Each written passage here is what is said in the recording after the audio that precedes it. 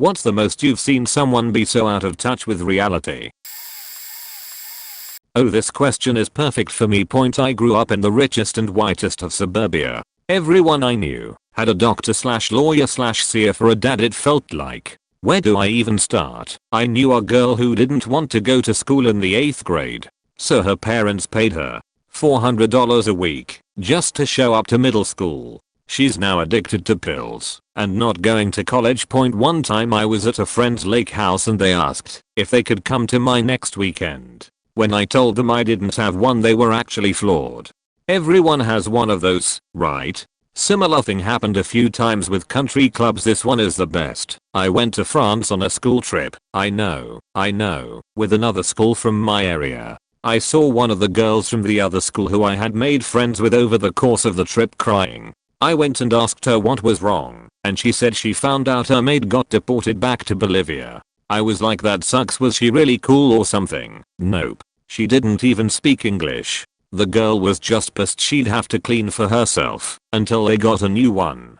Then come to find out that wasn't even their only maid. They were going from 2 maids to 1 for like a week or 2, and it was the worst thing that had ever happened to her. Edit. I don't want to fuel the Reddit hate of rich people. I live around them, and most of them are fantastic people. These are isolated incidents, usually fueled by people who have no desire to escape their bubble and just get validated by all their similarly wealthy friends. These people are the exception, not the rule.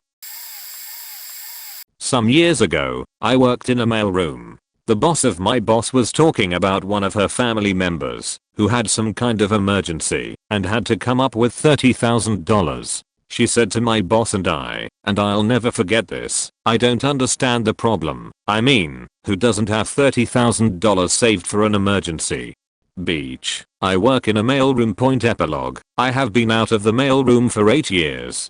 I still don't have an extra $30,000 lying around. Edit. This got way bigger than I thought it would. I should clarify some things. That was about 9 years ago. I'm no longer in the mailroom. I have worked my way up through several promotions, and I'm now a financial analyst with the same company. Oddly enough, I thank you for the links to r/personal finance, but I do not need them. My wife and I are in pretty good shape now. We both have masters in our respective fields, and while we have student loans to pay, we are in pretty good shape.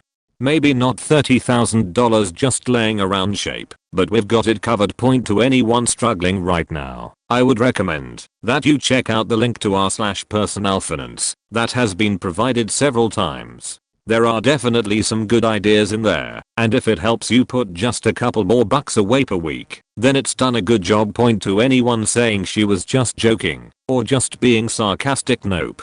Trust me, not the case. Do kids count? Cause when I was a kid I was on the swim team at an athletic club in a primarily rich area, with us being middle/lower class. The athletic club had a grill and I saw people all day going up and getting food just by showing their access card. I asked them what they did, and they said just scan your access card and you get food. Of course, in my mind, that meant it was complimentary. So I started getting all sorts of food and snacks. Frozen yogurt, Slurpees, chicken fingers, cheese fries, smoothies, etc. Come the end of the month my parents get our membership bill and start freaking out. I didn't hear the beginning of the conversation and walk in just in time for them to wonder where all these food charges came from. I, in my naivety, said I got all that food, but it's free, right? They told me it all had to be paid for. When I asked the other kids, they all said no way, it's free, I never have to pay. Turns out their parents were just so loaded they didn't care what the bill was, it just got paid, and they ate whatever they wanted, however much.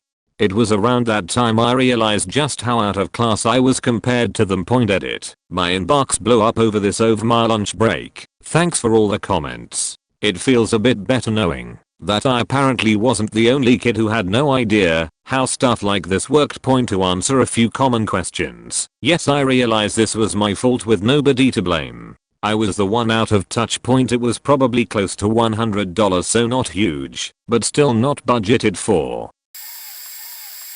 There's a guy in France very seriously running for the next presidential elections, 2017, with this program destroying the Eiffel Tower. Too ugly, bringing back death penalty, annexing Belgium and Luxembourg, forbidding abortion, abolishing minimum wage, forbidding ninja music, jazz, blues, rock, rap, hip hop, abolishing the right of asylum, kicking every immigrant out, that goes without saying, removing anti-hate speech laws. I can see why he is a faking course from old nobility. Thinks Marine Le Pen, leader of the Front National, is too leftist, said on a public radio that if our ancestors were slavers, it's because they had no other choice and those who were slaves preferred being just that than starving to death. A great guy all around. Edit. Because I'm getting tired of answering about that in the comments. This guy doesn't deserve any free publicity, but if you absolutely need to know his name, read the comment chain. It's there. And several times. No, he doesn't stand a chance in hell of being elected. He won't even be able to be an actual candidate. To be a candidate to presidency in France, you need to gather the support of 500 elected officials, mostly mayors, but also senators, etc. And he won't get that. No chance. Even he admits it. As for the why this restriction is in place, it's precisely to filter the joke candidates and the batshit insane candidates. 500 signatures isn't that much, especially considering the fact that a lot of politicians are attached to the idea that every political current should be represented in the presidential campaign. Every 5 years, there's a bunch of off-the-charts candidates that don't gather more than 1% of the votes, but are still there. But when you're that insane, no way you'll gather 500 signatures. He's a presidential candidate in the sense that he announced his candidature and is in the process of gathering signatures. But he won't be in the actual presidential campaign. I live in London as a welfare rep for American students. Knowing that American college costs a bundle, and the program to come over costs a load too, these students tend to be the richest and whitest of suburbia. One day the Wi-Fi went down, and I may as well have told them that there was no drinking water in the UK. About 40 students were knocking on my door telling me it wasn't acceptable, and that they were calling their daddies to sort it. My daddy is a lawyer. So if you think you're getting money for this accommodation, when I haven't had Wi-Fi, you've got another thing coming. That sort of thing.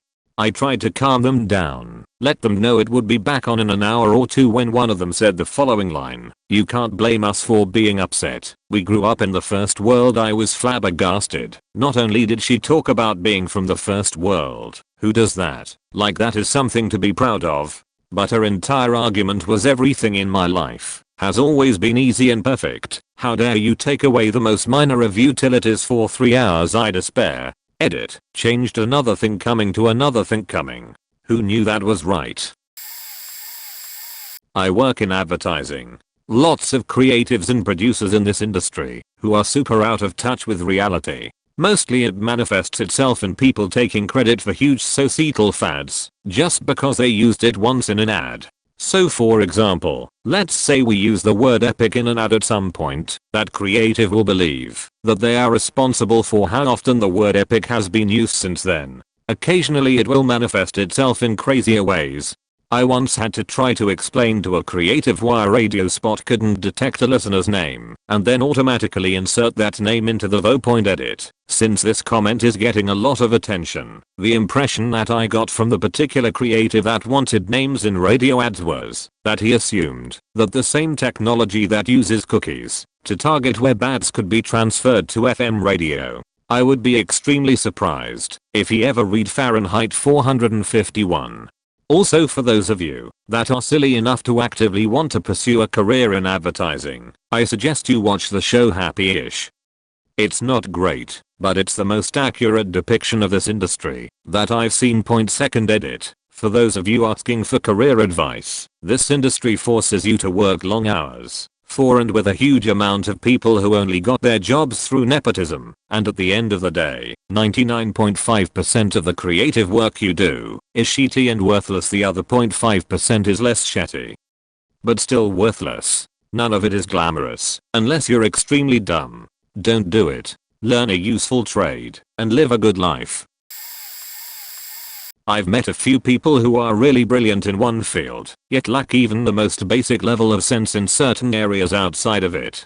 Sort of like the thing about Einstein not being able to tie his shoes. If that's true, my favorite was a university professor. Absolutely brilliant knowledge of Middle Eastern politics, particularly around the Israel-Palestine conflict. He could remember insanely precise historical details going back thousands of years, and seemed to understand the subtlest of nuances on both sides of the conflict. His lectures were amazing. Or they would have been, if he had turned off his cell phone.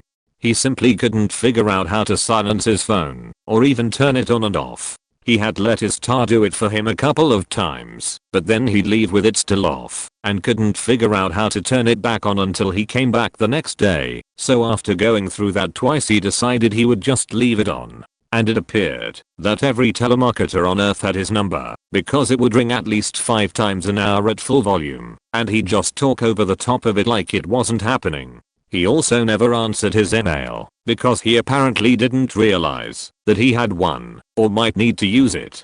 One day he'd forgotten to bring his little water jug, and sent his tar to the vending machine in the middle of a lecture, to bring him a bottle of water. She brought it back, and handed it to him, and he turned red in the face trying to get it open, before handing it back to her, and declaring that something was wrong with it. She opened it quickly and easily. He'd been turning the cap the wrong way. I should specify here that this was not a super old guy who you'd expect to have issues with technology and life in general. He was in his mid or late 40s. My father, by far. But the coin incident was the farthest from reality he's ever been. My dad collects coins because his extremely Hungarian immigrant grandfather convinced him that the bank, capitalizing it because to him, all banks are just one huge world bank, is determined to steal all his money from him, so he has to have a backup plan. This in and of itself isn't too extreme. Plenty of people choose self-sustenance due to a distrust in government and economics, but the real kicker happened when he tried to roll his coins. He has to order his coin rolls online because he doesn't want to go to the bank and get coin rolls, because then the bank will know how much money he's hiding from them. I'm not kidding. Anyway, he ordered a bag of coin rolls and waited about a month for them to come before he started getting curious where they were. He asked my mom to check the order tracking while he was at work one day, which led to this conversation. Mom, Dad's name, it says here that the package made it to town we live in 2 weeks ago, but got sent back. It says you gave no delivery address, Dad. Yeah, why would I do that? I don't want them to know where I live. They might tell everyone. My stepmother, really nice lady, but very tightly wound, told me Satan put the dinosaur bones in the ground to trick us. I asked her why. 1. God would let Satan mess with his creation, and 2. Then why did she let my dad keep a whole shelf of fossils in the living room if they were literally created by the devil? She went and had a meltdown in the bedroom, yelled at my dad for a bit, and I got sent to my room. A little while later my dad came in and said he'd been told to have a serious talk with me. Then he said, stop torturing your stepmother. He tried to look stern, started laughing, and had to wait till he could get his face under control before he left the room. Edit: my dad loves his wife very much and usually lets her have her way when it comes to things that are really important to her. I think he's either atheist or agnostic himself, but I'm not sure. Church is a big deal for her, so he goes to, volunteers and stuff. And yes, she is very pretty. Not a bimbo though, she has a good brain, but her parents tried very hard to keep her from using it on anything that wasn't sufficiently ladylike. Her dad was a Lutheran minister who loved his wife and daughter, but believed that women were fragile and weak, and needed good sensible men to look after them. Also, my mom, dad's first wife, is batshit crazy, so by comparison my stepmother is really easy to live with. She has a good heart, she's just a very nervous person, and she gets scared if something challenges her beliefs. My sister was just telling me this story. She went to a private high school in a very nice area with very rich kids. One day my sister sees one of her friends crying and quickly runs over to her to ask what is wrong. Her friend, through sobs, manages to say, everything is just so unfair, I can't even believe my life. My sister is so concerned because this girl seems on the verge of a breakdown. After calming her down for a bit, my sister asks again what is bothering the friend, thinking maybe someone died or her parents are getting divorced. Well, you know my birthday is coming up, and so is my sister's, and well sobbing some more my parents are getting us both brand new Range Rovers, and because she is older breaks down she is getting the black one, but I wanted that one. The only thing my sister could do was say I'm so sorry for you and walk away. We still do feel bad for her, so detached. I'm a jeweler slash metalsmith and often work festivals and street fairs to sell my work. My husband and I were hanging out in my tent last summer at a festival and a woman walks in, looking harmless enough. This may also be a sign of me being a little out of touch with reality as I took in her flowing 10-yard skirt and multiple colored scarves and wavy brown slash grey hair tied back with a leather rope, and assumed she was a sweet old hippie lady. This assumption made her next few words all the more shocking. She started off simple enough, talking about her own art, and admiring a few pieces, trying a few things on, and then she noticed I was pregnant, 6 months at that point, and asked if I knew that a blood moon was coming soon, and that I should stay inside my house for fear of the power of this blood moon sending me into preterm labor and possibly resulting in a stillbirth. She then reminded us that this next blood moon was a sign of the apocalypse, and that Jesus would be returning to earth soon, to take all the righteous to heaven. She said that, if this happened before my baby was born, that I would wake up miraculously not pregnant anymore, as he would claim all innocents in his name and spirit them away to glory. She then said, and you know, of course this is all our fault. Humans, not gods. She didn't notice through her diatribe that our smiles had become completely frozen, and we were hunching down more and more in our seats. I said, okay, well thank you. She left. I look sideways at all sweet old hippie ladies now. My brother. I took him to a district tennis match just to watch, and in the middle of the match he screamed I own the Waldorf Astoria. All the points were cancelled, and with utmost embarrassment I took him, and we left point. Then confessions came out as I pushed him for answers. He apparently discovered the smallest unit of mass, the knack. He was married to a gymnast named Rachel. Not true. He invented the Ferrari, and a lot more I don't care to remember. He became full schizophrenic over the next couple years with additional breaks from reality. The CIA tapped into his brain. He pointed at my mom's face and said, you shut your faking trap over nothing. It was heart melting watching mom and dad fight over whether these were choices of his or if he needed medication. He eventually was caught with a fake gun defending a mansion which he had never seen before with police guns drawn on him. He luckily tossed the toy to the ground. They identified him as having an episode of some sort, and he went to a mental health facility. After that he complained about having illnesses which he didn't have, until he did develop testicular cancer, which is downright awful for someone in his mental state. He would giggle to himself, and when asked what he is laughing about, he would get very quiet and scary serious. It was like talking to a blank wall. There is a lot more that went on, but like I said, I try to forget it and move on. On a lighter note, he is doing much better now on the right cocktail of medication, and although he is slower, he is beginning to forge connections with people again, so progress. My parents have a dog, 60 pounds Portuguese water dog, that keeps biting people, like it's up to 5 now, and they refuse to come to terms with the fact that the dog is dangerous, and they don't have the skill or the discipline to keep it in check. It's actually been really tough on the family, because everyone is scared of it and no one can reason with them. Worst part is the dog hates children, like he flips shit when he sees a kid, and recently bit a 5-year-old. I'm so fucking mad at them.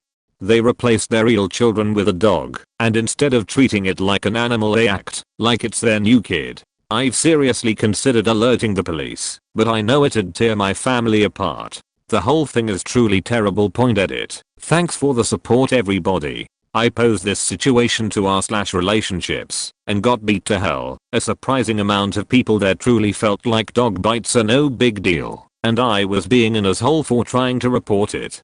To those suggesting additional training, my parents must have spent $15K sending the dog to a 2-week live-in training session with a former police dog trainer, but the dog still bit 2 people afterwards. One was the 5-year-old. My first child, their first grandchild, is due in November, and they know that the dog will have to be boarded, not just locked up in the house, whenever we visit. It still just baffles me how they can put their dog over their relationship with and safety of their friends, family, and neighbors. I've known a few daddy's little girls in my lifetime that had credit cards that their dad paid. To them it was free money. They could spend as much as they wanted and never saw a bill because it went straight to dad and he paid it. I could see them getting older and through being coddled all their life and having everything from vehicle registration and insurance to electricity bills handled for them, thinking all this stuff is free and easy and never realizing it's because someone was basically doing it all for you. Some of these girls' parents lost a lot in the 08 market crash, and they couldn't comprehend at 26 to 30 suddenly having to do things themselves. The lucky ones married rich, but I know a couple of them that still live at their parents approaching 30 because they just can't function in the real world. It's sad, but even sadder seeing them on Facebook, still taking multiple vacations a year, posting pics of their expensive shoes and purses and fruity drinks at the bar, and knowing they can only afford this stuff because they don't have any family, mortgage, car note, or responsibility, but have a semi-decent job as a secretary somewhere.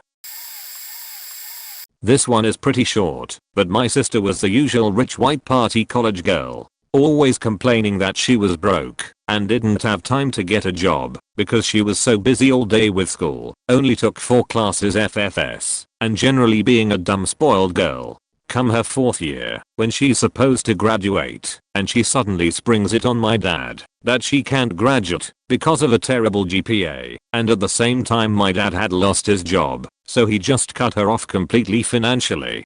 She faking fell apart, couldn't deal with it, moved to Florida with her mom, took out loans until she was 10k in debt, took a year and a half extra to finally graduate, and got addicted to pills. Then she did so much Adderall she had a seizure, moved back in with my dad, and then had an early life crisis and moved in with a friend in Colorado talking about how she had free rent and would figure the rest out when she got there and yada yada.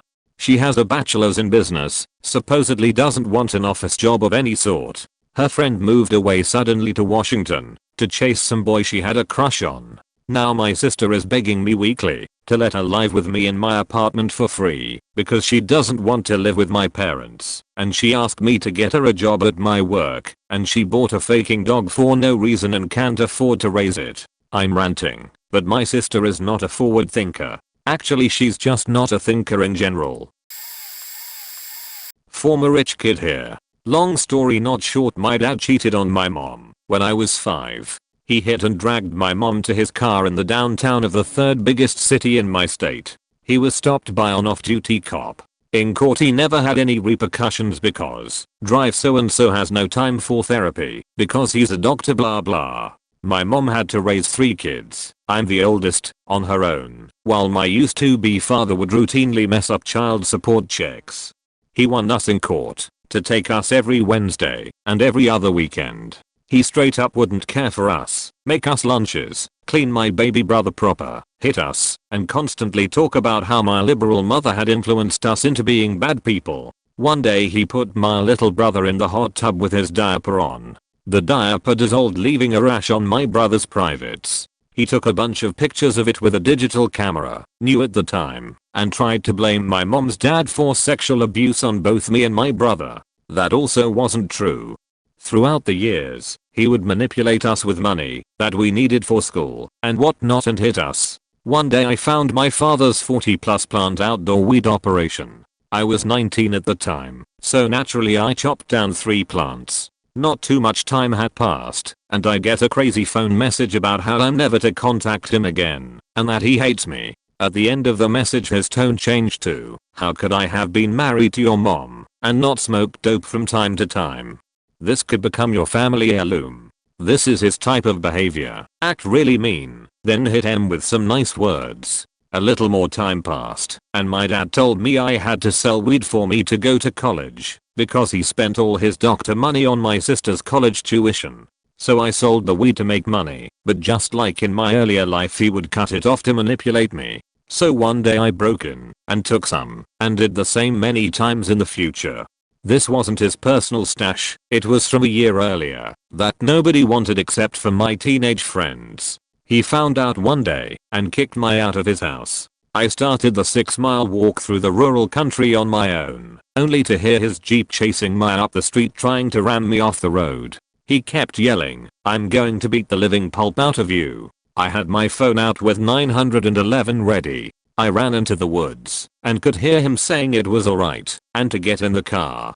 To this day I'm so happy I didn't get in that car. After hiding in the woods for a while, someone called my for weed and I got a ride home. A few days later, my dad came to pick up my little brother. I took my swords out and smashed his car window. He called the cops and I went to jail. I do not regret it because since then my little brother and I never had to see him again. Now I have my mom's maiden name, graduated college and going back for another degree, have a good job, and my brother and sister are safe. My father on the other hand went bankrupt, has no friends, and is threatening suicide. He lets food rot in his fridge because he's afraid he is going to starve to death. Even after his financial downfall he has $150,000. To this day he doesn't understand why his sons won't talk to him. He still thinks he was the best father in the world and we owe him. Narcissism is a serious disorder, especially if you are willing to hurt people to get what you want. He also said he was psychic and could see all through the eyes of all his loved ones plus a bunch of other crazy shit. During all this my mom got a master's degree and can take care of us fine. First post ever, don't know if it was appropriate, but thanks Reddit. So I used to work at a machine shop owned and ran by a family. All their kids worked there and were probably the most selfish, self-absorbed, jaded people I've ever met. So the owners had a very nice house, which they let one of their children and family live in with them. Their old house was given to another child and her family. A third house was purchased and given to their last child and family. All of these properties were being paid for by the parents, as well as all of their $40,000 salaries and benefits. All of the 3 children worked there, and their spouses. Also, they each had new company cars every 2 years. Who needs a company car when they work in an office? Also, when they carpool together and leave some of the new cars at home every day, the parents are very nice people and very giving. The children and their families, however, are faking as holes. Every day after school all of the grandkids would come in the shop and run around faking off and getting into shit. This is a machine shop, heavy machinery constantly running. Don't let your kids shoot faking Nerf guns at each other while I'm running a hydraulic press. So one day at lunch, I hear 2 of the spouses and one of the owner's kids yelling at the owner, like, screaming. Why, you ask? Because he didn't want to purchase season tickets 3 rows closer than what they had already for our local NFL team. Jaded as, spoiled dickheads. Meanwhile us non-family members are struggling to pay bills and being turned down raises. Edit, spelling and cheaty mobile formatting. I know I'm a little late to this powwow, but I thought I should share at how distant some people are from reality. This past semester, I was studying abroad, and I met people from all over the US. My program included colleges from all over. I met 2 different people, both from Virginia, and they were the nicest people. However, when I told them I was Jewish, they were completely dumbfounded. They never met a Jew before, let alone be friends with one. I thought, how strange, but I figured she lived in an extremely rural part of Virginia and goes to school in the South, so Jews are a rarity down there. I also guessed that she probably has met a Jew before, but never really took note of it or didn't know. It's not like we identify our religion every time we meet someone new. The most out of touch thing I heard in my life came from one of these girls. Here's the summarized convo I had with one of them. Me, I can't believe none of your friends are Jewish. Her, I know. So do you celebrate Christmas? Me, nope. I mean, I know some Jews do both holidays, but my family strictly follows Jewish holidays. No Easter, no Lent, etc. Her, so you've never celebrated Christmas? Me, don't get me wrong, I love Christmas time. It's one of the jolliest times of the year. My ex celebrated Christmas and I celebrated with them, but it's not like I go to mass or have a tree.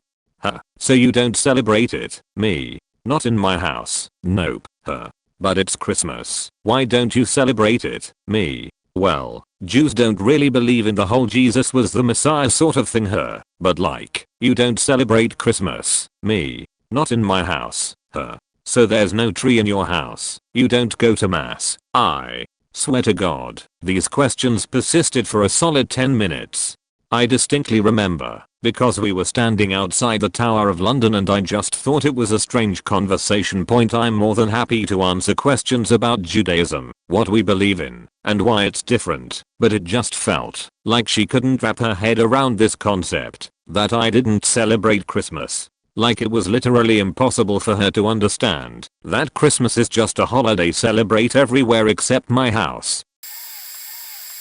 From Canada, my dad works in the HVAC industry. He went to go fix a seemingly nice little old lady's air conditioning a few weeks ago. She fed him homemade cookies. This is actually pretty common. Lots of people will give him food/wine to take home as thanks. Told him stories of her grandkids. Overall a really nice lady point, until she started talking about current events. Oh, can you make sure the unit is secure? I don't want the blacks to steal it. They've been so rowdy lately.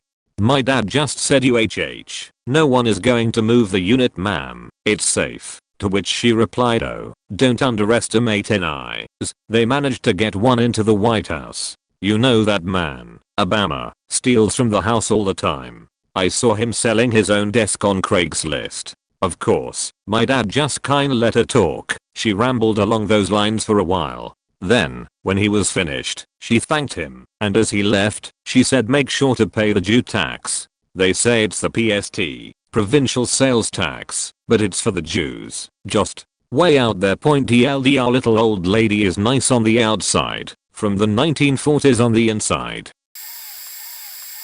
Guy I know hit the Powerball for 150 million at age 19. 8 years ago, he bought a little house on the river and now sits naked drinking beer and fishing all day every day. He has no phone, no internet, doesn't get mail, no way of getting any news about anything. His girlfriend left him, and the government thought he was dead till the eyes sent someone out to evaluate the property. His parents died 2 years ago, and his sister died after complications from a hysterectomy last year, so he has no family, no friends, no job, nothing.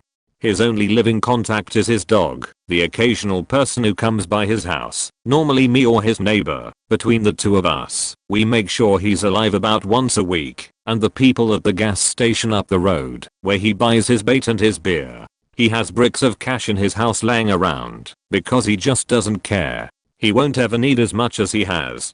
Personally, I'd give him 10 years till he dies of skin cancer as he sits naked in the sun all day. This will probably get buried, but if it makes 5 people cringe, then I've done my job. A friend of mine met this girl while doing a play. She was tall, blonde, and almost attractive.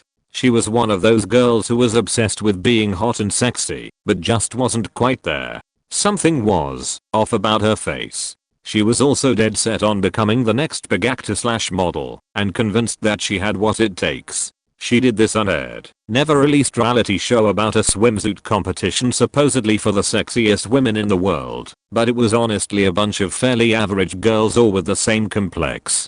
But because of that show, that nobody has seen, she considers herself a D-list celebrity. She goes to events and takes pics with celebrities to then post and say she was hanging out with them. She endorses products on her Instagram, on which she bought 90% of her 5,000 or so followers. The robots that follow her comment on her pictures with one-word comments all the time, like sweet or nice. She takes a million selfies, and also sometimes takes selfie videos, where she addresses her fans.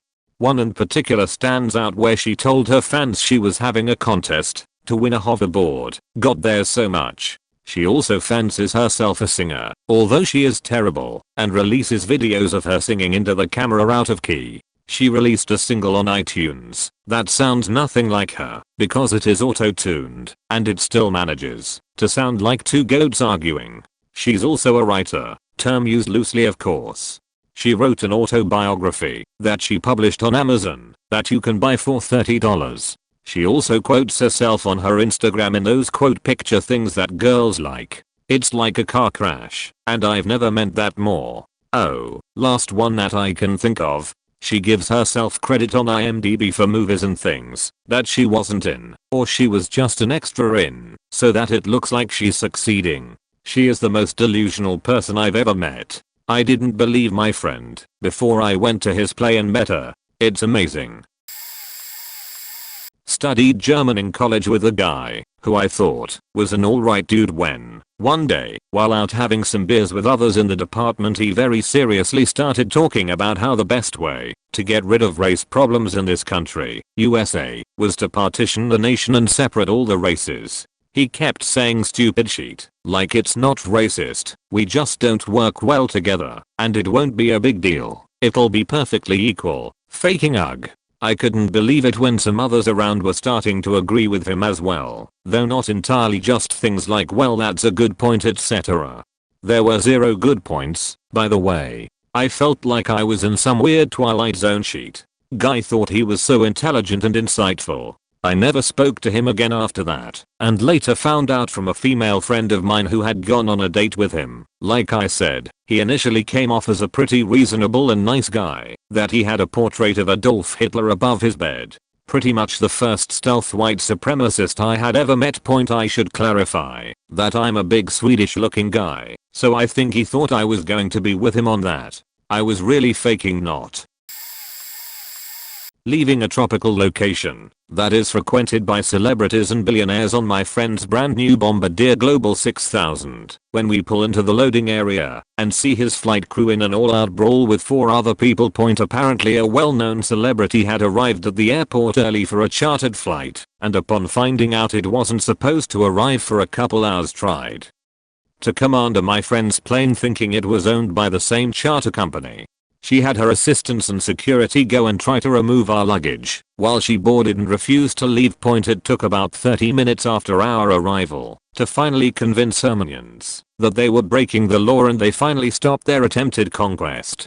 The celebrity however refused to get off the plane and demanded my friend fly her and her entourage of 8, bumping 8 from our party, to her destination first and then continue on to ours. They thought based on her star power that my friend would just bow to her demands. It took another 20 minutes to get the celebrity off of his plane. As our party was trying to board, we were subject to a litany of curses and insults from the celebrity and her toadies because we were novadas and her time was apparently more valuable than ours. About a week later, my friend who owns the plane received a letter from a very well-known and litigious celebrity lawyer threatening legal action if any mention or videos of the incident wound up in the tabloids. Edit: I'm not going to give any information about who this person is. I have already had one gossipy tabloid writer PM me for information about 3 years ago, and I had a young woman, probably early 20s, come into the cafe I work at. She ordered herself and drink and a pastry of some sort. Her total around $6. She proceeded to hand me a $1 bill and 6 quarters. I took the money and waited for her to procure more, but she just stood there staring at me. I told her, I'm sorry, it's $6.87, or whatever. She says, I know I gave you 7. I said, no, this is only $2.25. She took the money from my hand and counted each item in front of me, like I was stupid, counting each item as $1. I pointed to the quarters and told her, those are quarters, not dollars. Keep in mind this person was obviously not foreign or anything. She had no accent and seemed completely American. Anyway, her response was, I know they're quarters, but they're dollars. She then proceeded to pick up one of the quarters and point to the word dollar inscribed on the bottom beneath George's head. At this point I was thinking, this is the single dumbest person I've ever seen, or this is the worst con ever conceived. But she didn't give up. She demanded to speak to a manager. I got the manager, and he told her the same thing. She started getting visibly upset and holding back tears. She might have been embarrassed. Best I can figure is that she somehow never learned about money and changed somehow and used it so rarely that she assumed quarters were dollars because technically the word dollar was on the coin. My ex-best friend. She became engaged to a guy that we had all been friends with before they started dating. He cheated on her with another woman while deployed in the military. He broke off the engagement and she lost it. I don't know if she was bipolar before this happened, but she became suicidal and went off the deep end. Point she would quit taking her meds and go off on these big rants on FB about how they were going to be together forever. She would take pictures of gifts he had given her and post them over and over again. Her profile picture was always of the two of them years later. By this time the guy was married to the other girl and they had a few kids. She would go off on these rants, calling out anyone who tried to tell her to move on. She would post rant after rant after rant, 10, 15, 20 times a day, followed by more pictures of them together. She knew we were friends on FB and she would always ask me to send him messages, which I refused to do. It got so bad that me and a group of girls who had gone to school with her are connected on FB and they called her parents. Her parents said they knew that she was bipolar and not taking her meds, but in so many words, we got this, you can go away now. A few days after that she just disappeared from FB. I haven't spoken to her in years. I hope she's okay. Both of my parents are retired military. We didn't have much money when I was growing up, and my parents taught me the value of a dollar. Well, after they retired, my mother got offered a job working for the federal government making a ton of money, so we moved into a rich neighborhood where I went to a high school with a bunch of rich kids. Anyways, one of the kids was popular because he lived on the richest street in town, where all of the houses were $1 million plus houses.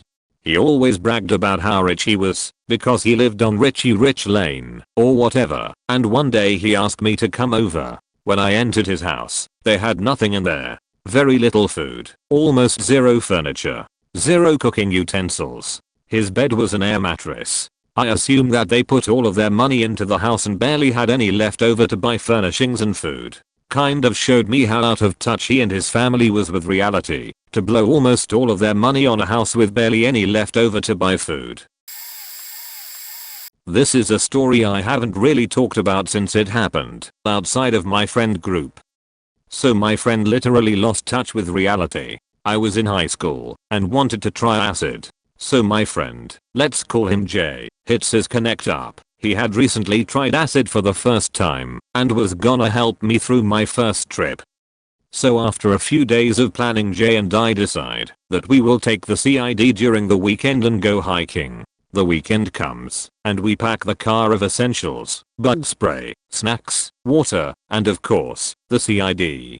Once we get to the trails we decide to pop the CID. I took 2 because it was my first time. I didn't want to go crazy, but I wanted to fully experience it. Jay takes 4 and start hiking. We get maybe 1,000 yards into the woods and decide that this will be a good place to hang out. The CID was starting to kick in. We are sitting there smoking pot and having the times of our lives.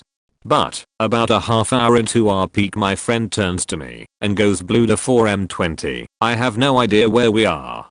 Being confused and starting to trip for the first time, I tried to explain to him that we were out in the middle of the woods close to our houses. He again states, "Blue to 4M20. I seriously cannot tell where we are. I have no idea how we got here. I have no idea what we are doing, and I can't even figure out the area around me." He described to me that everything was mashing together. The trees, the shrubs, the ground, the sky were all mashing into one giant blob.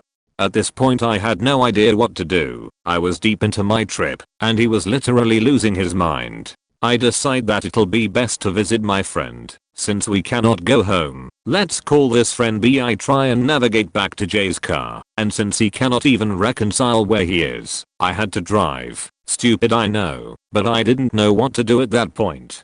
We get to B's house safe and sound and we are all hanging outside. B decides to run inside and get Jay a Coke since he was thirsty. Jay grabs the Coke, looks at the Coke, looks at us, looks at the Coke again, then looks back at us. As he is looking at us, he takes the Coke to his mouth and then all of a sudden dumps the entire thing on his head. B and I look at each other like, "Dude, what are you doing?" We quickly grab him and run inside to the bathroom. We start to wash him off and then, of course, he pukes everywhere. As B is cleaning up the puke, I watch and continue cleaning off Jay. Now Jay is older than both B and I, but as he was in his trip it literally felt like he was coming into this world for the first time and had to learn how to function properly. He literally couldn't fathom the fact that we were near his house, nor the fact that we were in a familiar area. Every time we saw someone he would question who they were and how come he never saw them before, even though most of the people were people from our block.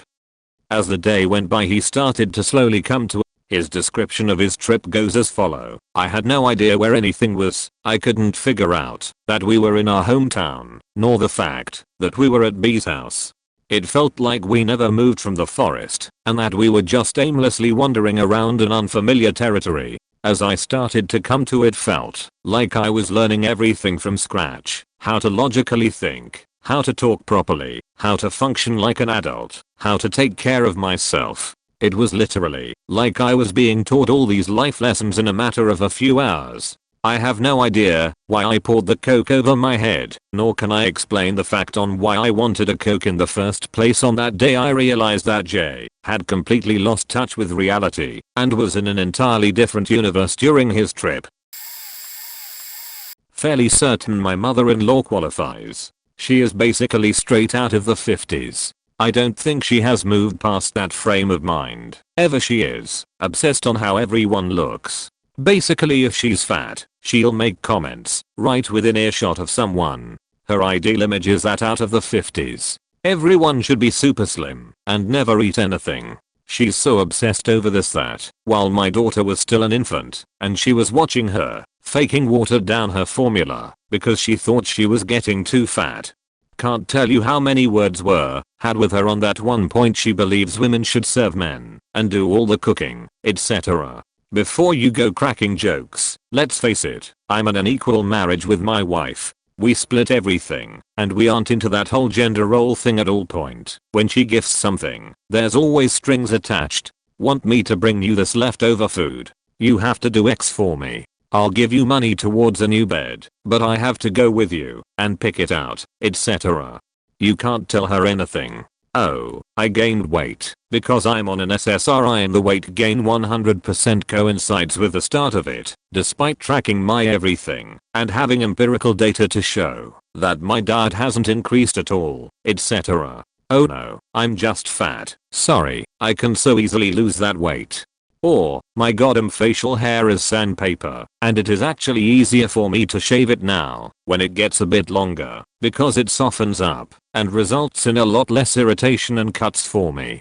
She believes that your house should be in mint condition, at all hours of the day, despite having a full-time job, wife as well, 2 kids, and tons of things to get done on top of it. Like most normal people these days, she believes that anyone should be able to drop by unannounced, because that's how she grew up, but God forbid you ever do that to her. Every little thing I swear to God sets her off. If you don't outright placate and agree with her on opinions and views, she gets insulted and sulks like a 2-year-old.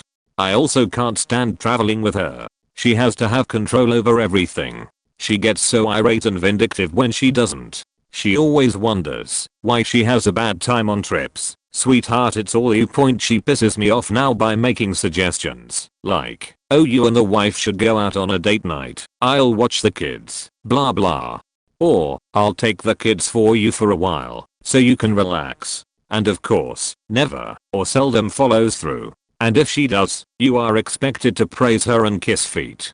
Not that we don't appreciate it, but she's outright narcissistic about stuff. Point. She absolutely wants us to move into her house when she croaks. Okay, well, it's a nice thought, but every faking day I have to hear that she made X decision for us, and you'll love it here, blah blah. I really don't want to live there, and don't plan to move anytime soon. Point. Oi, sorry, feels good to vent. It's okay the 50% of the time when she acts normal. It's the walking on eggshells the other 50% of the time. I recently got a job in a nuclear power plant, and I swear I'm working with the most idiotic man in America. I've never seen him do any work around here. Last week I caught him sleeping inside a radiation suit. Can you imagine that? He was hanging from a coat hook. The other day I had to slap a beaker of sulfuric acid out of his hands to stop him drinking it, and then I got reprimanded for destroying company property while he carries On with his day, oblivious. What's his job, you ask? Safety inspector, a man who by all rights should have been killed dozens of times by now. Last night he invited me over to his place for dinner. Good heavens, the man lives in a palace, a dream house with 2 cars, a beautiful wife, a son who owns a factory, fancy clothes and lobster for dinner. I live in a single room above a bowling alley, and below another bowling alley. He just coasts through life, doing as little as possible, leeching off decent hard-working people, like me. If he lived in any other country in the world, he'd have starved to death long ago. He's a fraud, a total fraud. Okay, so I'm an expat living in Sri Lanka. Love the country, love the people. Some of them can play fast and loose with legality though, which tends to happen in developing countries anyway. Have a guy that runs a food stall at the end of my road. Decent guy, very well spoken. Something always seemed off though. Finally discovered one day when chatting with him that he believes all Westerners have chips implanted in their brains that make them controlled by the government and spying on the rest of the world. Wait for it, that's not the out of touch with reality part point. Next time I saw him, he told me he was shutting down his food stall. He told me with a straight face that he had been thinking of business ideas. What one job is guaranteed good money? He asks. Without waiting for a response he says doctors. So he decided that he'd open a doctor surgery and charge half the going rate for a doctor visit. Despite having no medical training, because it paid better than a food stall owner. Not only that, the moron did it. Within a week, his shop had a big red medical cross on it, and he was seeing very poor patients, diagnosing them with God knows what, and prescribing medicine on a random piece of paper. He was genuinely shocked after a couple of weeks, when he was shut down by police. My ex-mother-in-law was an ardent conspiracy theorist and survivalist. She believed in a very wide range of conspiracies and related crackpot stories. Of course you have your garden variety Illuminati and New World Order stuff. But she also believes things like there are reptilian creatures disguised as humans walking among us. So basically the plot of V. She believes the government has machines/weapons that can trigger earthquakes. She thinks the country is going to round people up and throw them into prison camps constructed and maintained by FEMA, and the list goes on. She often listened to these guys with online radio shows like Steve Quayle, Rick Wiles and Alex Jones. Incendiary people who would just incite hate, fear, and lunacy. If they are not crossing the First Amendment line, they are definitely flirting with it. She literally could not go anywhere without her laptop. I'm not exaggerating that at all. She even took it into restaurants, doctors' offices and church. At any given time she would have 2 to 3 windows seemingly maximumed out with different tabs about all the above mentioned crap. It was her connection to her network of like-minded people who would keep her informed. In the span of 4 to 5 years she went through at least 3 laptops. She would use them so constantly and handle them so recklessly that the abuse would break them within about a year. This wasn't a recent development either. She started this long before I was ever in the picture. She bought into the Y2K hysteria and managed to convince her husband that they needed to sell off everything and buy a place in the mountains. So in 1997 to 98, they liquidated everything. Her husband had retired in his 30s, having amassed a decent amount of wealth, and used it to buy some property deep in the mountains, had a manufactured home hauled in, and built a shop on the property too. They stocked the shop with non-perishable food and set the house up to basically survive when the rest of the world went down the toilet. Whenever she would talk about this place she'd remove the battery from her phone first and have everyone else do the same. What's a bit scarier, to me anyway, is that she went to community college and got an associate's degree in psychology. So basically she knew just enough about psychology to manipulate people and bend the ideas to fulfill her own uses, often using it to twist the truth in favor of her version of things, whether it was related to these conspiracy theories or not, to convince others. I have a friend with an LCSW, another with an MSW, and my sister is getting her MA in psychology. All of them shudder to think about how dangerous she is with the little bit of knowledge she has of the discipline and how she's abusing it. I used to work in a fancy clothing store near Chicago. One day it was me and one coworker, a 20-year-old I'll call Ellen. A man with a thick European accent came in asking about handbags for his wife. Ellen and I showed him a few bags. Then he said he'd have to call his wife to ask which one she might like better and mentioned that she was in Europe, so he didn't know if she'd pick up the phone. He calls her and starts talking in a foreign language. I quickly recognized that he was speaking Italian because I studied abroad there. I mentioned to Ellen that listening to him talk made me nostalgic because even though I didn't understand Italian, it reminded me of my semester abroad. Ellen says to me, he's not talking in Italian. He said his wife is in Europe. He's talking in European. I was so shocked I didn't even know where to begin. She seriously thought Europe was a country. Granted, she didn't go to college, but how do people graduate high school thinking Europe is a country? How? This is why there are terrorists. My roommate is crazy and has crafted a world for herself where she is highly cultured, intelligent, and benevolent, while she smooths over and rationalizes anything unsavory. Despite this, I made the mistake of soliciting her advice when I was going through a tough time with my SO. At the time, my SO was very overweight, and I wanted to ask them if they'd consider working out and eating better for health and selfish such reasons, but didn't know how to broach the subject without hurting their self-esteem, or if I should even bring it up at all. When I brought this up to my roommate, she shamed me for caring about my SO's health and for wanting to take measures to communicate and better our such life, and offered this incredibly out of touch piece of advice: you should learn to love your partner the way they are. It may not seem like you can force yourself to be attracted to them, but whenever I'm not attracted to something my boyfriend does, I just stare at it until I love it. For example, if he gains a little belly fat, I just stare at it for a really long time and eventually I love it. Even thinking about how deluded this is fills me with rage to this very day. Edit. Corrected word.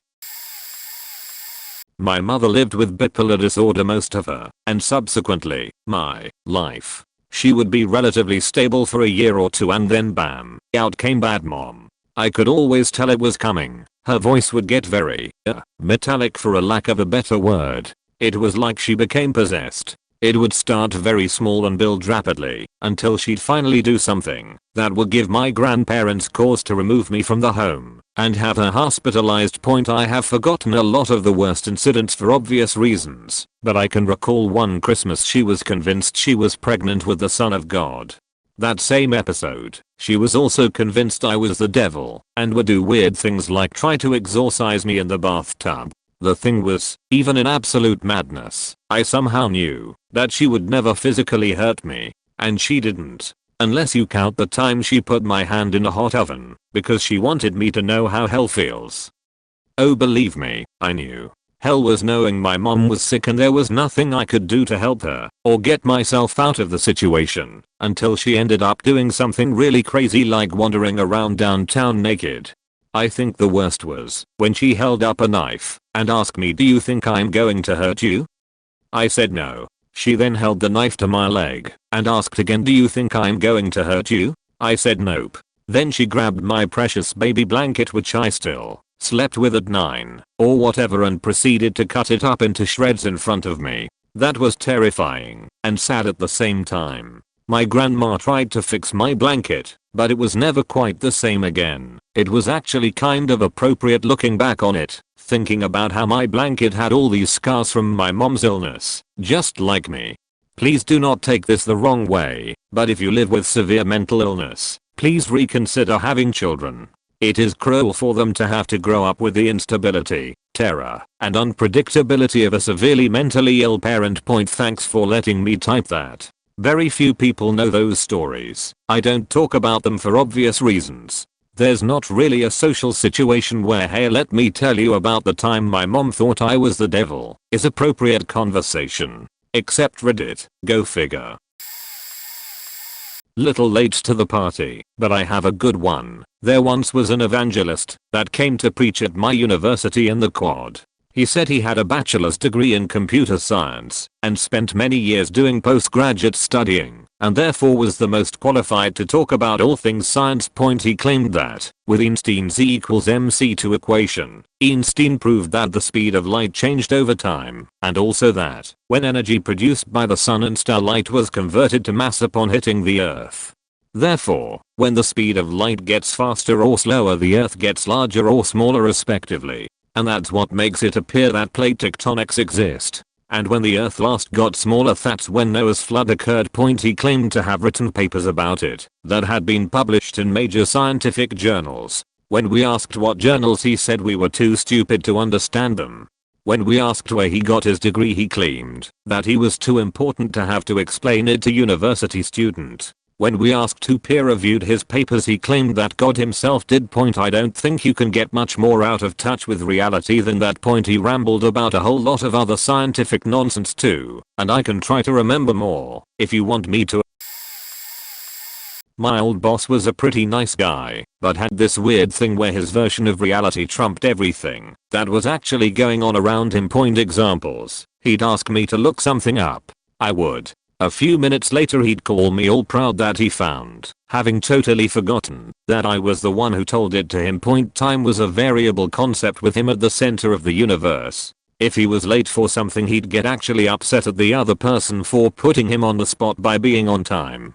Weird sheet where he'd see me doing something and decide it was a good idea, so he'd tell me to go do the thing I was already doing. Like I'd be vacuuming the hall before we left for the weekend, and he'd make me stop and shut off the machine so he could say, "Hey, could you go grab the vacuum and run it down the hall real quick before we leave?"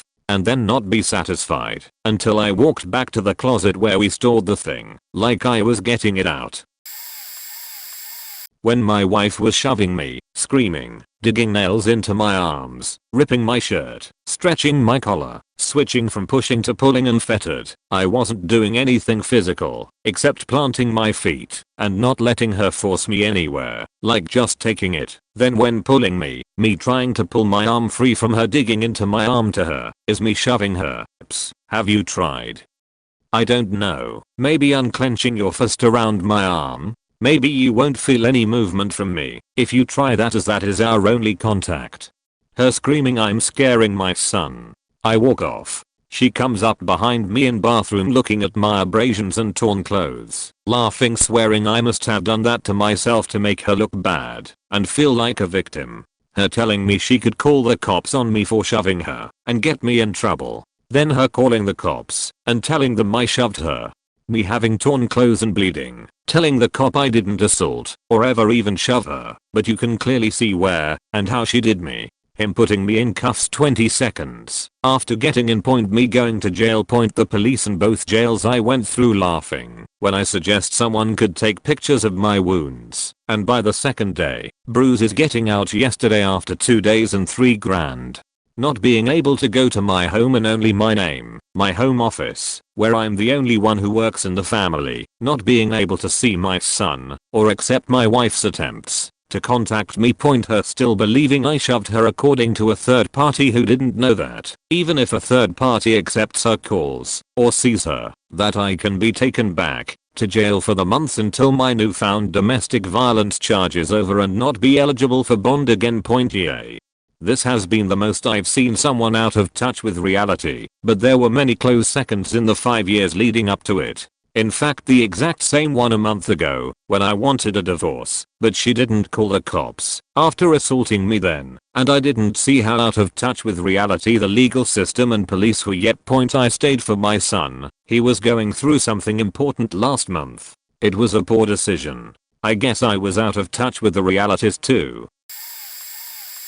My mom was scammed by Jamaican, think Nigerian type, scammers. My sister and I had an impromptu intervention after my mom had my dad arrested. My dad found out she had given them thousands in exchange for winning their lottery. He then realized why she had $5,000 in cash in her dresser. She tried blocking the bedroom door from him and the money. When he pushed past her into the bedroom, she called the cops and he got arrested. The next day my sister and I went over. The scammers would call their house every 10 minutes. She would beg the scammers to give her the money because no one believed her. She was absolutely convinced it was real. She got so angry with us because we didn't believe her and because we would get on the phone and yell at the scammers. She was hell-bent on sending the scammers more money, like it was a drug. It was like she was meth addict. She had managed to send them $1,500 more before we had gotten there, and since my dad was in jail, We ended up taking the $3,500, her keys, purse, and phones. We left someone with her to watch her until we were able to cut off access to bank accounts and my dad was out of jail. TLDR, here's some venting that I was able to weave into the topic title. Perhaps this feels the strongest because it is so fresh in my mind, but my stepfather. For reference, he's nearly 60, I'm 29, my brother is 21. He constantly complains that nobody pulls their weight around here. People need to learn responsibility. Or, well, that's the gist of what he says. He likes using the C word, not cancer, against my mom and my brother and myself as useless sheetheads. At least that's the best I can make out of his drunken slurs. Tells us we need to get real jobs. I work as a computer programmer. My brother has his first job at a food service store and has future plans. Quite respectable, I think. So what makes me think my stepdad lost touch with reality? He's unemployed. The last job he had was as a minimum wage dishwasher. He got fired nearly 2 years ago because he kept showing up drunk. His claim to fame is doing the dishes at their house a few times a week, and, based on conversations I've overheard, he threw out some old vegetable soup, which he talks about weeks later, as if he moved the faking earth to do it. I had to lend my mom/brother a good amount to cover their rent when my brother made the mistake of giving his portion to my stepdad, who subsequently went out the next day and bought a trunkload of beer. A trunkload of beer which I saw, so that was not a made up story. I only mentioned that because even I didn't believe that at first point. Part of me wishes he would get physical. Along for a reason, to beat the shit out of him. I've come very close to having a go a few times, but managed to control myself. It's fresh in my mind, because one such instance happened only a few hours ago. I reasoned myself out of it by considering that an old dog can't learn new tricks, no matter how many bruises you give it, and more importantly, that the likely outcome or outcomes are more likely to screw up my life than his. I've got a buddy who probably has a video game addiction, and has had it for most of his life. We are both mid/late 20s now. His game of choice the past few years has been Dota 2. The championships for this game, if you are unaware, host the largest esports prize pools in history. 7 figures. This guy thinks he has a chance to make it and compete as a pro. The chances of that happening for anyone are incredibly slim. But the part of this that turns into the completely out of touch with reality thing is that he is only ranked in say the top 70% of people on the entire online ladder ranking system.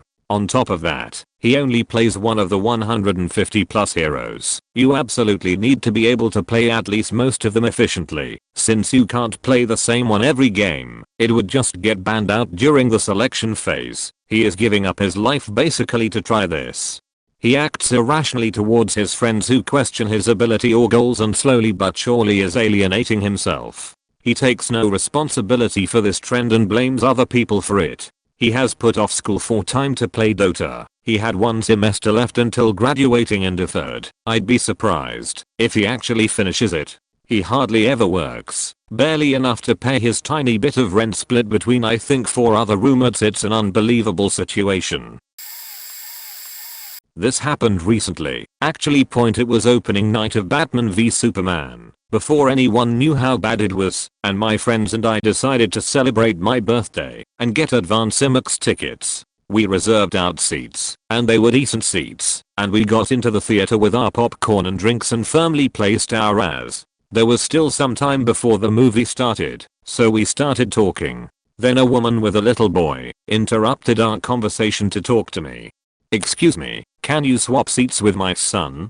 He's only 6 and doesn't like sticking his head up far." Now, I bought these tickets 2 weeks in advance, and this was for my birthday, so I looked her and her son dead in the eye and said no. The woman got pissed and told me I'm selfish and entitled. I told her I reserved these seats 2 weeks ago. It's my birthday, and just because he's 6 does not entitle him to my reserved seats. I saw her beaching to the usher and pointing at me 5 minutes later. The guy just shrugged. Knew a morbidly obese kid, 5 feet 9 inches 375 pounds, who was on a diet. went to his place to play video games, and brings a plate of like a bunch of grilled chicken breast, more than 6, and he is just gobbling them down. Point me. Late lunch. Him. Snack. I'm hungry. Point me. Eat this like your cheat day. Him. No. I can eat as much as I want. I made these on the Foreman grill. Point me. That is like probably over 1,000 calories. Dude. Point him. Nowhere near that. The George Foreman grill rips the fat away. It is like no calories, like a Diet Coke. Point me. Those are probably like 300 to 500 calories each. What are you talking about? Him. Whatever, dude. You need to do some research. The Foreman grill rips the calories out of the chicken. Point me. I have a Foreman grill. It lets the fat dribble down the front of the grill into a little tray. That isn't all of the fat and barely any of the calories. TLDR. Kid thought that the meat you cook in a Foreman grill became literally 0 calorie. Long read, but necessary. Have had a pair of friends that I considered best friends. They were brothers by blood. The older one and I graduated together. The younger one dropped out. We played games, hung out, drank, and just acted like teenagers. Difference was, older brother was a stoner, always smoking weed, which I was okay with him doing. I just didn't want to, especially after I saw him decline. His reaction time was awful, always paranoid about nothing, and just started receding in himself. Then the younger one started, and he was heavier into drinking and smoking. Not the guys I had known for the past 5 or 6 years. Might be worth noting that the younger brother had a complicated birth, minor brain damage, the umbilical cord was wrapped around his neck, so he was smart as hell, just not always there. A month after graduating, I decided to join the military. I didn't want to go to college, and easily could have. My dad is really well off. Spending daddy's money to join a frat and get hammered sounded like a course to destruction. I decided to man up and do things the hard way. I tried to convince the older brother to join up with me in a buddy program, do 4 years, learn a marketable trade, and get out with some free college. I begged him to leave that town, get away from the weed and alcoholism, come back with something he can use. He said he wanted to enjoy life. Disappointed, I renegotiated my contract and put in for 6 years. Instead, came home for leave after a year and a half, and older brother is worse. He looks like death, constantly drinking/drunk, stoned to the clouds constantly. His new friends do meth and coke in his mom's house. He is still a dishwasher at the restaurant I turned over to him when I was 17. I pulled him to the side and asked him again to join up. Just give 4 years of your life to Uncle Sam. Make some money, learn something, get some college. No, I'm enjoying life way too much right now, and I won't serve under President Bush. I wanted to give up. I met my future wife a year and change later. Then I found out their dad passed from a heart attack, barely into his 50s. I go home for the funeral, but I leave the military thing alone. He was close to his dad, and that man was what was keeping him away from the really hard drugs and encouraging the military thing. Another year goes by. Now the mom's health is declining. This time I went home and begged him, told him about these programs that he can take advantage of to help his family, that he was the sole provider for now. I told him I would take a month of leave to stay with him, get him clean, in the gym, even pay for a hab, if I had to. I had already asked an Air Force recruiter to fast track him to BMT, if he pissed clean just once, which he was willing to do. At this point, it was meth, weed, and alcohol. He looked just as bad as the last time I saw him. I don't want to leave my brother and mom. At this point, another couple years, and none of the branches would touch him. He no longer works as a dishwasher in the restaurant, but that was because the restaurant closed 5 months ago. Now he works at a very popular fast food place and a supermarket. I spent 12 years in before getting out. I work behind a desk and pull down a pretty good salary. Great wife and a kid, my own house, a paid off truck, and about to earn my bachelor's. All I ever asked him was to give 4 years. He would have been done and out by now, almost 4 times over. And all he wanted to do was enjoy life. I'm enjoying my life right now. I work 8 hours a day and spend my weekends remodeling my house, an awesome family, and plenty of time for all of the above. I haven't talked to either of them since the restaurant closed. I just don't know what else to do for him. This is going to be difficult to talk about without making it easy to find out the people I'm talking about. But I'm going to talk about it anyway, because it happened fairly recently, and it's something that still sticks with me. Me and 3 flatmates started working on a game together during our second year of UK university. What was originally just for an end of year project started to gain a huge amount of momentum, at least for a student game. We entered an international student games competition, and were one of the 3 winning teams from across the entire world. The 3 winning teams were nominated for a BAFTA, British Academy of Film and Television, Games Award. We showed the game at the Left Field Collection at EGX, a UK game convention that had 80,000 attendees that year. We were one of 20 submissions accepted, narrowed down from over 200. We were showing alongside a new game made by third-party Sony developer of Hohokam PC Gamer, a magazine I used to pretend to be able to read when I snuck into my brother's room as a kid, previewed our game. Our game was a page away from a preview of XCOM 2. Seeing our game talked about in print, and next to a franchise I revered, was mind-blowing. We had interest from several publishers, but one that stood out, I shan't name them as it doesn't seem right to do so, asked us over Skype how much we wanted. As in, they just asked how much money we needed to make the game into a finished product. They didn't set us a time frame, or request any control over the product. They just asked us, how much do you want? All the time and risk I had put into this project seemed like it was going to come back tenfold. It was going to fast track us all to the careers we wanted. We could set up our own studio, our own funded studio. All the contacts we had made since the beginning of the project, including Chucklefish, makers of Starbound, and Payload Studios, makers of TerraTech, and the Indie Stone, makers of Project Zomboid, told us that university didn't matter, not for games. If you can make and finish a game, do it. It's more valuable than any piece of paper you can get from your classes. So what did we do? We stopped making the game. The team no longer found it fun to work on the game. The rest of the team set it aside so they could focus on their own individual projects. For an entire year I've had to live with the same people, each day trying to forget, or forgive, or in any way, move on from what we threw away. About a month ago me and one of the team members were having a cigarette outside a pub for a friend's birthday. We hadn't talked in a while. He said to me, it was just a student project. That's all it was ever meant to be.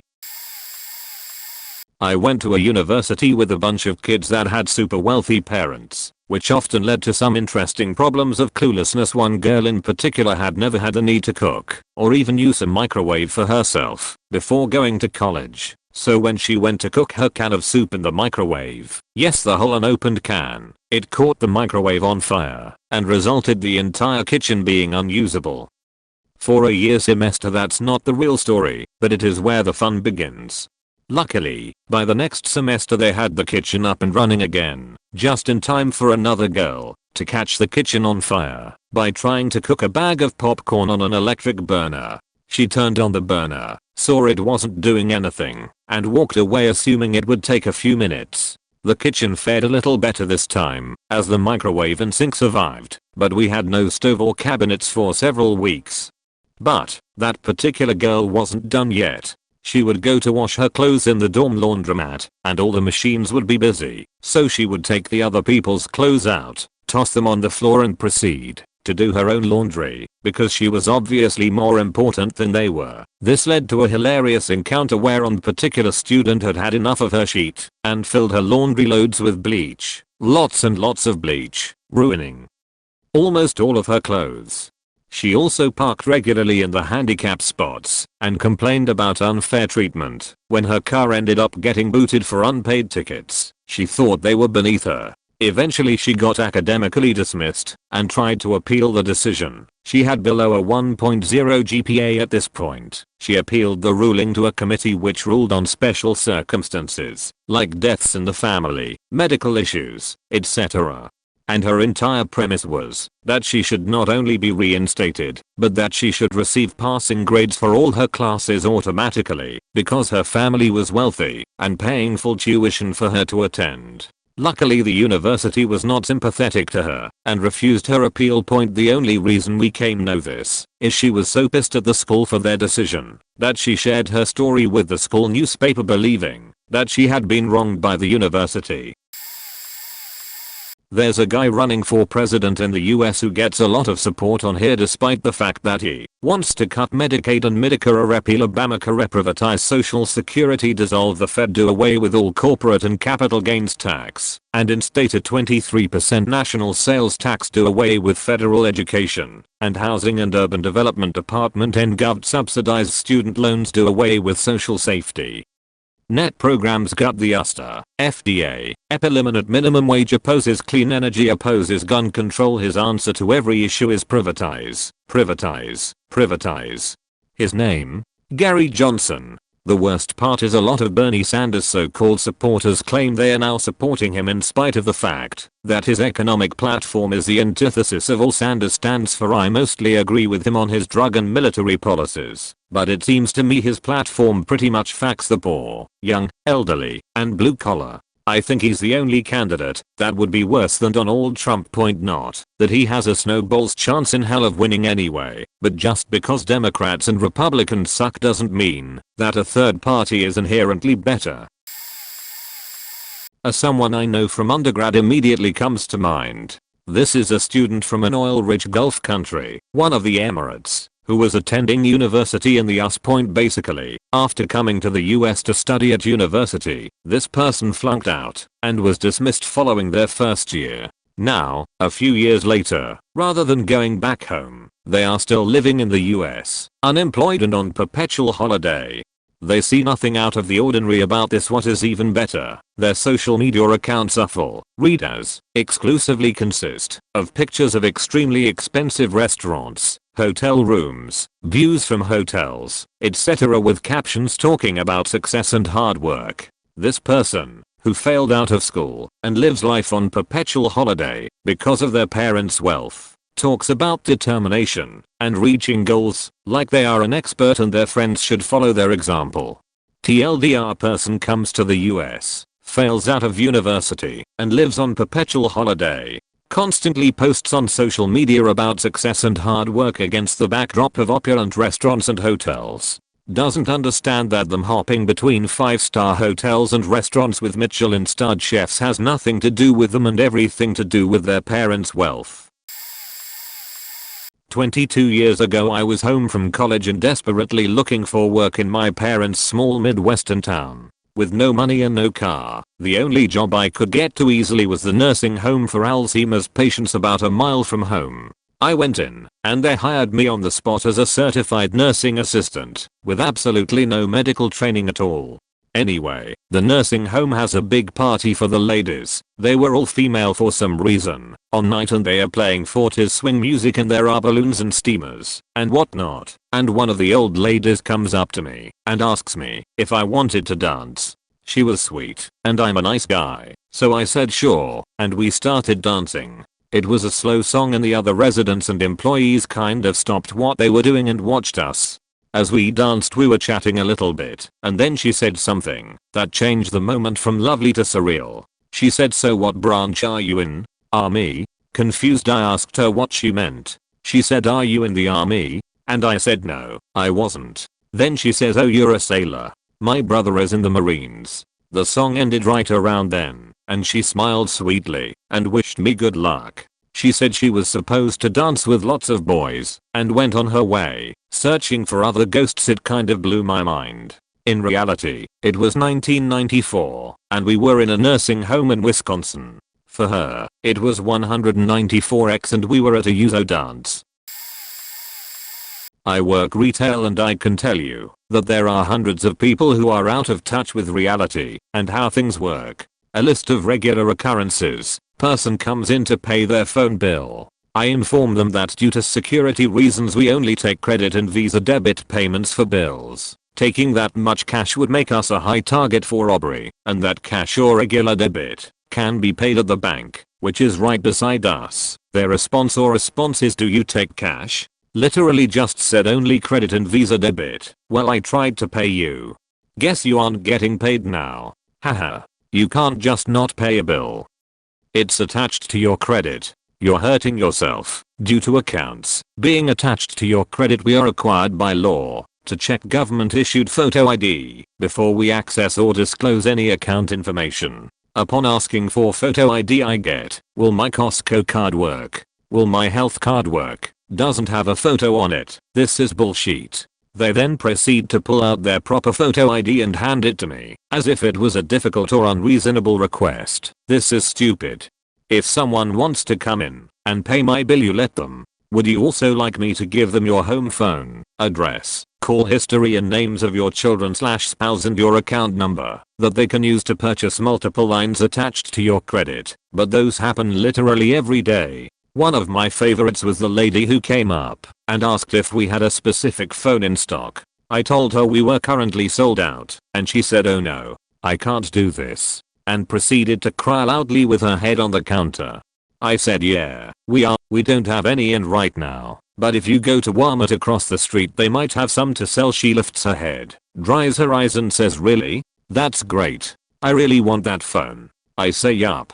They sell those too and usually have a lot in stock." She says, "Great," and then just stands there looking at me for like a minute. So I say, "Yeah, so if you want one, probably check out Walmart, cause we don't have any here." Then she slams her head back on the counter and says, "Oh God, this is terrible. Boo hoo hoo hoo." That's not me making a crying sound through type. That is actually how she cried. She said the words boo hoo hoo hoo. I then stare blankly ahead. I say, "Yup, still don't have any," and look over to the lineup of customers with a face that says, "Are you seeing this shit I have to deal with?" They see my look and just start laughing their ass off. This woman was insane. I wait. Finally she pops up with a big smile, wipes away her tears, and says enthusiastically, "Well, I guess I'm going to Walmart. Thanks for your help." Next. I had this client that asked if I did side projects outside of work. I said yes, depending the project, and he said he needed a logo. He had a couple of questions though, which basically went like this. Client, how does it work? Me, you tell me what you have in mind. I'll show you some sketches, and when you choose the direction you like I will create the final full quality logo for you. Client, okay, what if we don't like the logo? Me, well, I'll go back and do another round of sketches until we find something you do like. Point client, yes, but let's say you send us the final version and then later we decide we don't like it. Do we still have to pay? Me, well, yes, when I send you the final version you will need to pay, even if you don't end up using it. Point client, oh, but what are we paying for in that case? Me, my time, my work. He later emailed me to ask if I wanted to proceed and was surprised when I declined. My stepdad told us the story of how his coworker got 3 vasectomies. He went in for the first one. His wife came home pregnant a month later. So he went back to the doctor all mad, demanding he redo it. So the doctor did. His wife, I'm assuming she had an abortion or a miscarriage, came home pregnant again a couple of months later. The guy went back to the doctor just livid. If you don't do it right this time, I'm gonna sue, etc etc. So the doctor removed even more of his vas deferens.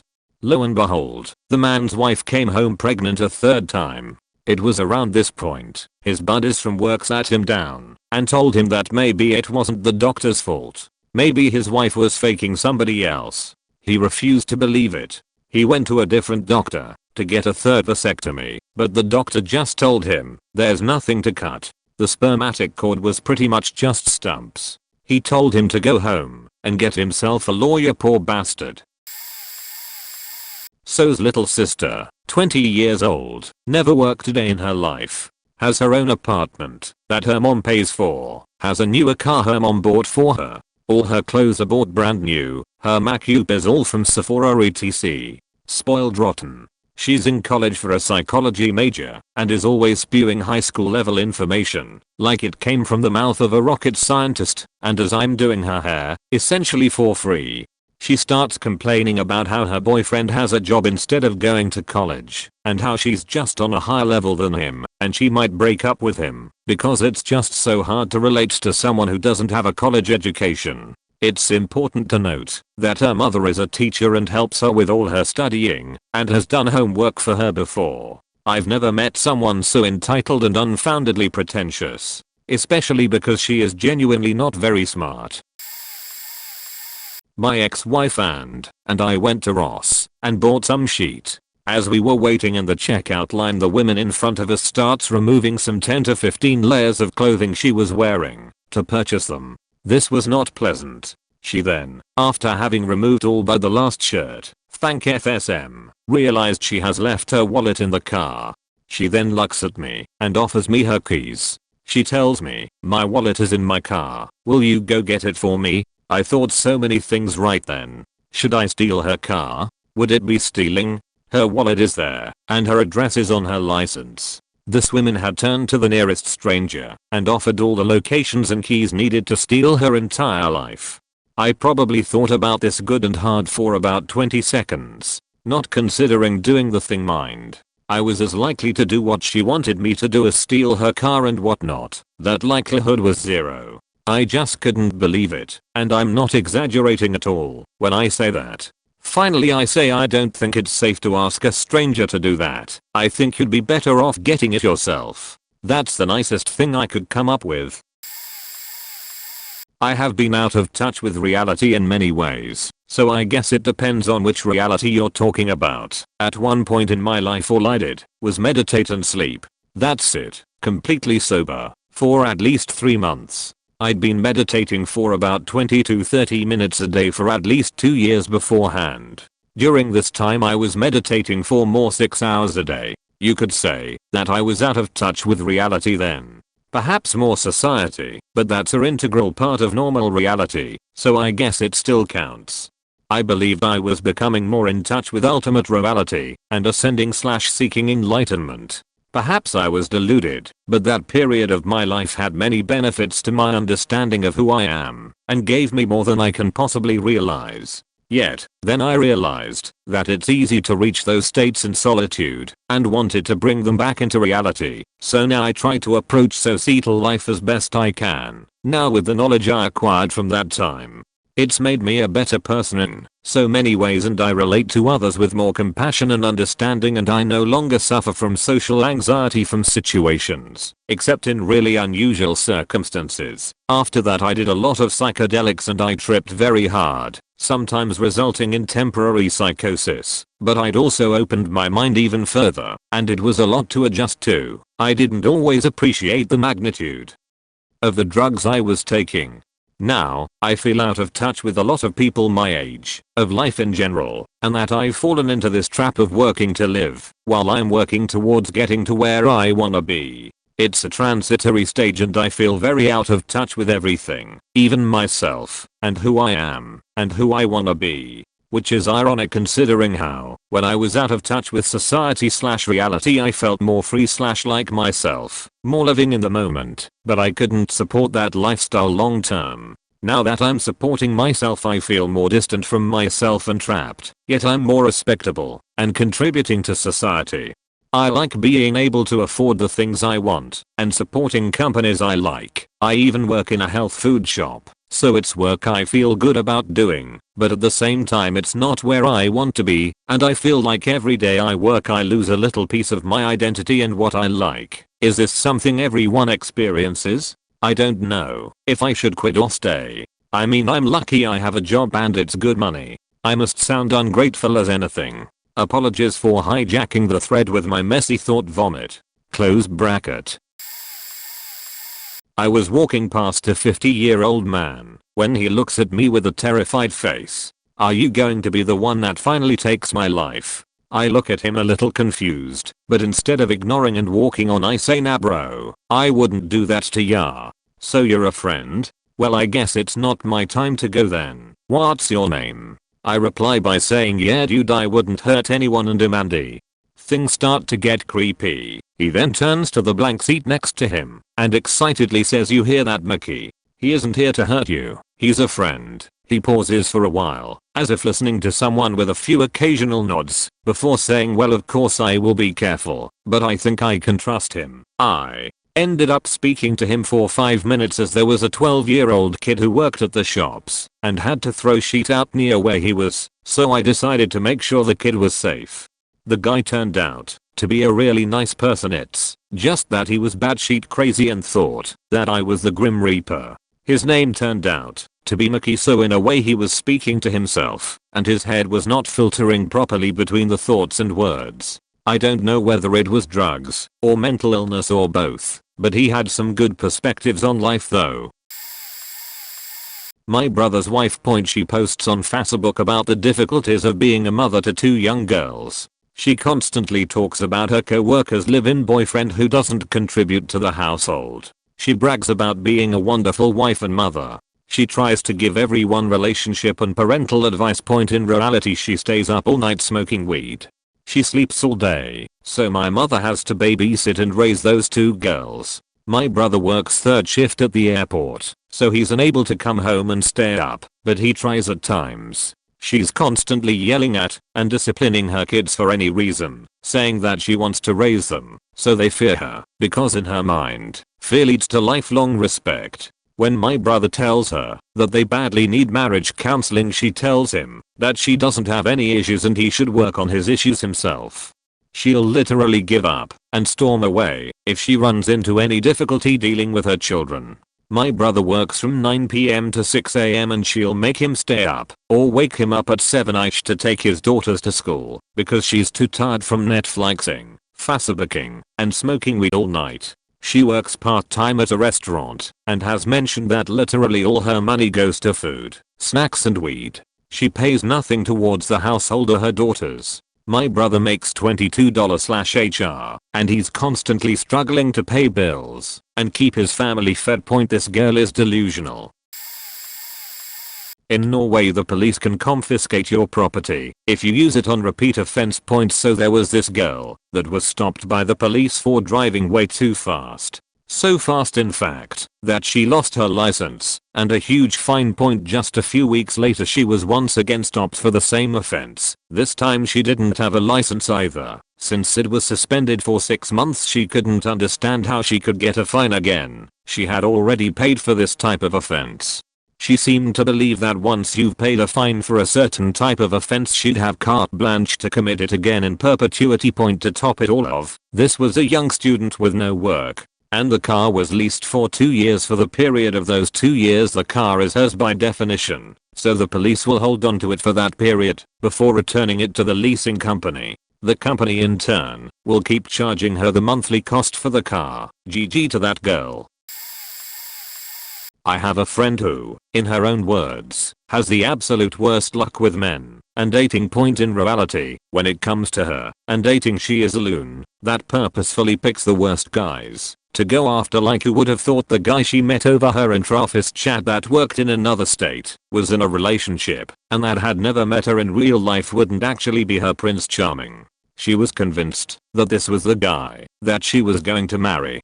She convinces this guy to break up with his girlfriend before she travels to his state for a project. Surprise surprise, the guy turns out to be total douche. If only there was some warning sign, like the guy was willing to end his 5-year relationship for someone he never met before, she could have seen before he broke her heart. Then she swears off guys and dating forever before finding herself in almost the exact type of situation 3 months later. I worked for a small tech company based in a low-tech area. There was no competition in the area, so they paid cheap and offered no benefits. The app also had no competition, so they had a pseudo-monopoly. We had 80 plus clients and 8 support/developers, and probably 12 managers. No joke, at one point there was 1 manager for each employee. The developers were overworked to exhaustion and were begging for just 1 more developer. We needed probably 4 to 5 more. The VP of sales said, "I'd rather you all work 5 hours over a day than hire another developer. And if I knew you would only work 40 hours a week I would never have hired you." He fully expected us to be happy just to work. We were salary it, so we couldn't claim overtime pay. Essentially they wanted free labor. The entire time I was there we hired on 4 new managers to try to figure out why the app was crap and support was terrible. Didn't get a single new developer. I got paid $31k a year with no benefits. If this job was on the coast I could have probably made $100k, worked less hours, and had full benefits. The company is now down to 3 developers and 2 interns on support for 80 plus clients. My 4 other roommates. All of them are international students, and their parents are just regular office workers in China working hard to support them, and they spend their money like it's nothing. Point hungry. Order taquillas. AVG 50 Canadian dollars per meal. Point computer not good enough to play games on Ultra. Tell their parents that the latest Alienware laptop is good for their programming assignment. Pre-orders BF1 and this year's COD without thinking, and laughed at me for not buying the games, and the list goes on. Point last year the parents of one guy paid a visit and they realized that their son never cooked and asked why. The guy just said, I didn't learn that in school and I don't know how to do grocery shopping, and please give me more money next semester. Mind blown. I have to do grocery shopping every week. 3 hours bus ride round trip. Stick with my old 5-year-old laptop. Thinking hard if I should buy a game from Steam summer sale for 5 Canadian dollars and learn to put my sheet together. Yes, I'm an international student from China 2. Not sure if I'm the guy that is out of reality after knowing those 4 guys, or they are. I spent 2 years on a full scholarship at an international private school overseas. A few other classmates were on scholarship like me, but most of the people there were extremely rich. We are talking royalty and diamond mine owners and shit. I came from a middle class small town Canadian family, and while I had a very comfortable life growing up, I couldn't even dream of wealth like these kids had. For example, one of my classmates was known as kind of poor because his father only made the equivalent of $300,000 USD a year in a country where the average wage was like $10,000/year. Usually, it didn't create tension, but there were at times the wealth disparity would come up. The one that stands out the most was when we were talking about the universities we were going to attend. A group of a dozen of us were sitting at the dinner table, talking about things like tuition and student housing. At some point, it came up that I was also looking for a summer job while managing the university paperwork. Everyone turned to stare at me as if I had just said something horrifying. One person said, "Shouldn't you be relaxing and enjoying your last summer before uni?" I explained I needed to save up money for the university year because I was taking the maximum course load, so I would only be able to work part-time during school. More stares. Why do you need to work at all? Aren't your parents paying for you? I said my parents were generously paying my room meal plan, and I was expected to manage tuition/books/daily expenses between my own savings and scholarships. My friends were scandalized and started reacting like I told them my parents beat me or something. How could they not pay for their own child? And do they not value your education? And didn't they plan ahead for this? I explained that yes, they valued education, but most of my friends back in Canada were paying their own way through school 100%, and it was even common to take a year or 2 off just to save up money for it. It's just how things were done in Canada at the time. My parents were going above and beyond the norm, and I was very grateful for it. The unanimous response: we didn't realize Canadians were so poor. I still get a bit angry when I think about that conversation. They just couldn't recognize how lucky they were. Note, I know times have changed since then. Tuition is a lot more expensive in Canada now, and it's more common now for parents to have education funds/trusts for their kids. At the time, though, that kind of thing just wasn't very common. Mom, Dad, if you ever read this, I still consider myself very lucky that you assisted me so much. Probably my father. I'm his only biological son, except the one who he left with his parents to raise when he was 8. He finally hit the lottery and promised to save my sister and I some to go to college with. Fast forward later, I want to go to college, but can't because of FAFSA saying I'm ineligible for loans due to my parents' massive savings. I ask for money and nothing. I never got to do school clubs or barely any kind of recreational activities because it costs too much. He helped me with my first year, but complained about $2K that it cost for everything for technical school. Yet my little sister is handed everything including college money to go to a university. She has everything paid off and has a full ride including a beachside apartment. She got to do all kinds of recreational activities after school and with her friends outside of it. She is widely successful. Now I love my little sister and I'm absolutely proud of her. I hold nothing against her and I hope she makes a name for herself. I just feel displeased with how I was treated, even though in public my parents tried to put me on a pedestal for others to view. I suffered massive depression and abuse for years since childhood and was terrified to reach out to anyone for fear my parents instilled in me when I was young. Living on my own and seeing normal families and living happily now, it makes my mind ache when I thought all of what I went through was normal. I guess my answer is it's surprising to see someone who raises you become so hypocritical, then denies everything back to you when you become older and finally question it. When I was in high school, we went on a trip to Japan. One of the places we visited was Hiroshima. In the weeks after returning, I had several people ask me things like what was it like to visit a deserted / blown up place? Are there people living there again yet? Weren't you worried about radiation poisoning? And my personal favorite, I thought they took that city off of all the maps. In reference to the expression they got bombed off the map. Another one that makes me laugh to this day. I guess when my dad was growing up, his mother didn't use the word casserole in reference to a dish that was just a bunch of ingredients baked together. Instead, they called it Chinese loaf. No faking idea why. Family origins were French, Canadian and German. In any case, I guess they would also use this term when one of the kids would take their plate of food and just mash everything together into one pile on the plate. So we are having dinner one night, meatloaf, sweet corn, off the cob, mashed potatoes and broccoli. My dad randomly decides to make Chinese loaf. My mom, who I had never heard acknowledge the practice, goes, "Oh, I'm such 3's dad, I haven't seen you make chink loaf in years." My brother and I simultaneously snorted in surprise and asked her why the hell she just said that. She legitimately had absolutely no clue that chink was a racial slur. Me. I grew up upper middle class, but also had a fair amount of financial understanding. So I thought I had a pretty good idea of what it meant to be poor, with all of the inherent, unintentional condescension that accompanies that. I was talking with a friend who grew up fairly poor in Mexico about this very thing. My best line was, "Yeah, I grew up without having to worry about money, but it's not like it did much. I mean, my allowance was only $2 a week. It's not like it had that much of an impact on me." He went on to tell me about the time he had to carefully hide how sick he was because if his mom found out she'd take him to the doctor, which meant they wouldn't have enough money to eat for a while.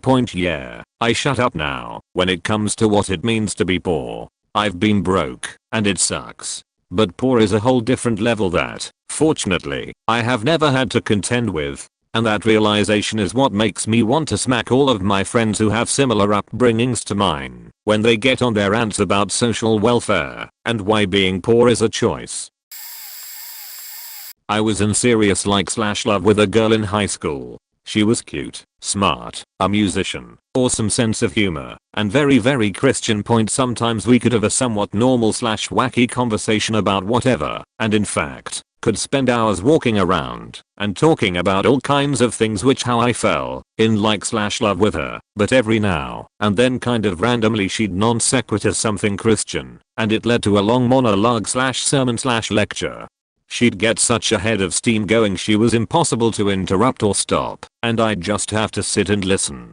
She wasn't really even talking to me, but just talking. It'd be like, "Hey, have you seen that movie? Yeah, it sucked. I'd like to get some iced tea. Let's go across the street to that 7-Eleven. I wonder what flavor Slurpees they have. Have I told you about the love of God recently? It's really completely limitless. He loves you, even if you don't love him, and he's always there listening. I hear the voice of God all the time. No, really.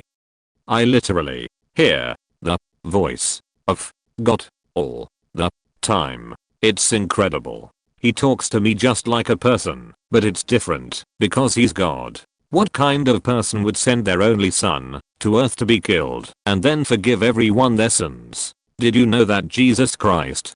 And it'd just go on and on like this for maybe 30, 60 minutes, whatever. It wasn't like those people that come to your door to convert you, because there was no persuasion in it, but more like someone thinking out loud. We broke up because she said we could get married, but I'd have to take Jesus Christ into my heart so we could both live with him. She went on to run a Bible church in Texas and become a missionary. I've often wondered if she's actually schizophrenic. One of my roommates in college was the daughter of an executive at a large oil company. She thought her dad could buy her a job in fashion. She has no sense of style whatsoever and knows absolutely nothing about fashion, but demanded that he get her a job anyway. We were in the middle of Best Buy one time and her dad called her to say he wanted to give her a job for the summer with his oil company, with a managing position making over $25 an hour. She angrily screamed at him over the phone for like 15 minutes straight, while everyone in the store just stared at us. Apparently $25 an hour isn't worth her precious time. I had to teach her how to boil water sophomore year. Apparently they had a maid for things like that. She didn't know houses could cost less than $1 million and still be livable. Seriously. She got a brand new, super nice car for her 16th birthday. She trashed it in college. She demanded that she get a brand new Mercedes G-Wagon for her college graduation. She received a regular Mercedes SUV instead and threw a fit. She wanted us to hire a maid for our small apartment. She complained that her parents were only giving her $5,000 every month while we were in college, and it wasn't near enough. That didn't even include money for shopping, as she considered that to be a separate expense that her parents should be responsible for. I could go on. This girl was nuts. In 2009, in Las Vegas, I had a roommate who thought he was the second coming of Jesus and insisted that people call him Jesus. Real name was Brian, but if you called him that, he got very offended. Was a hippie, to put it mildly, from Santa Cruz. Grew his hair out long, refused to shave, also refused to wear deodorant, also refused to brush his teeth. He believed his teeth cleaned themselves with his saliva. Showered but not that often. I don't need to mention that he was a virgin, didn't have a car, and had to bum rides everywhere. Truly believed he controlled the weather, as well as traffic lights turning red or green. Most days he did not wear a shirt or shoes, but only pajama pants that completely torn down the one side. His days consisted of either A, World of Warcraft, B, Guitar Hero, or C, looking for drugs. The harder the drug the better, and had zero impulse control or concept of rationing. Entered a phase where he was really into making electronic music, and during this time I was actually relieved he was doing something somewhat productive. One of his friends had a female cousin that spent a couple days with him, and he was obsessed with her after that. Wrote poems and love notes for her. Was able to pay rent each month because his mom sent him money. Refused to get a job. Justified his lack of job searching because of he was 100% convinced of the Mayan apocalypse in 2012 and was also 100% convinced that humans were being enslaved by an alien race who were hiding amongst us and using us to harvest gold. Believed every Illuminati conspiracy theory out there. Could not help himself but mouth off at cops. One time, after some midday drinking, he called a couple of cops faking pigs and spit at them, and spent a few nights in jail. His diet consisted of whatever food he could steal from the fridge as well as the local 7-Eleven, usually hot dog products. When the money ran out, he wrote me a fraudulent check that bounced. I sold his PlayStation, and he actually wasn't upset, but he knew it was time to move out. I took him to a mutual friend's house. Actually it was more like a family, mom, dad, 4 kids. He promptly decided to mooch of them for a few months, and had a shitty attitude towards them about it on top of it. Also tried to hit on the teenage daughter, laid it on pretty thick, and was creepy/charmless towards her. Plus she was 16, and he was early 20s, ate all the cereal, did obscene amounts of drugs, and tried to turn their home into a drug lab. He also was researching how to renounce his US citizenship, believing that by doing so he was in effect selling his citizenship and the US government would legally be forced to reimburse him hundreds of thousands of dollars, which he was going to use to buy a Las Vegas loft. That family eventually took him on a road trip to Santa Cruz, visited with his mom, waited until he had to go to the bathroom, and made a break for it, leaving him there. He took a Greyhound bus back to Vegas, showed up at their house uninvited. They called the cops, and the cops took him away. That was the last I saw of him. I'm not making a single word of this up, nor am I creative enough to, and I'm not exaggerating any of the above details for effect. This was a real dude I knew for a few crazy months. An FB acquaintance was recently diagnosed with psychosis/schizophrenia, and it quickly became apparent through recent posts. There were incoherent ramblings of soul coding, Kim Kardashian killing Christians and babies for eternal youth beauty, and government cover-ups that only she could unmask. She did end up getting help, but these posts are an interesting look into a psychotic breakdown. Education. Never stop learning and investigating, and one day you all will understand what is going on. Don't send me Bible verses if you are cool with Kim K killing babies and Christians to make her face look pretty. I didn't say that. I simply said they knew too much, and the government has our bodies soul coded that way we can't take them down for conspiracies and such anymore. I'm explaining this to y'all because I can't imagine not telling the people in closest to the truth. It's still not apparent where the celebrity factor comes in, but apparently Paul Walker was involved as well. I can prove it, and will do so in court where necessary. This isn't the correct platform to provide evidence for Paul Walker's family to try to manipulate, among others whom were involved. Thanks for understanding. They are threatening to kill more people now, and bring in their lookalikes and code their families. That way they can't say anything about it. It was brought up multiple times that she needed to see a doctor, including after rambling about solving recent murders aka car accidents, and tagging the victims' family members in the post. Everyone in this country. Actually, I work in defense and spatial territory. I don't need a psych evaluation, y'all. That's how bad off y'all are. This was her last post, with a selfie, before being committed. My friends won't pick me up, because they have other people's souls inside their bodies, can't control their actions. I'm done if they call the police. Don't protect soul coding. #DON_TEVENTRYTO. I used to work in a retirement home, and we had a lot of residents with pretty advanced forms of dementia. One in particular was 103 when this story takes place. The week before, a resident had been murdered. No one knows who did it to this day. So, a week over, I'm trying to deliver breakfast to the 103-year-old. I knock and get no answer, so I just walked in. That was what we were supposed to do with some residents. I can't find her anywhere, and I know she can't move around much on her own. As I go to the side of her bed, I see her feet sticking out from under her bed. My immediate thought was that she had been murdered, and the killer just kinda shoved her under the bed. So I threw down the tray and started yelling her name, and looked under the bed. She looks over at me very excitedly and shouts, "I'm mining for diamonds. My husband told me they'd be in here. This mine is full of them." Her husband had been dead nearly 30 years, and she was holding on to an old sock proclaiming that it was diamond. Poor thing. I own a gun store, and the overall majority of my customers are very normal, cool people. However, it is retail, and you end up with a few whack jobs to begin with. Throw in that this is one of the most conservative leaning businesses out there. I'm pretty accepting of anyone but totally different subject, and you end up with a few fringe whackers that come in. Trust me, I hear it all. And, as long as I have time for it, I'll sit and listen. Usually good entertainment for the day. I've listened to everything from Bigfoot sightings to aliens. Not to mention the normal tinfoil hat stuff like flat earth and all that jazz. However, there was this one guy. He walked in the store and I pretty much knew I wasn't going to sell him anything. Looked a little dirty, but it wasn't that bad. Then the smell caught up to me. Yep. Horrible Bo. Dude's homeless. Odd thing, I've had several people coming in begging for money, including one Nigerian guy who has come in 3 times wearing a very nice suit claiming to be a Christian who needs help getting home. He came in 3 times over the course of the year and either has the worst luck in getting home, or the obvious other answer. However, the dude that walked in this time never asked for money. He started talking about guns, and how he was in Vietnam.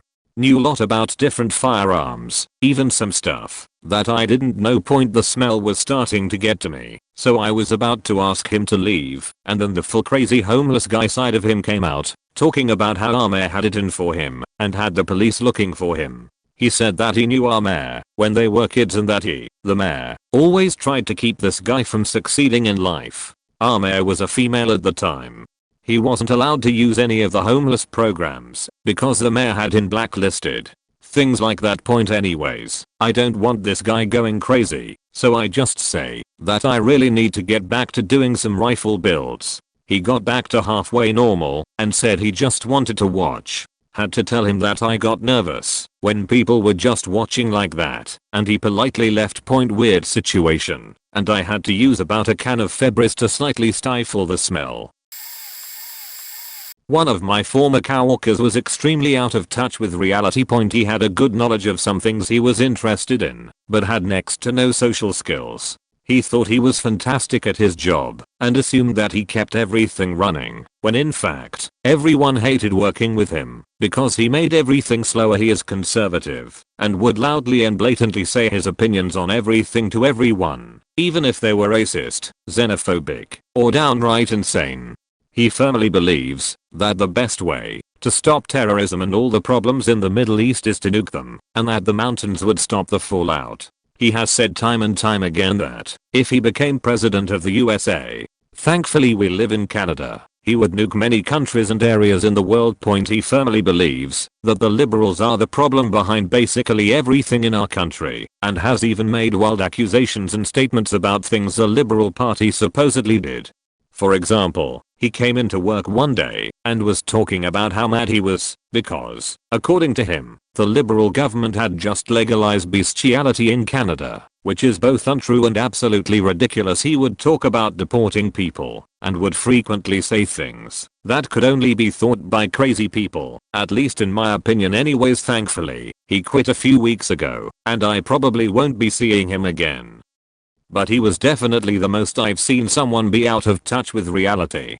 Z.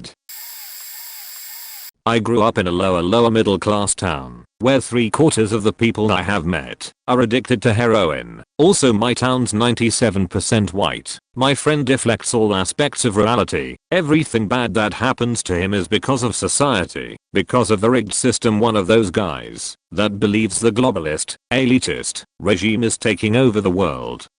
How all drugs should be legal and the only reason they're not is because of pharmaceutical companies. Believes marijuana is the cure to every illness in the world. He has epilepsy and refuses to take medication prescribed because he doesn't want to be a slave to the system. He hoards metals because he believes the world economy is going to collapse any day now and the dollar will be worth nothing. He came from a good family that is willing to pay for him to go to college, but he refuses, saying that it is for slaves and anything he can learn from college he can learn online. It's sad. He just simply does not live in reality. In my hometown, suburb of Houston, there was a road that separated the exceptionally wealthy CEOs of oil companies, etc., from people of more modest means. However, we all went to the same high school. Circa 1993 to 1996, one kid was the nephew of a billionaire whose father was also exceptionally wealthy. The kid's uncle owned a baseball team. At 16, his dad bought him a Firebird Firehawk, which he wrecked within a week. Next up, a Tahoe which he jumped over a levee for fun, destroying it. After that, a BMW 850, wrecked within a month. Then an S-Class which survived until after he graduated. A 15-year-old girl's parents bought her a Mitsubishi 3000 GT VR4 when she was 14 in anticipation of her 16th birthday. It sat in her garage for 2 years with a bow on it. One girl only came to school for the social scene. Her family was stratospherically wealthy, but she was a total skank, dressed, talked, hung out with a gang crowd. She was the daughter of some Saudi prince and just liked to be where her friends were, but wasn't enrolled in any classes. Rumor has it that she used some kind of diplomatic immunity to stay in the school somehow. The day after the Houston Rockets won the championship in '94, she wore a Olajuwon's game jersey to school. The parking lot was a mix of trucks, Beeters, Porsches, one Lamborghini, and a few Ferraris. I drove a 70s Beeter. My brother's girlfriend didn't like the S-Class she got for her birthday, so one day, while stopped at a red light, she drove it into cross traffic and was T-boned by a pickup.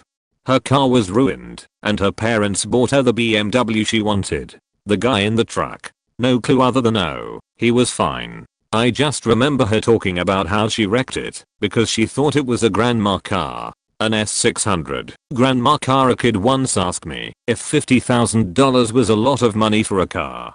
He really didn't know. Most of those kids are still around that town, still hang out, haven't done anything, etc. The rest of us grew up. Addendum. In my college town there was a tow truck driver that was convinced that NASA was at war with Mars. My roommate freshman year of college. I went with a random roommate and ended up with a kid, let's call him A, from what I can only assume is the top 0.01% of Bangladesh. His dad worked for the government or military, it was never particularly clear which. The first instance isn't really bad for A. He moved from Bangladesh to just a couple hours outside Chicago for college, so obviously there were going to be some differences he wasn't aware of. The first thing he asks me is if winter will reach -Celsius. He needs to know so he can buy a coat. I felt so awful telling him it would reach -Fahrenheit. I think I saw a piece of him die that day. The next instance was definitely a different kind of out of touch. We were organizing and rearranging our room, and we had to move this couple £100 desk/closet/loft thing to make room for a couch. We decide where we will move it to. I get on one side of it, grab hold, and say 1 2 3 lift.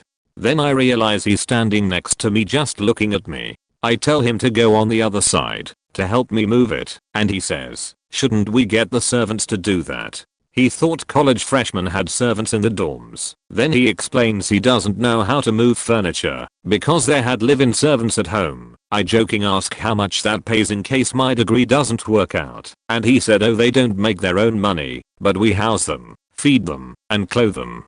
Then when their kids grow up they get to have the same job their parents had. This ended up in a long discussion where he started to realize the unpaid servants that were, as he put it, technically allowed to leave, but would probably not find another job, and would probably die, might be more slave than employee. We did eventually get the room set up how we wanted though, so all in all not a wasted day.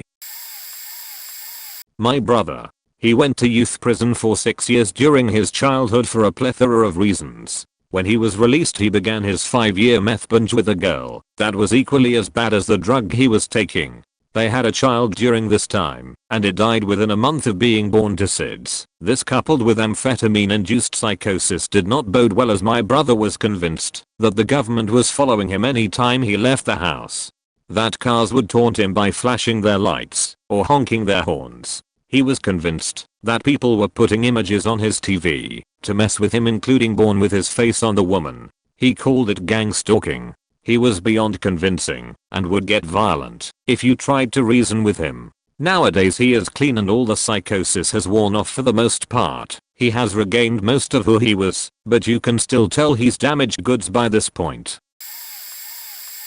A co-worker of mine, Walter, has a tendency to become obsessed with women. I should add that Walter is married with 2 children. I have a feeling his wife doesn't know about his obsessions. Anyway, one day Walter came to work looking very worried. I asked what's wrong. He said there's this beautiful girl that I see every day at the bus stop. We always chat a bit while we are waiting for the bus. I said okay. ? I don't see the problem, Walter. She's so beautiful. I can't stop thinking about her. What if I cheat on my wife with her? Me? Then don't cheat on your wife. You have a choice here, mate. He continued to look worried. I don't know. I don't think I'll be able to stop myself. For one thing, Walter never gave any indication that this girl was interested in him beyond simple friendliness. For another, he was apparently at least 15 to 20 years older than she was. For yet another, how can I put this tactfully? Walter is fugly. He bears a strong resemblance to Disney Crane. I'm pretty sure that girl would be able to resist him.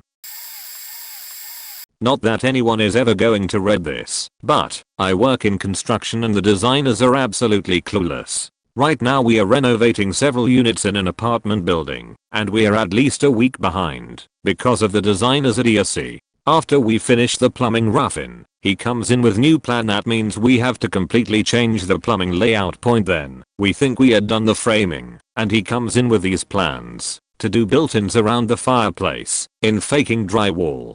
Yeah, it's going to look nice, but only until somebody drops something on it for the first time. Then he decides to do something completely different with the fireplace in another unit, but doesn't know what, so the framers leave at lunch, since they have no plans for what to do next. Point: I have electricians starting today, but no electrical plans. The designer says well they can just run their wires today, but where are they running the faking wires to? We have no plans.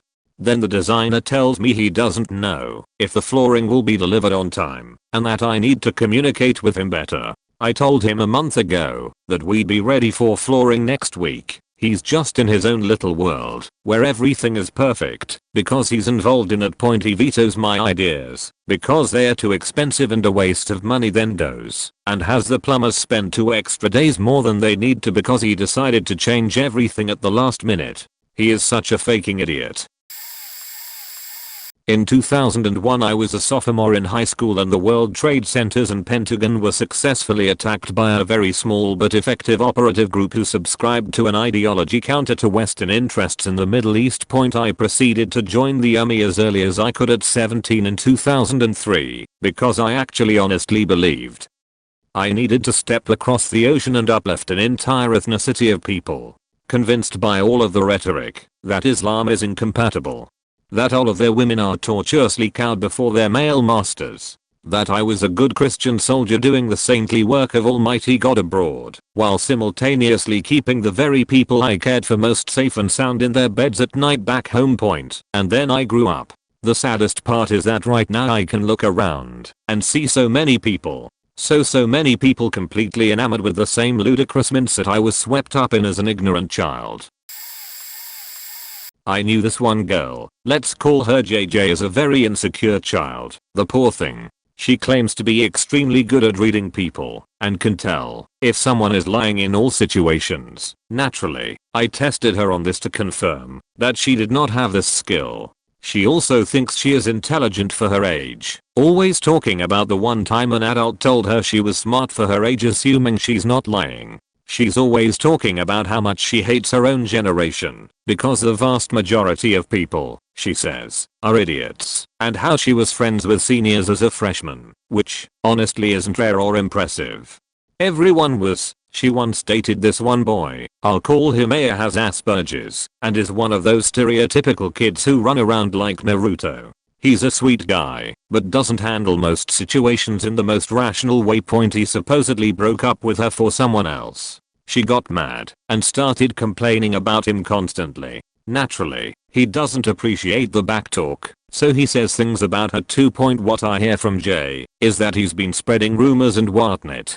On the bus one day, to one of her friends, she starts ranting very loudly. It's making everyone uncomfortable. She talks about how on Monday, she's going to confront him in the cafeteria. Point: she begins going around the bus, telling everyone multiple times about this big event. She's clearly way too into it, and sees this as some major event in her life that matters. Everyone doesn't seem to care much. She tried to hype it up, as if it's the story of the century, and her acquaintances are like, oh, okay, buddy, have fun. Point: she doesn't notice everyone's reaction. She is completely oblivious the whole time to how little everyone cares. The day comes. While on the bus, I sit next to A and ask him if I can speak with him outside the school before he goes to the cafeteria, where everyone waits before homeroom. I warn him, advising him not to go to the cafeteria. As anticipated, he chooses to go anyway, but at least he was mentally prepared, so it wouldn't become a screaming match.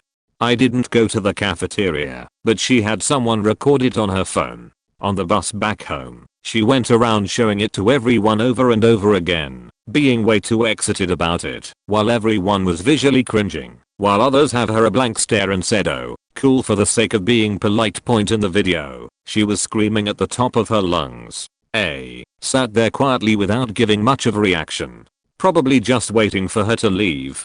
It was really baffling how much she kept talking about it for months afterwards. She enjoyed talking about how her name floats around the school because of the situation. I don't think anyone outside of my bus has mentioned it once, from what I've observed. Not many people even knew her or even cared. Point: now, she is a kind person and is friendly to most people, but she really lacks self-awareness. This rant has been bottled up for a while, though. I don't know how I'm going to approach trying to help her yet. so feel free to give advice.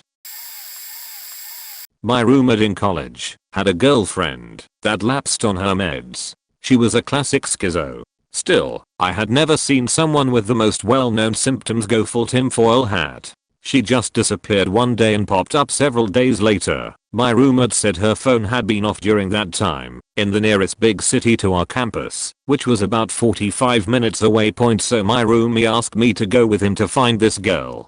Still, even though he had contact with her, she kept driving to different locations, which had changed twice before we got into town, and then again, just before we checked the first location she told us. All of this was waylaid the whole way along, because about every 10 minutes she would abruptly hang up the phone and then turn it off, leaving us to wait for her to turn it back on so our call would go through again.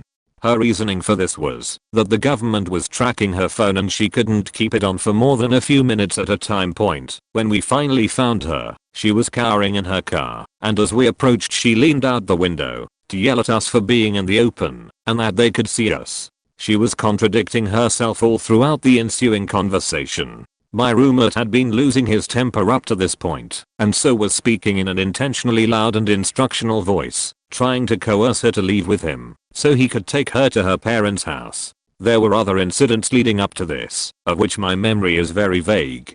I only remember that besides believing she wasn't sick, she was naturally a short-fused type who got violent and emotional. She began to whisper, saying that because his phone was on they could hear what she was saying, alternating in the next moment yelling that he was being too loud, and something about not being able to go back to her parents because the government had gotten to them and wanted to set a trap, and it just went on. The whole time I'm just standing there a few feet back in the street thinking, wow, so this is what it feels like to be the sidekick in an indie film. My ex-husband and I had to go to a kind of mediation regarding our daughter's parenting time schedule. It is in Michigan, which uses a friend of the court system to try to keep people out of actual court. It is presided over by a referee rather than the judge. But the referee may as well be a judge. Wears a black robe. You appear in front of him/her as if it was real court. The proceedings are going in my favor, but my ex's latent debate club urges get the better of him. He starts arguing with the referee, tries to get me to back him up, starts asking all these ridiculous hypothetical questions. The referee is obviously, to everyone but my ex, getting irritated, tells my ex that he's out of line, so on and so forth. My ex doesn't let up. Finally the referee agrees to the biggest change I petition for and tries to adjourn. My ex is still arguing, and the referee can't shut him down. I finally ask if we are excused, and the referee says yes. I grab my stuff and head out, could still hear my ex going at it when I left the chamber and started down the corridor. My mom had completely lost everything mentally last year. She said she had lost her job due to manuscript, which I now suspect is a lie, and we had to move to a cheaper/wittier part of town. At the time, I accepted this, as long as I was able to get to school. After a few months of living there, our car went. She used to work down the street, but left that place in bad terms, and got a job further away, which she now couldn't get to because of the car. This is when she discovered MLM companies. I only knew of Primerica at the time, so I didn't think there were that many. She begins working for one or two, and then a couple more over the coming months. I would help her with computer issues that she had. She knew enough to be dangerous to herself. Around May I noticed she started to lose it. She was making no money, and I had a job and school, so I really didn't talk to her much, because it would always be about how well she advertises herself, even though she made nothing. Cut to her barging into my room crying, telling me she is in the witness protection program, because a guy she used to talk to on Facebook was killed. Now this guy, as I found out, was a dating scammer. She wouldn't give him the money, so he told her to fuck off. She never got any messages back and thought he was trying to communicate with her through other fake Facebook accounts. At one point she is yelling about how she knows people killed him because he was wiped from the internet. She tried to Google his Gmail, screaming at me about how he doesn't show up anymore. I see she is actually on Bing. I go to Google and his Gmail shows up. She tried making other excuses, but I just walked back to my room. A couple weeks later, she comes barging in again. this time crawling on the ground, talking about how a convict knows where we live and how the neighbors are helping them because they have 2 dishes. The house next to us was a duplex. She showed me the conversation with the guy. He had mentioned how it was clear where he was, which was like Minnesota or something.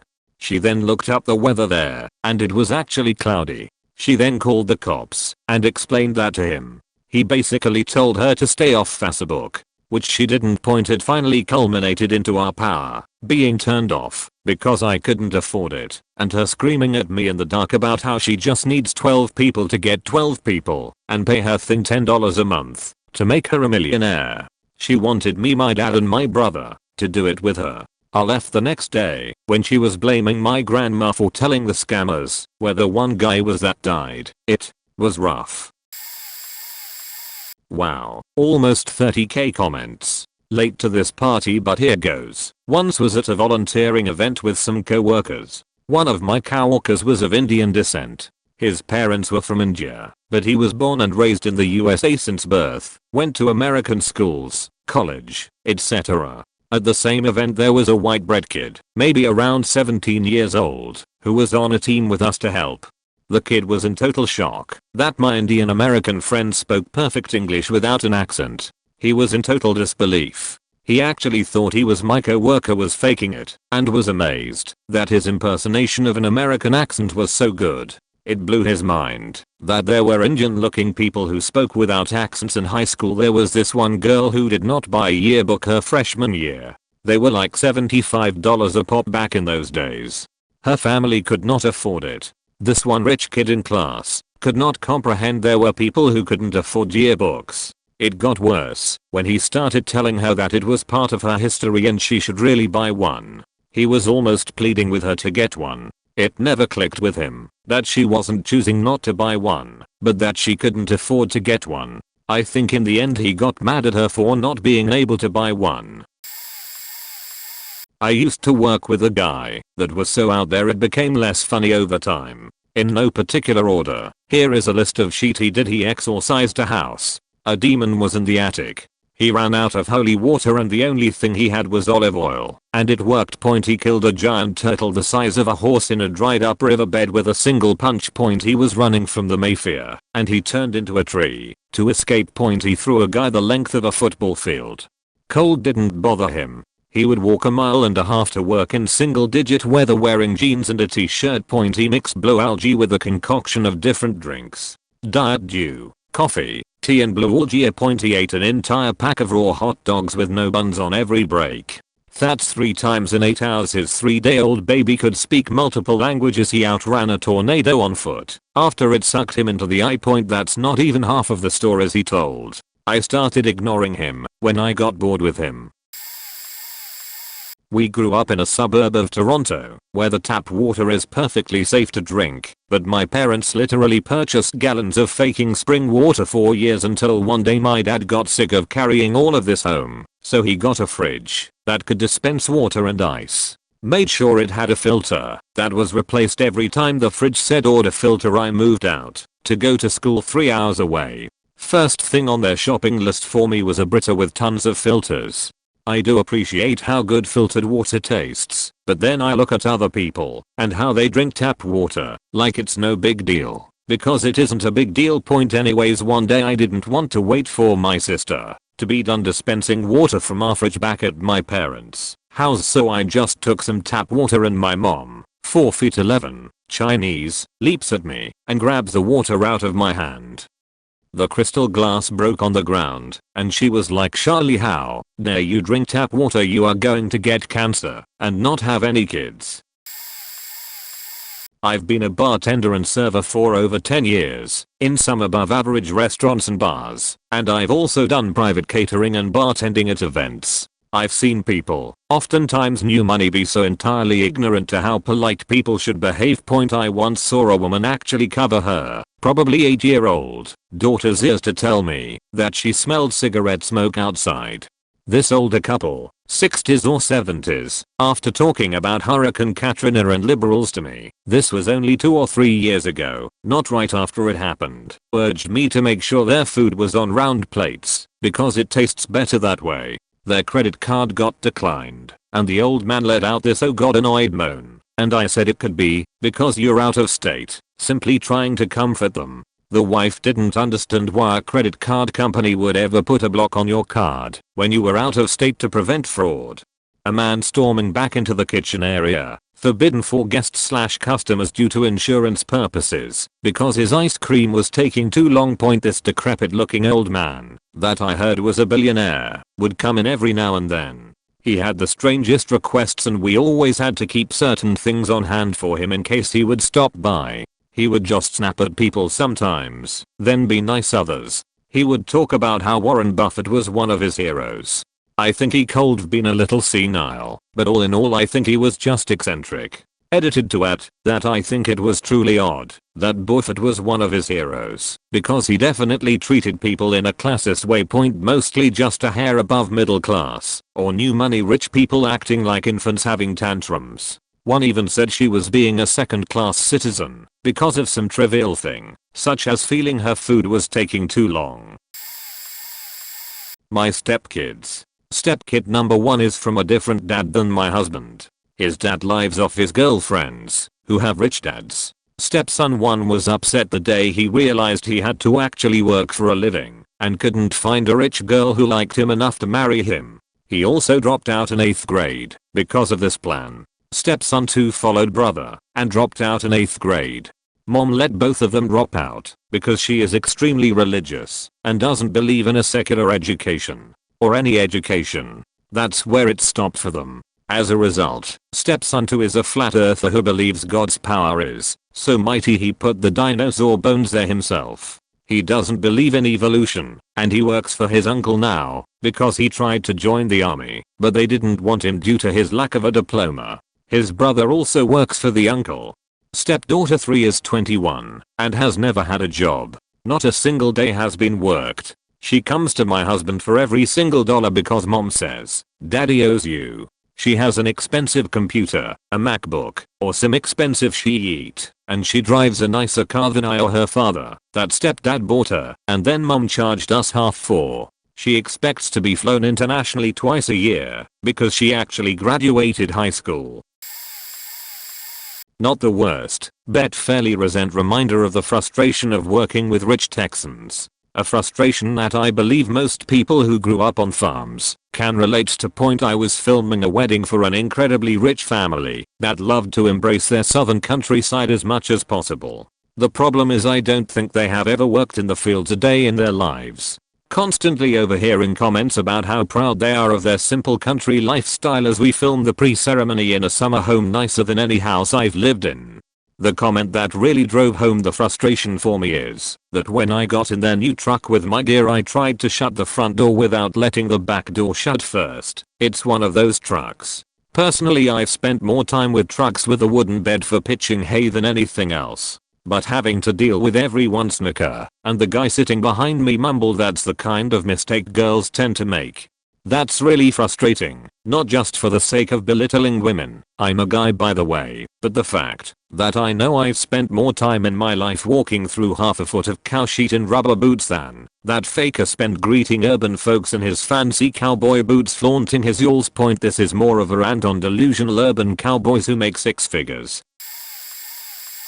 I'm super late to this party, but I just had to tell my tale as well. A few years ago my ex was in a technical school for video game programming. The class was small, but one of the students was a 40 to 50-year-old woman. This woman had spent the last 25 to 35 years of her life managing computer systems for big companies all over the world. She would get flown places for emergencies, to fix servers and do maintenance. This woman came to the class after quitting her job. She said she remembered paying Atari and wanted to make games with the wonderful powerful new technology that today's computers can give you. Only she was heavily religious to the point of being shocked and upset that the teens and young adults taking the course wanted to make survival horror and shooter games. Any game with a single bit of violence was not okay at all. She would request private lessons, which the small technical school could not afford. She would complain that, "I quit my job for this education and you couldn't even comprehend how much money I made annually. Nobody in this room is anywhere near as important as me because of this." Eventually she accepted that she couldn't do that to get her way, so she said she would refuse to do projects with classmates who wanted to make violent games. The teacher settled with that and said they would find others who would be willing to make non-violent games. A big project comes, and due to this agreement she gets to be a lead.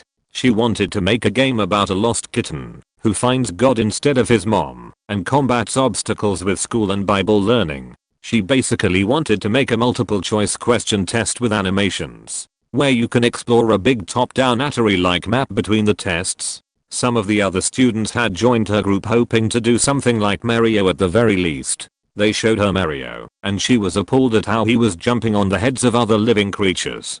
They made the cat game, but they convinced her to make it a point-and-click adventure about finding her mother, and not God. Then all throughout the course, it was clear she was really out of touch from making so much money at her old job. She would complain about only having the money to keep 2 of her cars and having to sell the Sunday church car. She said she couldn't believe she would have to let her daughter use the car for trips, to learn how to drive, and probably also to get to work or friend's house after that.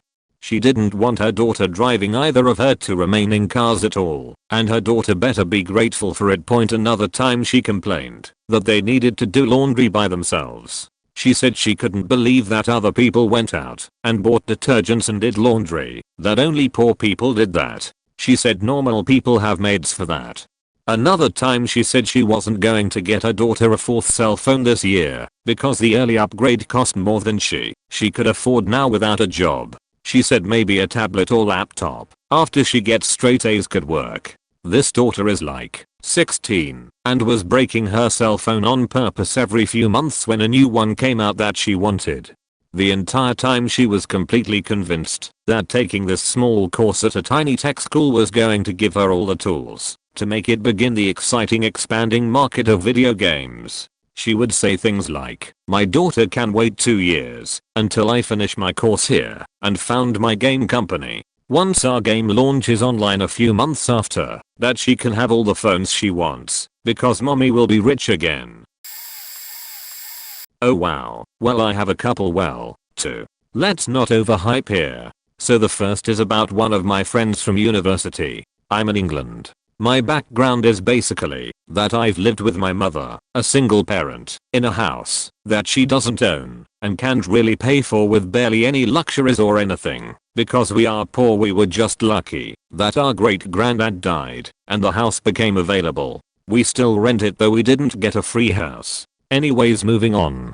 That's my background. I used to have to work from the age of 13 to afford anything that I wanted because I knew that it would not be available via my mother, which was all good because I was able to help with the rent point. So I move up north to university and I get a decent amount of money from the student finance company, mainly because of the financial state of my mother, and I meet this kid who is friendly and harmless, but he has no idea how the world works. He keeps telling his friends that he is poor and comes from a lower class family and that all he eats is pot noodles and toast and shit like that. So anyway, it turns out towards the end of the year, when he finally invites us to his place for drinks, that he owns the flat he lives in. He straight up bought it, and that his parents paid for it, and paid the 27-ish grand for his uni fees up front, and gave him like 60 grand for the 3 years. Spending money, which he spent all of in 1 year. He thought he was poor, because he went to a private school where all the kids' parents were at least millionaires. When he heard about my childhood and my mother, he offered to get his parents to give me a load of money. I just couldn't believe what was coming out of his mouth. Sweet kid though. The second is about a kid that believes he is the shit. I studied film production at uni, and he came into the course thinking he was Spielberg reincarnate. I know, Spielberg of all directors. He used to think that his films were the most intense bits of cinema he'd ever seen, and often he'd brag about the social commentary he'd make in his films, and he guaranteed that he'd hire us all when he got big, so long as we'd help him with his work. But he refused to work with any of us on our projects because, and I faking quote, his art form took too much time to be working on creatively dull projects. The norm in our uni class was to trade work, so you'd do a day on set for another guy, So long as he returned the favor for you. The kid couldn't even turn on a camera, and he'd never written his own script before. Turns out the films he'd been showing us and applied to the university using were made by his media class in school. He was credited as runner. I used to manage apartments. In that time I had met many people that were sitting on the edge of reality and fantasy due to ignorance. I never expected to meet the one girl that jumped off that edge and lived quite happily on the other side. There used to be this tenant that would call my boss and complain to the city that her freezer in her fridge has never worked. My boss sent me and some workers to address the issue. We could never find the problem. My boss got fed up and decided to just replace the fridge with a new one and have me and the boys move her old fridge to storage. She got angry when I showed up to tell her his decision and refused to give us entry. The city sent inspectors, but she also refused to allow them in. So we never got a violation. This went on for 8 months until we got a small claims court summons from her. The following occurred in court. The judge, the owner is willing to replace the fridge with a new one. Your problem is solved. No. That fridge is important to me. When I leave, I'm taking the fridge with me. The judge then asks my boss who owns the fridge and my boss shows that he does, and she agrees with my boss. The judge scratches his mustache and then says, "The judge, you can't take the fridge if you leave the apartment because it's not yours. You would be stealing from him." No. He and his staff wants to steal my herbs and money from me. The judge, how? You can't trust the banks. I keep all my money herbs in that fridge, and I lock it up every night with my chains. The judge, herbs? Yeah. Here I got some. I grow it myself. She pulled out marijuana and handed it to the judge. The judge, where do you grow it? On the roof. Every night before I go to bed, I take my pots down from the roof and lock it up in my apartment. My herbs need the natural light for the best crop. If I leave it on the roof, this asshole, she points at my boss, would find it and probably call the cops. The judge, and what do you expect me to do? Give me justice. That's what the courts do, ain't it? I want my fridge fixed. My ice cream keeps melting in the fridge. I can't use the freezer because my money is there. I know that you can lower the fridge's temp to freezing, but this asshole won't fix my fridge. The judge ordered a recess. An hour later we watched her get led away in cuffs, and a week later her empty apartment got raided by the cops. They took the fridge because she apparently was using to store other stuff in the walls of the fridge.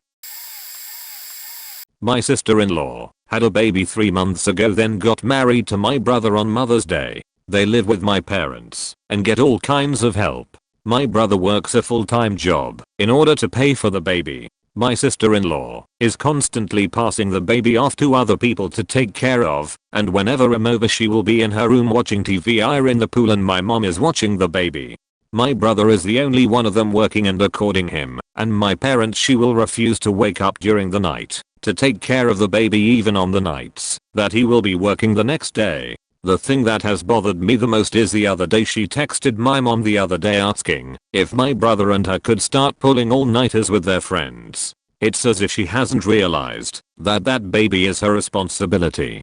My brother is doing everything he can to take care of that baby and my parents have been helping them, and she refuses to go and get her JED or driver's license. She kinda just puts everyone out. Everyone has spoken to her about all the crap she does, but she doesn't seem to get it through her head that these issues need dealt with. It's not like she's on drugs or anything, but she needs to step up and be a mom to that baby. All the help she gets would make sense if she had other responsibilities like a job or something.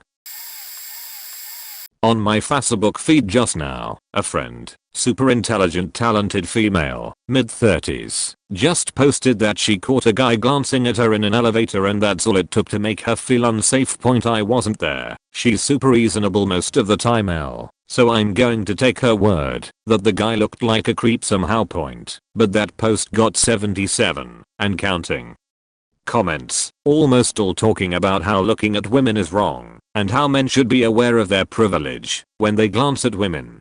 Furthermore, the point was made many times that if the woman feels threatened, she's a victim, and to question whether she should have felt threatened is to victim blame and mansplain. I've never seen a group of elite college educated people be so out of touch with reality? Point first of all, some level of danger is there with all strangers. They could be murderers, or thieves or rapists. Some people are terrible. Feeling mildly concerned about that is a choice.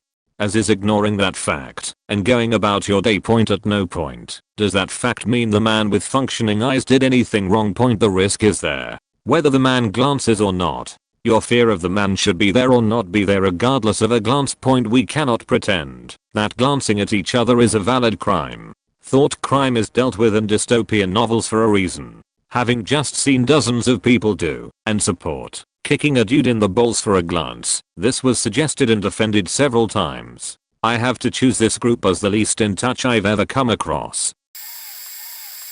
I got this friend who is spoiled as shit. It got horrible in college when he would continually fail classes and blame the professors. I self-taught myself basic HTML when I was around 13 and never kept up with, but when he had an intro web design class I knew how to do his homework where he was clueless. His dad is a chiropractor making serious money. My friend needed an unpaid internship to get course credit.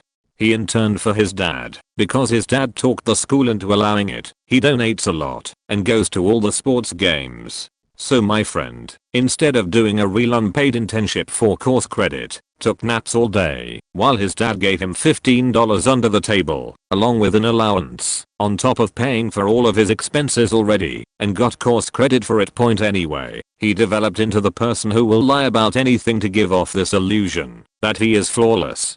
The best example was when he tripped over his own feet, turned around, and, being completely serious, said who the fuck would plant grass here. He was already the type who would do something like drink his roommate's beer and, after being accused, would insist it wasn't him. Even though we'd seen him do it plenty of times. He just straight up refused to ever admit it and would turn it around and get mad at everyone else.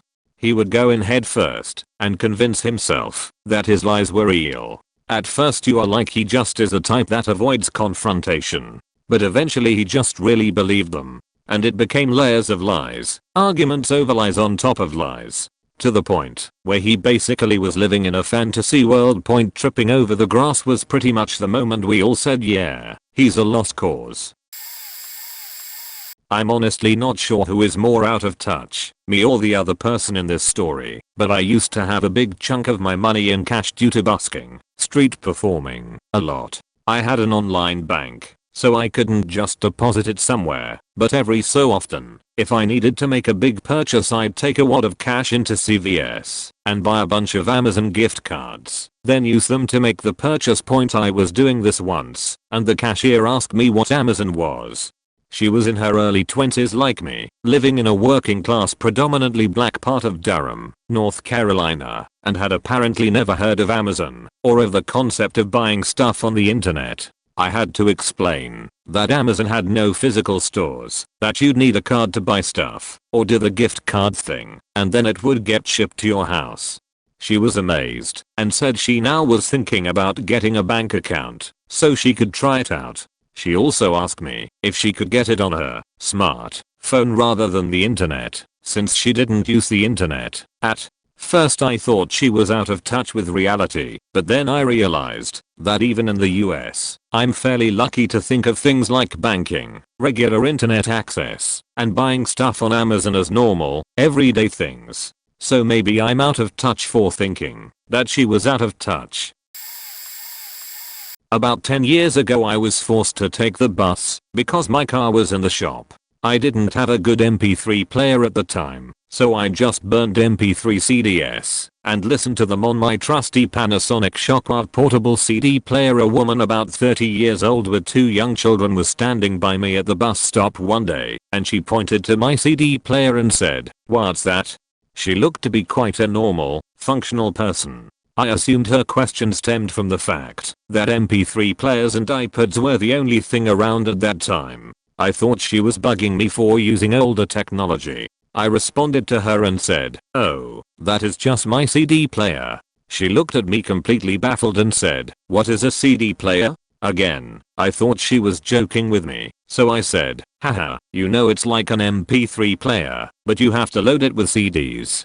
She looked even more confused and said, "What is a CD?" I didn't know what to say at first. I was caught off guard. I explained to her that a CD was a little digital disc that held music, so you could play it later. Her eyes lit up and she said, "Oh, so it's like a mini shiny record." I confirmed that is pretty much what it was. She then said something along the lines of, "That is crazy. What will scientists think of next? I can't even believe you can walk around with music in your hands." It's not as crazy as the rest of the responses on this post, but it was something that I still think of to this day. I mean, at the time CDs had been around for like 20 years or more.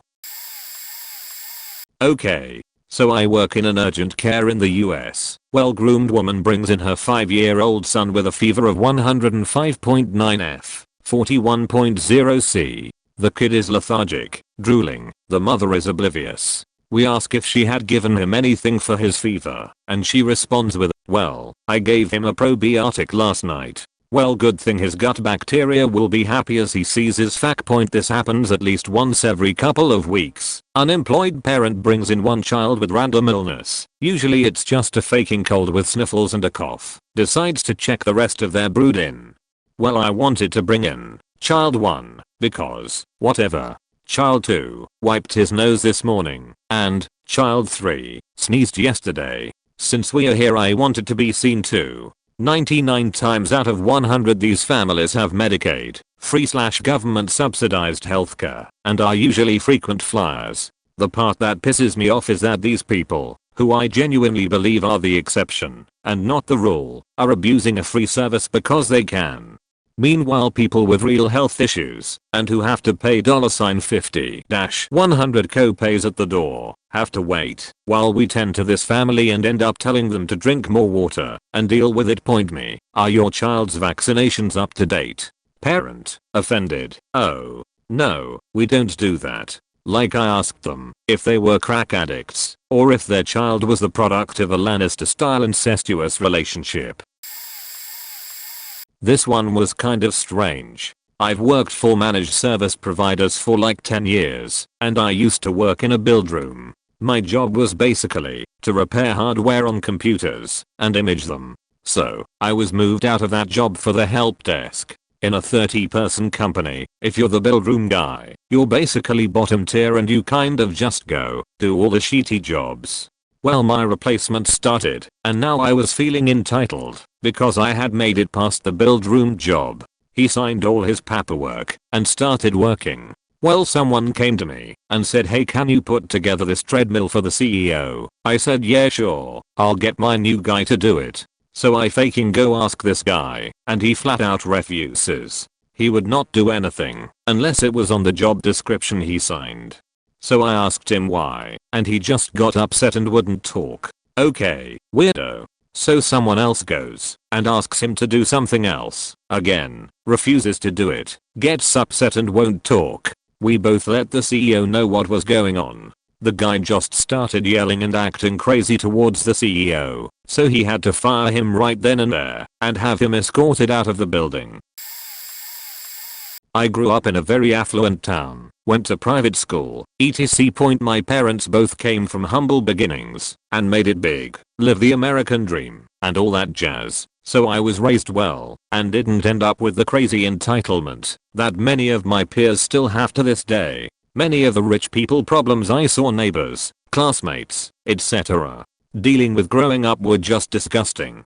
This, however, took the cake. One of the families at the private school I went to took a 2-week vacation to China one summer, and the mother told her kids to throw out their underwear at the end of each day because she didn't want to deal with the smell in their luggage or in the laundry room. The kids were both teenagers without any hygiene issues, so it's not like the underwear was disgusting after one day of wear. Those kids threw out 28 pairs of underwear while traipsing through areas of extreme poverty, all because their mother was pissy about the smell of slightly dirty clothes in their luggage and laundry room. I have many crazy family stories, but one just happened on Sunday that made me realize she was truly psychotic. I'll give you a very brief summary, though, because otherwise this story could take hours. My fiancé and I have been living with his mom for about 2 years now, while we attend college. His mother is insufferable. Always hovering, calling 5 times a day to see where he is, telling him he does everything wrong, etc. Point last Wednesday we decided to move in with my mother. We broke the news to family and she couldn't understand why he needed space. Point after days of arguing, and he being incredibly unrelenting, her parents, my fiance's grandparents, decided to mediate the arguments. After 6 hours of everyone telling this woman she was wrong in this situation, she still didn't understand. She doesn't like to lose. Point throughout the 6 hours, when she didn't get her way she was childish enough to storm out of the house and cry, come back in, and yell that no one understands her, storm out again, etc.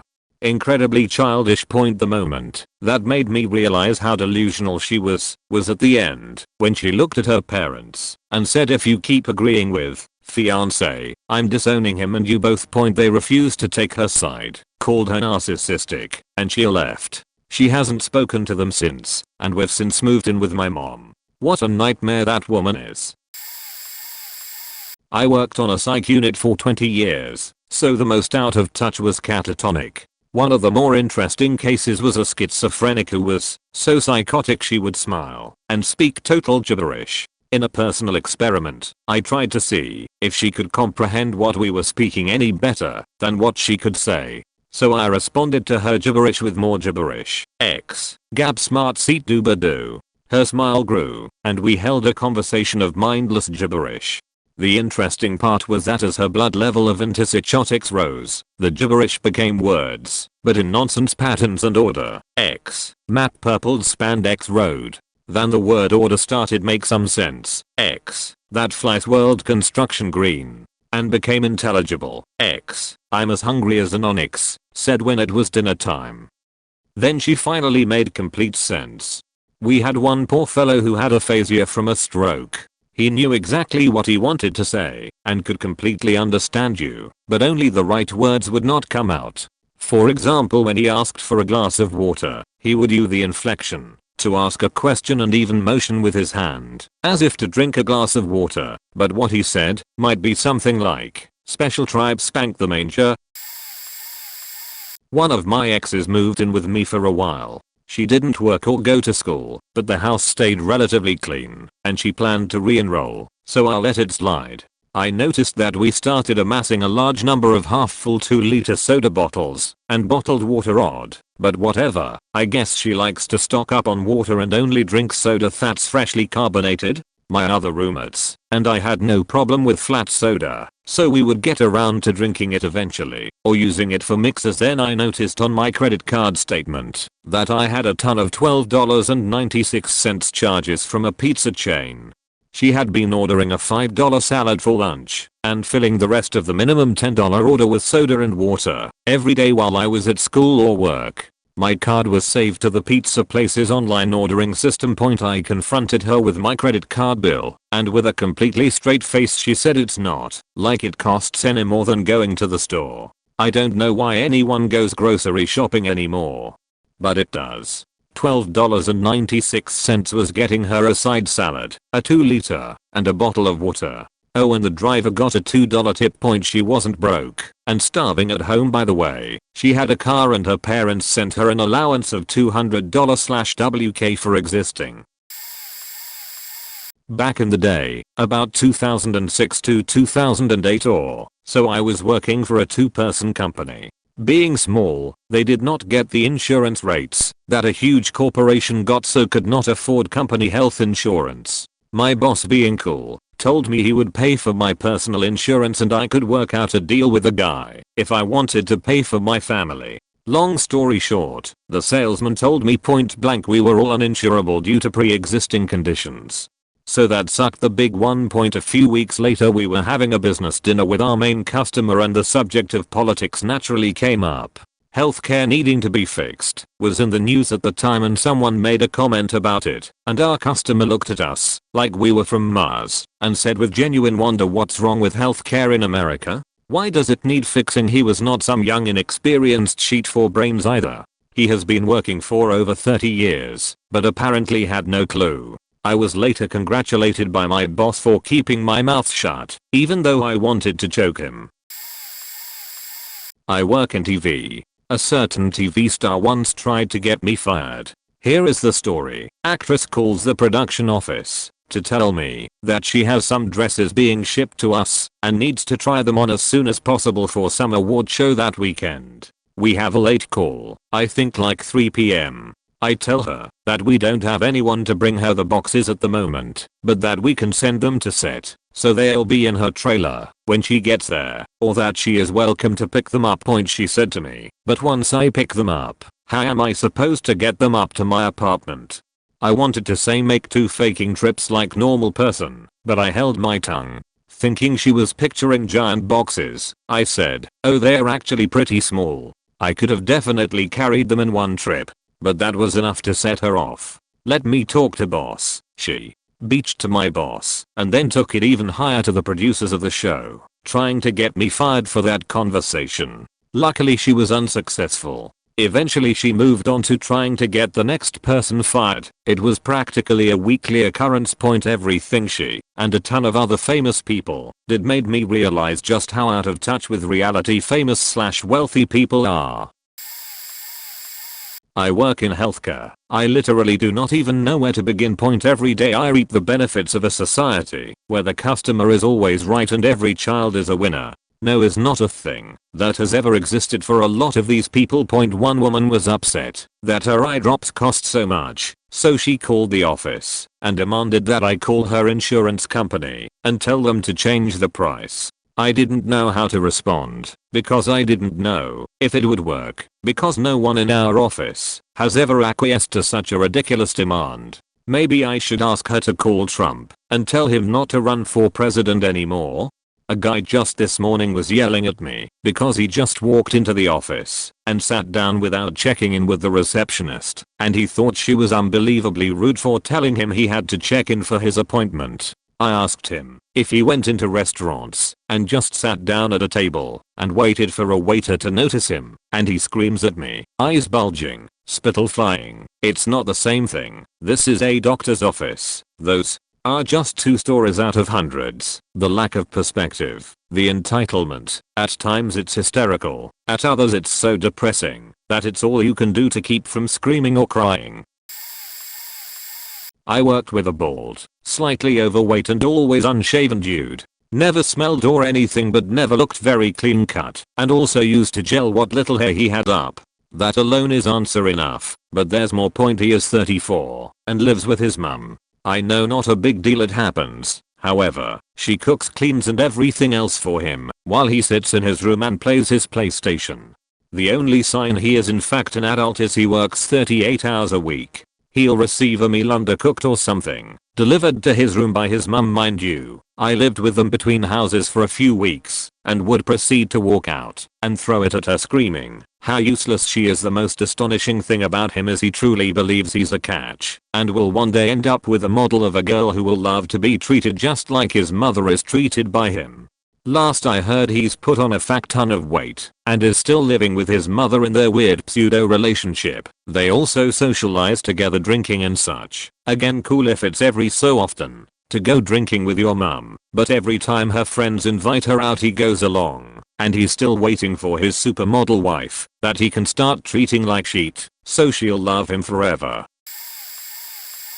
Definitely late to the party, but I'd have to say an acquaintance of mine from high school. He was a pathological liar who had bipolar disorder, so it was to the point where we all thought he was believing his own lies, which included his dad being part of the Hungarian Special Forces. He claims to have been kidnapped while in Hungary, and his dad and uncle proceeded to save him, which included uncle killing someone with a bayonet attached to a shotgun that he used to stab, and then lift up a fully grown man and shot him off it all with one arm.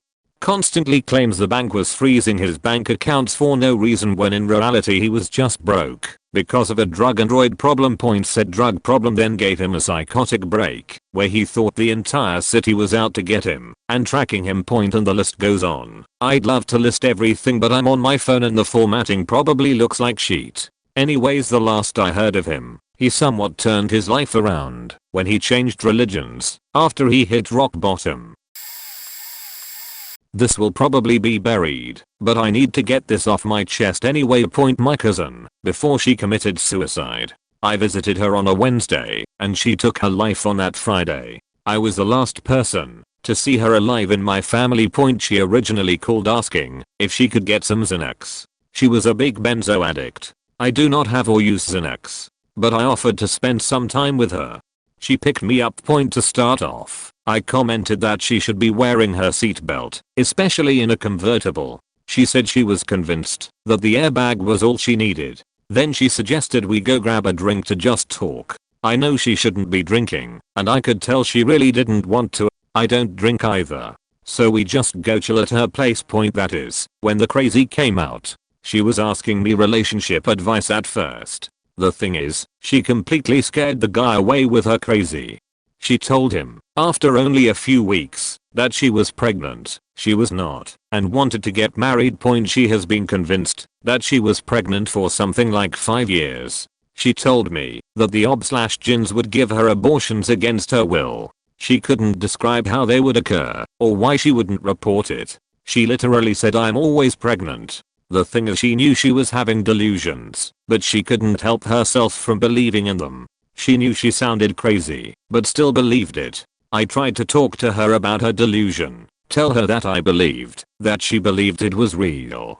But then I tried to help her by giving her excuses to blame it on, like hormonal birth control making her think she is pregnant, etc. I hoped to give her something to latch onto so she could pull herself back into reality. Further down the rabbit hole, people were always trying to break into her home and steal her valuables and prescriptions. No, she was just pawning them and taking all her pills at once. I offered to stay and make sure no one broke in, but she declined.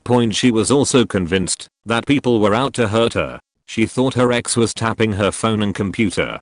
Being a good person and good with computers, I examined her phone and laptop. No keyloggers or anything were on there, and we changed all her passwords. Worst of all, she thought she was an angel. Angel Claire. Her name was not Claire. How do you even begin to talk about that rationally? Long story short, the conversation was over 4 hours long, and she was out of it as fuck.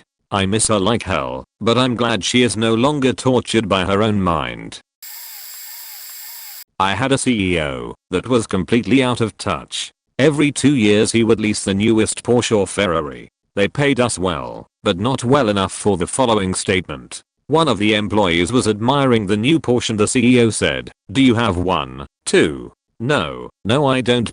Also, he was extremely competitive when there was no way to win against his salary. If you saved up and were traveling to somewhere you could barely afford, he would ask where we're going or what city you were going to, and then say, "Don't stay there, it's crap. Stay at an insanely expensive place that only a CEO could afford." Once, I told him that my husband and I were staying at the Four Seasons on Lanai for part of our honeymoon. A very generous gift could not afford on our own, knowing he had stayed there before and couldn't one-up me. Well, he asked where our room was and what it overlooked, just to show his room was better than ours. I get it, Yorick.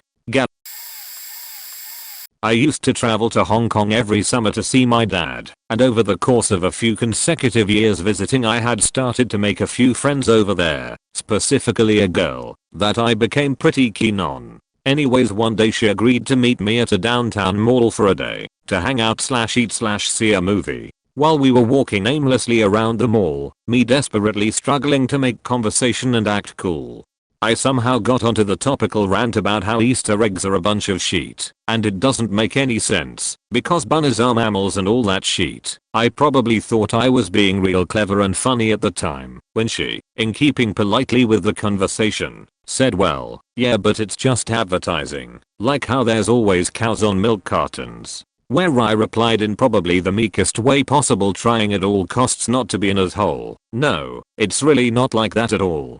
After a little back and forth I figured out that she believed milk to be a synthetic product like Coke, and she was totally dumbfounded and sickened by my revelation that it was milk from cows, which is produced, like all milk, for infants, just calves in this case, and not human babies. I really don't mean to slander her or anything, because she really was an intelligent and cool person, just not exactly well versed in the workings of the dairy industry.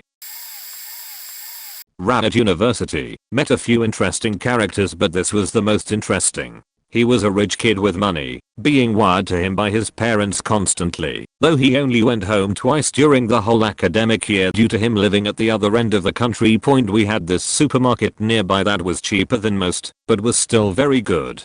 He said, "Man, I'm so faking rich and can buy all this stuff, and yet you're struggling to pay for food from that place." He had never done his own laundry or housework, so we had to show him how to do it. He thought this was too much to do, so he would just buy months worth of clothes as he lived a few hours away, and would just take back suitcases full of clothes to be washed at home. When he went home at the end of the semester, had never had to tidy up after himself, so just threw any litter he had on the floor of the kitchen. Would withdraw about $300 of money from an ATM if a girl was nearby and would then place the money on the table as it was uncomfortable in his pocket. Would spend all the money as well on a night out. Spent about $600 on champagne for girls at a club to get phone numbers. I think the military showed me the depths of these kinds of people. And of the two worst examples, I can't decide which one was more out of touch, so maybe the people can decide? I'm trying to present the claims in chronological order. They get a little screwy in there, and if sometimes it doesn't make sense, it's okay. They don't make sense. One guy in boot camp claimed, on top of numerous other things, his uncle was a senator. When pressed for his name, he couldn't remember, even though he spent summers with him all the time. Then the uncle had died recently, so that's why he forgot the name. But this uncle was also going to give him and his naive friend cake orders to Hawaii. The dead uncle, whose death, a US senator, not a state one, never even showed up in the news. Also, before boot camp he was training with all the SEALs in his hometown of middle of nowhere, Iowa. Apparently there were like 40 of them in that one town, all active duty still. For some reason, in Iowa, and in his hometown his parents did pretty well for themselves, because they were accountants to a bunch of millionaires/billionaires that all lived exclusively in the middle of nowhere, Iowa. It's apparently a really badass town. That's how he could afford his dozen cars and huge gun collection. But despite all this, he chose to enlist. And using his uncle's influence, the dead one, but not really. Haha guys, he was talking about his other uncle, the admiral. Duh. He got in the Navy as an undesignated sailor. Apparently his uncle or uncles were kind of dicks. One kid in my command just had all the claims. Of course, he was pretty rich, which explains why he was enlisted, and he owned an entire warehouse of classic cars. Oh, and he was a helicopter pilot at the age of 9, but he was only ever referring to being an RC helicopter pilot after months of being called on this claim. He also was the sole mechanic of an entire hangar bay of airplanes by the age of 15, which explained how he had absolutely no knowledge of aircraft.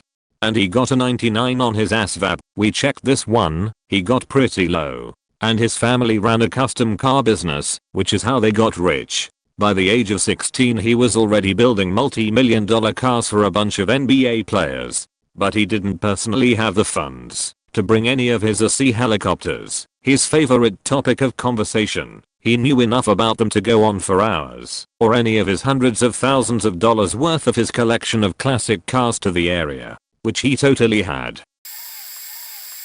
When I was a freshman in college, I dated a guy from a wealthy family who had a very sheltered and coddled upbringing in an insulated upper-class suburban community. I grew up in a working-class family inside of a huge city and was pretty much a free-range kid from the start of junior high school. He wanted to see where I lived one day, so I drove him to my neighborhood.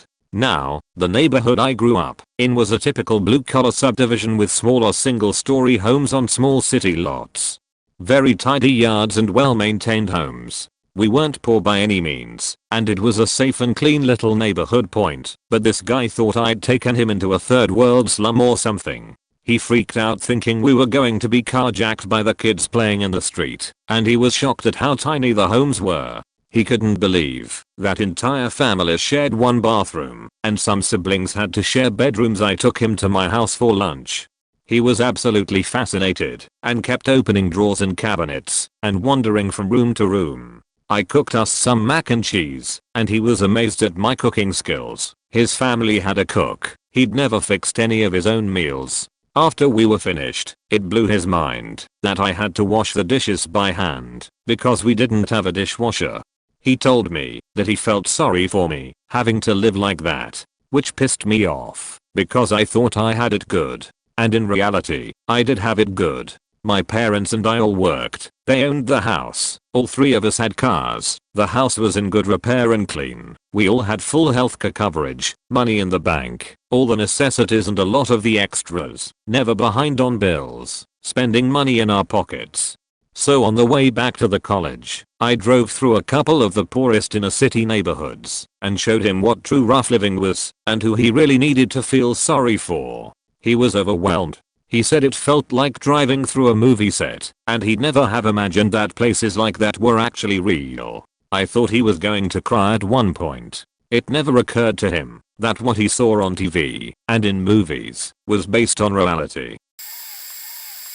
When you leave your current job for another one, seek a decent pay bump. If you are leaving on good terms, in order to advance your career, go for about 20% more than your current. It doesn't hurt to ask and lie about your current pay point. No one can legally check your current pay from your current employer. If they somehow do, who cares? That's what you're asking for. I'm pretty sure everyone does this within reason. I'm always shocked when I have friends that tell new companies exactly what they make.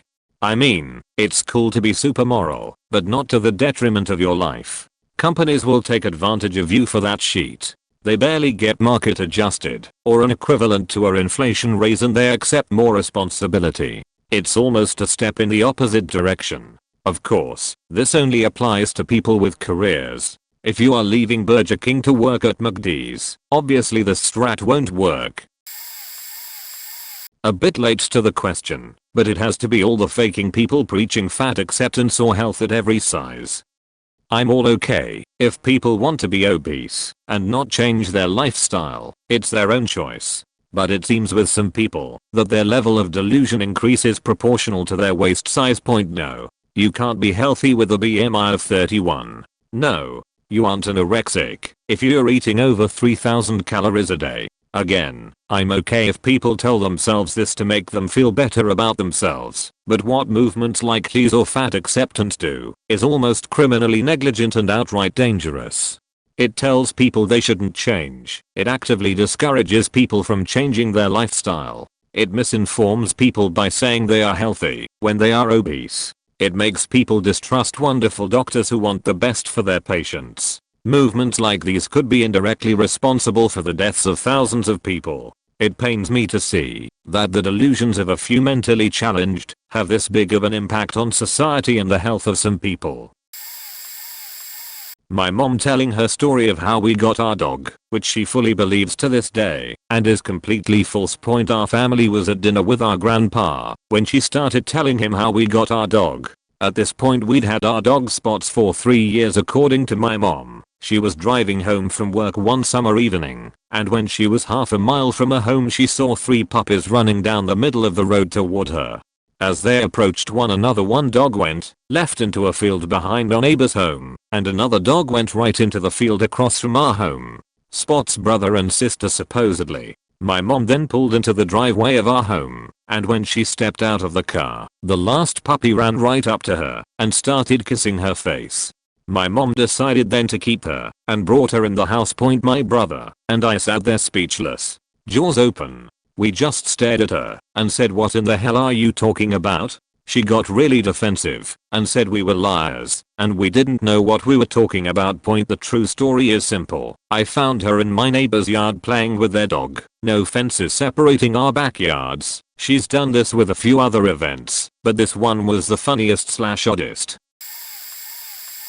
True story here. This guy I know is so out of touch with reality that he does not know how to love himself anymore. His girlfriend recently cheated on him with someone he had hired not too long ago. She has cheated on him multiple times with different dudes before in the past. She has stolen from him on multiple occasions. She has successfully replaced his credit card machine at his shop so that the money will go directly to her bank account. I told his dumbass to call the cops, but he said he don't want her to get in trouble. The neighbors have called the cops on them multiple times since they've been together. Most of the time she was the culprit. She has a habit of breaking sheets in the house and outside of the house, his car, when they get into an argument. They argue almost every other day. She attempted to stab her own daughter once. He got stabbed with a kitchen knife before. Again, he never reported it because he don't want her to get in trouble. She kicked him out of his own house once. Everyone in his family and circle of friends hate this bitch. Yet he always find an excuse to forgive her despite what everyone is telling him. She has already left him for another dude several days ago, but he is still sitting at home waiting for her to come back. The worst part is that he is running around telling everyone how much he misses her now that she is gone. I don't know what is wrong with this guy. Can a psychologist elaborate? A neighbor I had as a kid was off his rocker. We lived out in the country, so his house was about a 1/4 mile away from ours. He had about 20 dogs and would complain that our dogs kept him awake with their barking. Except our 2 dogs stayed on our property and only barked when someone approached our house. One night we drove by him as he was walking along the side of the country road we lived on. In the dark, dressed in PJs and rhythmically smacking himself in the head with a fleswitter. He died a few years later when his house caught fire. My uncle, who lived with us at the time, was on his way home from work and tried to help and was able to save the wife, but he said the house was so full of crap he couldn't get to the husband. The wife later told my uncle that her husband had been complaining about being cold, so he chose to start a fire in the fireplace. But he still couldn't get warm, so he kept pushing the couch closer and closer to the fireplace until apparently some embers landed on the couch and started the larger fire. She said he just sat there even as the couch started to burn with him sitting on it. I've been in a mental hospital a few times, so I've actually seen some crazy shit. Most heartbreakingly out of touch. When I was 19 I ate breakfast with this woman every day. She was very nice and motherly. I assumed she was there for depression. Seemed like your everyday person. One day I woke up, she was tearing apart the one ward, running around flipping things over, mumbling to herself and talking to people. She kept saying the CIA was bugging her, etc. They had to shut down that half of the ward. A few days later she was completely normal again. I asked her if she really thought she was in the CIA or that they were tapping her. She said yes, you 100% believe it is real, even the people who weren't there. Most scary. Same trip to the hospital, I was 19. There was this elderly lady there, she wouldn't eat. They would sit her at a table in the hallway. She was not allowed to move until she ate, which she never did. I came into my room one time, she was squatting on the floor pissing all over. She started screaming at me. Later someone told me I should be careful because that used to be her room. She gets confused. Weirdest, I work at a call center. I have this girl who's a regular. She's in the FBI, CIA. She works at the Treasury. She makes sure she keeps saying she has top security clearance. Last time she called she said her sister showed her how Apple is collecting data on her, tracking her, recording her. I asked if she had an iPhone. She said no, she doesn't have a cell phone, TV, or internet. Caller ID shows she's calling from a cell phone. She then kept telling me how Apple is stalking her and harassing her. She saw it all on her sister's phone. Also that they are wiretapping Blake Lively in his room. She wanted the numbers for the FCC and for Verizon. The number one had for Verizon was not toll free. She said she'd look on her phone bill for the number. I get her about once a month, but usually doesn't say much about her wiretapping. This woman, we'll call her Mary, is continuously putting herself into the most dangerous situations while being painfully oblivious to what is going on. A mutual friend was so concerned for Mary's welfare that she held an intervention. I never met Mary before and had no idea what to expect, but I showed up. Mary, a waif of a woman, met a John online, I think via Craigslist, and John was going to take Mary on an all-expense-paid trip to Cape May this weekend. He was magically able to get a reservation at a very popular Cape May hotel in the middle of summer with 2 days notice. She assured us it was fine, that she was going away with a complete stranger she never actually met, but only talked to on the phone, because he promised her that she would have her own bed, in the same room, but separate bed. Our conversation went something like this: have you met John yet? No, not yet. We only text/talk on the phone. We are meeting tomorrow night, when he comes to pick me up. What is John's last name? I don't need to know that. What does John look like? I don't know, but he said he was. Described a guy. Are you meeting John there? No. I don't have a car. He's picking me up. Are you going to crawl into the trunk and save time? Wah. I'm just wondering if you are suicidal or stupid. I'm not stupid. Why would you agree to have a stranger come to your house and pick you up and take you anywhere? Because he said we were going to go to the beach. Another friend chimes in. Mary doesn't have enough money for a hotel or food this weekend. She asked to borrow some money. I'm afraid she will be stuck there if something goes wrong. Mary, what happens if John decides he doesn't want to bring you home? John would never do that. And I already told him I didn't have money for food. He said he would pay for everything, and we are going out to a fancy restaurant every night we are there. Mary, do you realize how risky this situation is? It's not. I want to go to the beach. Do you want to be raped or murdered? I'm not going to be raped. Or murdered. Why not? He said he wants to treat me like a princess. Why would he agree to do that? I deserve it. He said I was beautiful. How does he know what you look like? I sent him a few pictures of me. Shows sexy photos she sent wearing sexy underwear. Mary, seriously, are you agreeing to go away with him in exchange for sex? Indignantly denies it. Why do you deserve to have John pay hundreds, if not $1,000 on a woman he doesn't know? I work hard, and I deserve a vacation. Why would John pay for your vacation? Why wouldn't he? Okay, let's try a different approach. Text him now and ask him to send you a photo of his driver's license. No. Why not? That's rude. So is luring stupid women to their death. But that didn't stop him from asking for sexy pics or where you live. Stunned silence. Go ahead, text him and ask for proof he has a license. What if he doesn't? How is he driving a car? Oh, no. I can't be that rude. This went on for a while until I gave up. I just referred to her as murder victim #1 throughout the night. I later learned that she never went away. Someone in her family learned of the setup and intervened. But every one of her friends have removed themselves from her life as she keeps doing this. I have a cousin I despise. He is 36, lives in his parents' basement, has never landed a job on his own, and has racked up massive credit card debt buying scotch and cigars so he can play Mr. Big Shot on social media. A few months ago my grandfather got my cousin a slam dunk job opportunity with a company he has routinely done business with over the past 50 years. The old school Italians take care of their own. My cousin was to be paid $58K a year to basically drive sheet from one place to another and fill out the occasional form. He told everyone he thought he should hold out for at least $60K since he has a business degree from a Big Ten university. First thing he did was go out and sign a lease on an $1,800 a month, 1-bedroom apartment in a tony part of the city, of which his parents are paying a substantial chunk of. I don't know whether to laugh or cry sometimes. Maybe it is me who is out of touch with reality for actually trying to be my own person, rather than leeching off of relatives and such.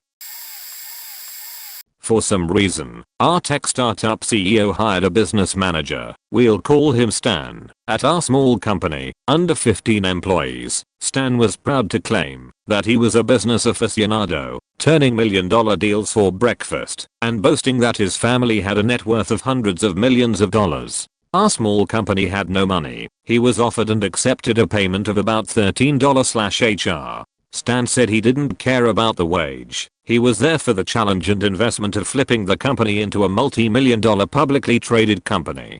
There were a couple red flags. Stan had no car. He couldn't decide which one to buy. His dad dropped him off to work every morning in a beater, and frequently he would bum a ride home from one of us. He would bring over business associates from the nearby bar and smoke weed with them in his office. They were just regular bar patrons.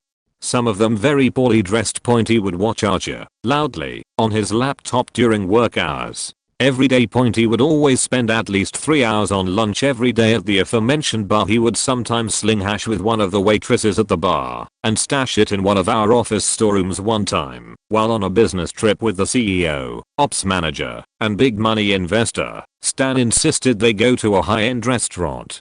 "Don't worry," Stan says, "I've got this covered." Per the ops manager, the bill came out to over $1,200 for 4 people. Stan's credit card was declined. The CEO picked up the entire bill. To give him credit, Stan did have some talents. He could bullshit his way out of any situation. He could down more liquor during the business day and stay more functional than my father, who has been an alcoholic for 30 plus years. After less than 5 months of his employ, the startup had run out of funds and had to close up shop.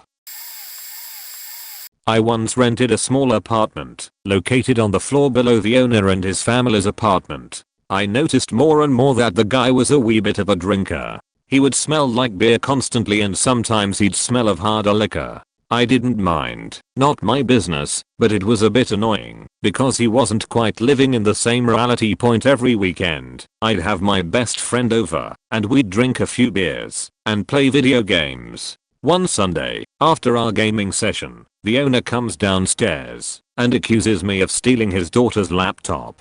I asked if he was actually accusing me of sneaking into their apartment and stealing her laptop in her room while they slept. Absolutely. I, of course, refused this nonsense, so he says, "Can you call your friend up and ask if he did it?" I had to call my mate up in front of him and awkwardly ask if he had stolen the laptop while they slept. I still don't know why I did that instead of just telling him to fuck off, but apartments were extremely hard to come by in my area at that time, so that may have played a part.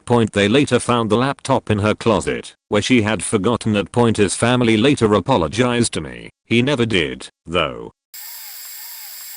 I was living in South Korea in 2002 at a brand new English conversation school for elementary school kids, Hagwon, SP, and the owner hired a new teacher who had had a really bad experience in his first job in Seoul. He said the school he'd worked at closed and the owner, a corrupt bastard, tried to sell his contract to a new school, which is illegal, and force him to go work there.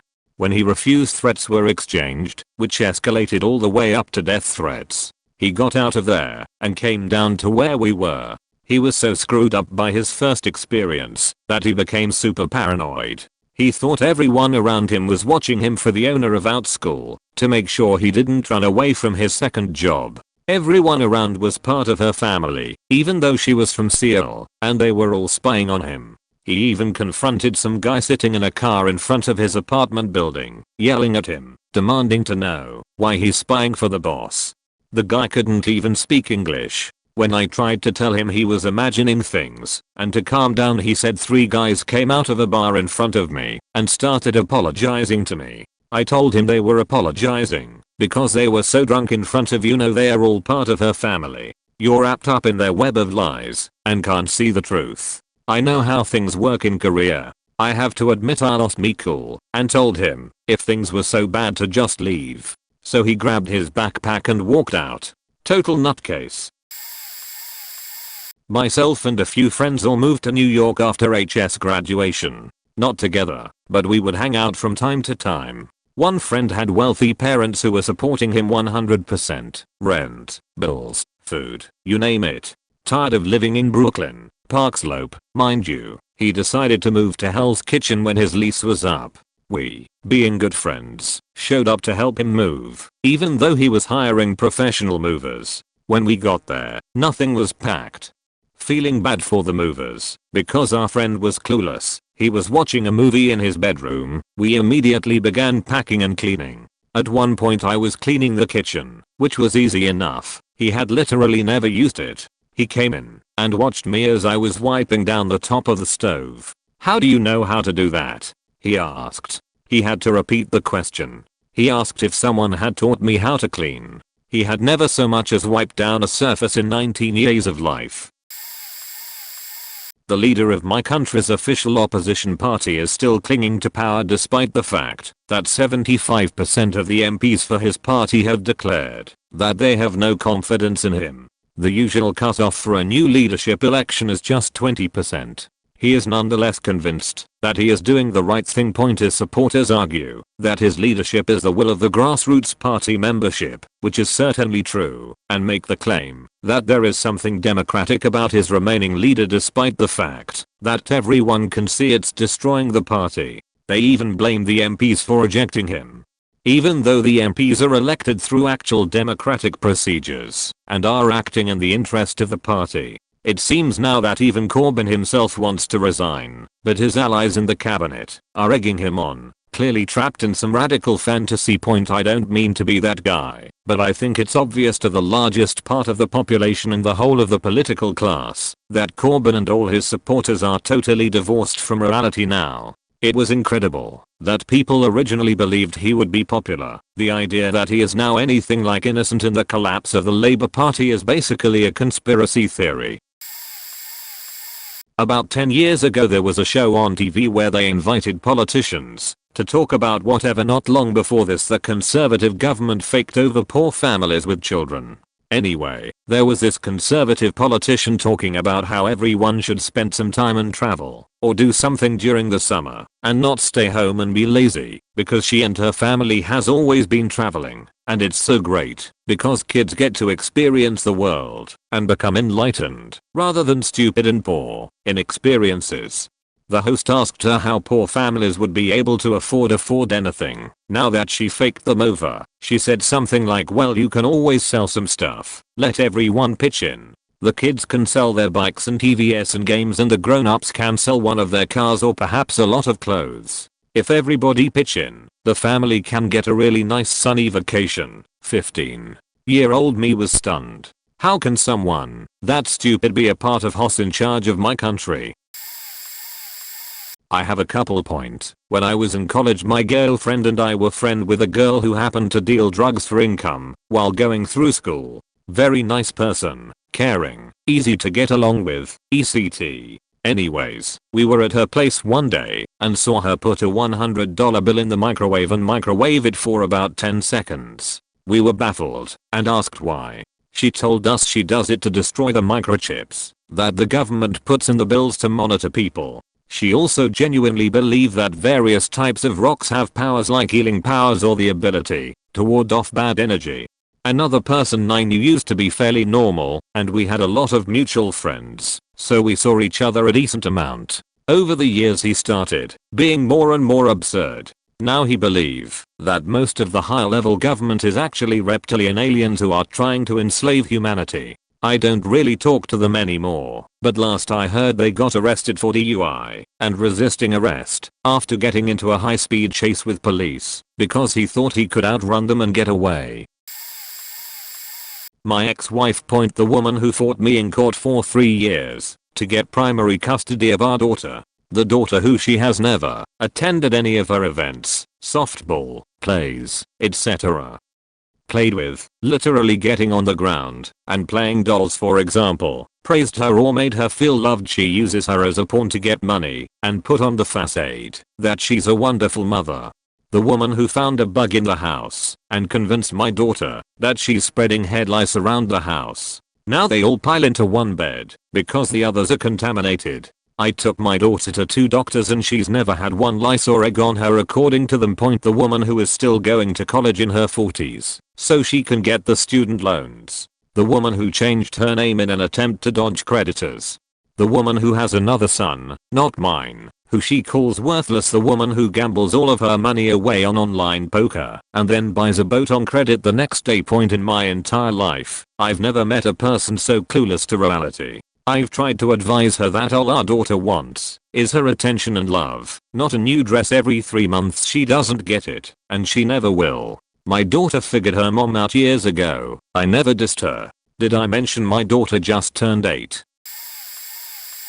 I have received an alumni scholarship from my university, where of which an alum picks an incoming student to give it to based on what they are looking for and their scholarship message. Anyways, my alumni donor is the kind who likes to be involved with your life. He's very kind, intelligent, kind of like a father figure. He is balling with so much money due to his private investing in Hong Kong's mobile industries and technology.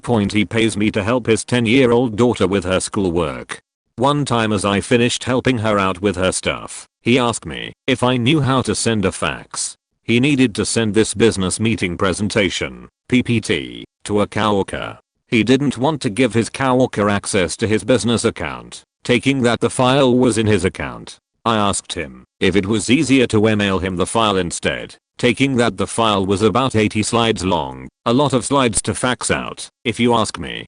He then stands there, bewildered, and says that he doesn't know how. I had to basically teach him how to download the file from an account and then attach the file to an email. He was so happy that he hugged me after. This guy donates thousands of dollars to my university, is super successful in everything he does. I would imagine that he would at least know how to send an email. I was shocked. He probably has people send emails for him. Ha ha ha ha. I work at a drug and alcohol treatment center. So the majority of people come in on the first day completely sheet-hammered drunk, or so high on heroin they can't keep their head out of their lap. But there is one woman who stands out more than anyone else. She was a 46-year-old woman who was checking herself in. She was supposed to be in at 11 AM, and she showed up at 11 PM completely wrecked on vodka and Xanax. So, there are 3 CPAs, clinical program assistant, on this particular night. 2 women, and 1 male, myself. The new client stumbles into the office, where we do intake paperwork, and proceeds to explain to us why she doesn't need to be there. She's just doing it so she can keep her job at the law firm she works for. She was a waitress at Applebee's. Then she goes on to offer me the best blue job I would ever receive, and that my co-workers could watch. After I kindly decline her offer, she asks if I want to watch her and my co-workers have a 3/some. We all decline that offer. Finally, we start on her paperwork. While asking her the standard questions in regards to her drug and alcohol use, we notice a strong odor of feces. This woman cheated and pissed herself without batting an eye. We asked her if she wanted to maybe use the bathroom, shower, or at least change. She saw no reason to do anything of the sort. That's the most out of touch person I've ever been in contact with. But she still has her employment at Applebee's, so there's that. One is hilarious, and one is really sad. A few years back I was working reception at a large resort/timeshare property. My company had recently taken over the timeshare operation. I'm not sure they understood at all what they were getting into. Needless to say, the previous TS company had massively screwed the guests and had some pretty shady marketing practices, don't they all? One day we get a lady checking in for her week in her unit, and she has traveled a long way, over 2,000+ miles. Most people are tired and say weird things at check-in. By week's end I was going to take the hotel bus and run her crazy as over. I have never in my life met a more difficult, stubborn, delusional, utterly devoid of common sense person. She clearly belonged in an institution. She lacked basic life skills to get meals, dress herself, even ask for simple things like soap, directions, to work the keys, to open the suite doors, following simple directions such as the elevator is to the left. She would come up to my desk every single day, slam, or throw some paper at me with the scribbles of a child on it, and say these are the improvements you must make to my suite today, or I'm calling them. You need to do this, or I will get them to make you. And then she would go sit by the bus, stop and wait patiently for the hotel bus, which I also drove, to head into downtown for shopping, and day trips. She would call at all hours of the day and night to rant about them, and the aliens, and how there were devices and stuff, and she knew all about it. She would insist the bus drive her at odd timings into town outside the regular schedule, so they couldn't follow me. She would follow people around the street, and then approach me to file a report on them. She would scream at housekeeping if they rolled their service carts too close to the shrubs in the garden, because we were interfering with her ability to read the light rays from the shrubs. She went around every morning to find the tree or shrub that was sending her the special light messages that day, and that we had better not steal them first. It goes on and on, but honestly, as people who were untrained to deal with persons who have mental health issues, we're utterly exhausted at the end of the week. I did manage to get a hold of her address, and when I googled it, it came up as an assisted living facility. I know we tried on some level to get a hold of the facility or some family member to try and get her out of the timeshare contract on compassionate grounds, since it was obvious she was not able to live without support. But I do not know how that ended, as I have left the company since. The sad cases were the ones I saw when I was an admitting clerk at a county lockup for a while. The job was eye-opening in terms of the kinds of people you see, and just how desperate some people's lives are. We had a few girls in who had fried every last brain cell with drug use and unable to even say their own names despite being sober. We found a 17-year-old boy one night, wandering the freezing streets in his underwear trying to pull the skin off of his arms. He was not intoxicated, and since he couldn't tell us where he lived we had to bring him in, or he would have frozen to death. We gave him some clothes, and in the cell he would try bashing his head into the wall, saying he wanted to voice us to shut up, so he could sleep. After a while the spell was over, and we were able to contact his mother. She barged in the station, demanding we give back her poor innocent baby, and that she was fully capable to dealing with him. By this point he was back to smashing his head into the wall, so we enacted a temporary mental health hold to have him transferred to a hospital. The mother was beside herself, and in complete denial about his condition, even when a judge approved the MHA hold. I really hope he got some help. 17 is a terrible age to deal with schizophrenia. One day we found a younger guy in the bar, totally wasted, couldn't say up from purple, started a bar fight, threw chairs through windows, injured people, tried to fight several guys at once, just being an over-the-top douchebag.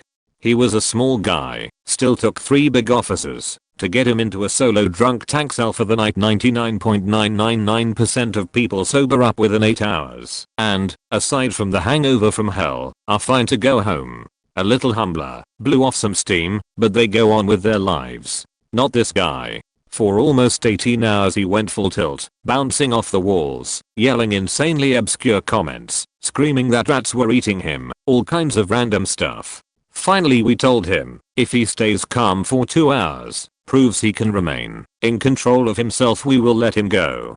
He does a pretty good job, and after the paperwork for the charges related to the fights and damage are signed he goes off. Future court date in hand. Court date comes up about 10 weeks later. The kid shows up. He is a skeleton, hairless, his whole body is frail, almost see-through skin.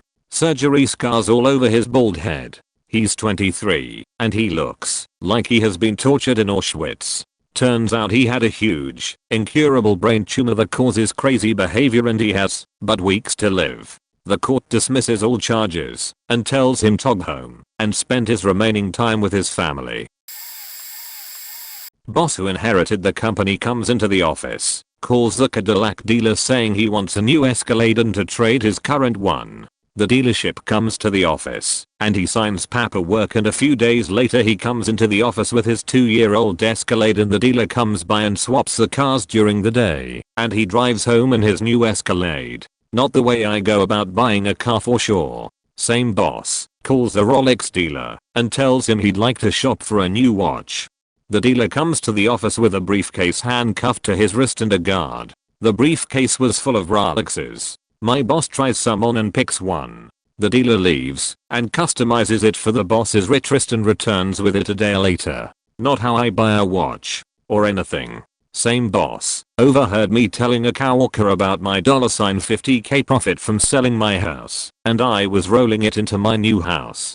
He chimes in with he sold his $3 million house and made $400,000 profit, and he's building a $4 million house. His profit was more than the value of my new house. Same boss, wife has twins. He and his wife, who does not have a job and has maids to do all the housework, cannot handle the loss of sleep that newborns bring, so they hire 2 registered nurses to alternate nights. They hired 2 RNs at RN salaries to be night nannies, so they won't be bothered by their own babies. Not how I dealt with sleepless nights when we had newborns. Same boss will not drive into the 3/4 of the city or the downtown center because those areas are not safe. Too many non-white people. I go anywhere I want with no fear, so there. My boss is the most out of touch guy I know. I worked at a gas station at the intersection of 2 major highways, so it was pretty common for people to stop and ask for directions. One time, an elderly couple asked how much further to a major highway. The most direct route was about an hour's drive, but it connected the same 2 metro areas as one of the highways right by the store. I'd always ask where people were heading, and most of the time I could save them a good hour by pulling out a map and showing them where to go. This couple was going to the city that was 90 miles from our store to the west, but if they went to the interstate, it would double the distance they would be driving. After almost half an hour with the map, they finally believed me. The issue was that they had actually come from the other side of the interstate, crossed it, and drove for another hour before stopping to ask directions. They would have been at their destination by the time they left my store if they hadn't missed their turn. The weirdest part was that they refused to believe that I knew where my place of work was on the map when I pointed it out to them. My girlfriend's little sister was diagnosed with diabetes at 13. Her mother basically let her do whatever she wanted because of that. The sister also happens to be completely selfish as well, so she's a huge nightmare. The lack of discipline she received growing up is the reason she is the biggest bitch ever. Now point back in high school, she would always make some BS up to her mom about why she couldn't have a particular hard teacher or whatever, so mom would complain and get her moved to a class she wanted. Then, she would ditch a lot. The school would call your home when you ditched, and she would say her teachers must have missed her on the roll sheet. All 6 of them, in the same day, something that never happened to me once. Well, her mom bought it, because the chosen one can't ever lie. Now she's in college, has failed BO twice, and will in all likelihood not graduate, and be kicked out soon. She's also on formal probation from her sorority, because she posted a picture drinking in her sorority gear. In high school, she got so drunk at a party, she got lost. Her friends called me, because they couldn't find her. This dumb bitch actually was so plastered, she fell asleep on some guy's lawn, and he invited her to sleep on his couch. Nothing happened, but easily could have. She also came home one time so drunk that she passed out while taking her pants off, and her parents found her half naked leaning against her laundry basket. Was she ever punished? Of course not. Mom thinks she is chosen by God. She routinely will scream at people and tell them they have an attitude for no real reason. Mom will usually tell these people to stop being so mean to her when this happens. Oh, did I mention she's 19 and has herpes? The entire family dynamic is honestly hysterical to watch as an outsider. My girlfriend can see it, but is too scared to do anything, because literally the entire family is scared to stand up to this stupid 19-year-old brat. She makes everyone around her feel worse. She comes home for 5 days and it's literally an all-out war. She will say, after being home for 4 hours, that this is why I needed to leave, because the entire family is arguing, because she is being a huge bitch. She also thinks she's the biggest grown-up in the world, despite her parents paying her rent and car, and she only works for her food money. She also is the worst backseat driver, because she has anxiety from when she slammed into another car, because she was texting. But her anxiety doesn't prevent her from raves, because people with anxiety love crowds, loud music, strobe lights, and drugs. She loves to talk down to people, like she's earned anything in life. She knows that nobody will stand up to her, because if you go after her you will have delusional mom right behind. I truly cannot wait for the storm to finally hit. It's been building for years. I can't wait for the day when I hear she was kicked out of sorority and school, has to move home. Family finds out about the incurable disease, and both of her sisters finally see the shenanigans this is. She is putting a hellacious strain on the family.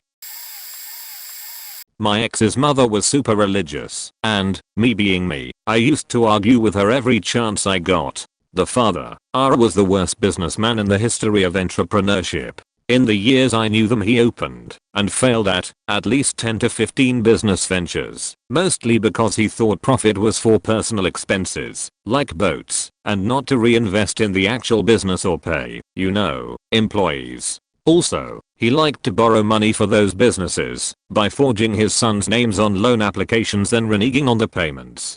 One day we are outside at a family BBQ and the mother-in-law and I get into a heated argument about the man's role as the head of the household, and, I swear, her opinion that women should support their husbands, no matter what they do, and keep their mouths shut. So I say to her, what if one day comes to you and says he's going to invest in a business? It's a really bad idea and he's going to lose everything you've worked for. Your house, your cars, all of your savings and retirement. Are you telling me that you just let him do it and not say anything? And she replies, I'd trust him as the head of the household to do what's right, and I'd pray to God knowing that God will provide for us in all ways. God will make sure everything works out. After the ex and I divorced, because clearly his family was insane, and it was hereditary. I really did do exactly what I predicted that day. He invested in a business, and it ruined them. They lost everything they had, and ended up living in a mobile home on welfare and the largesse of their children.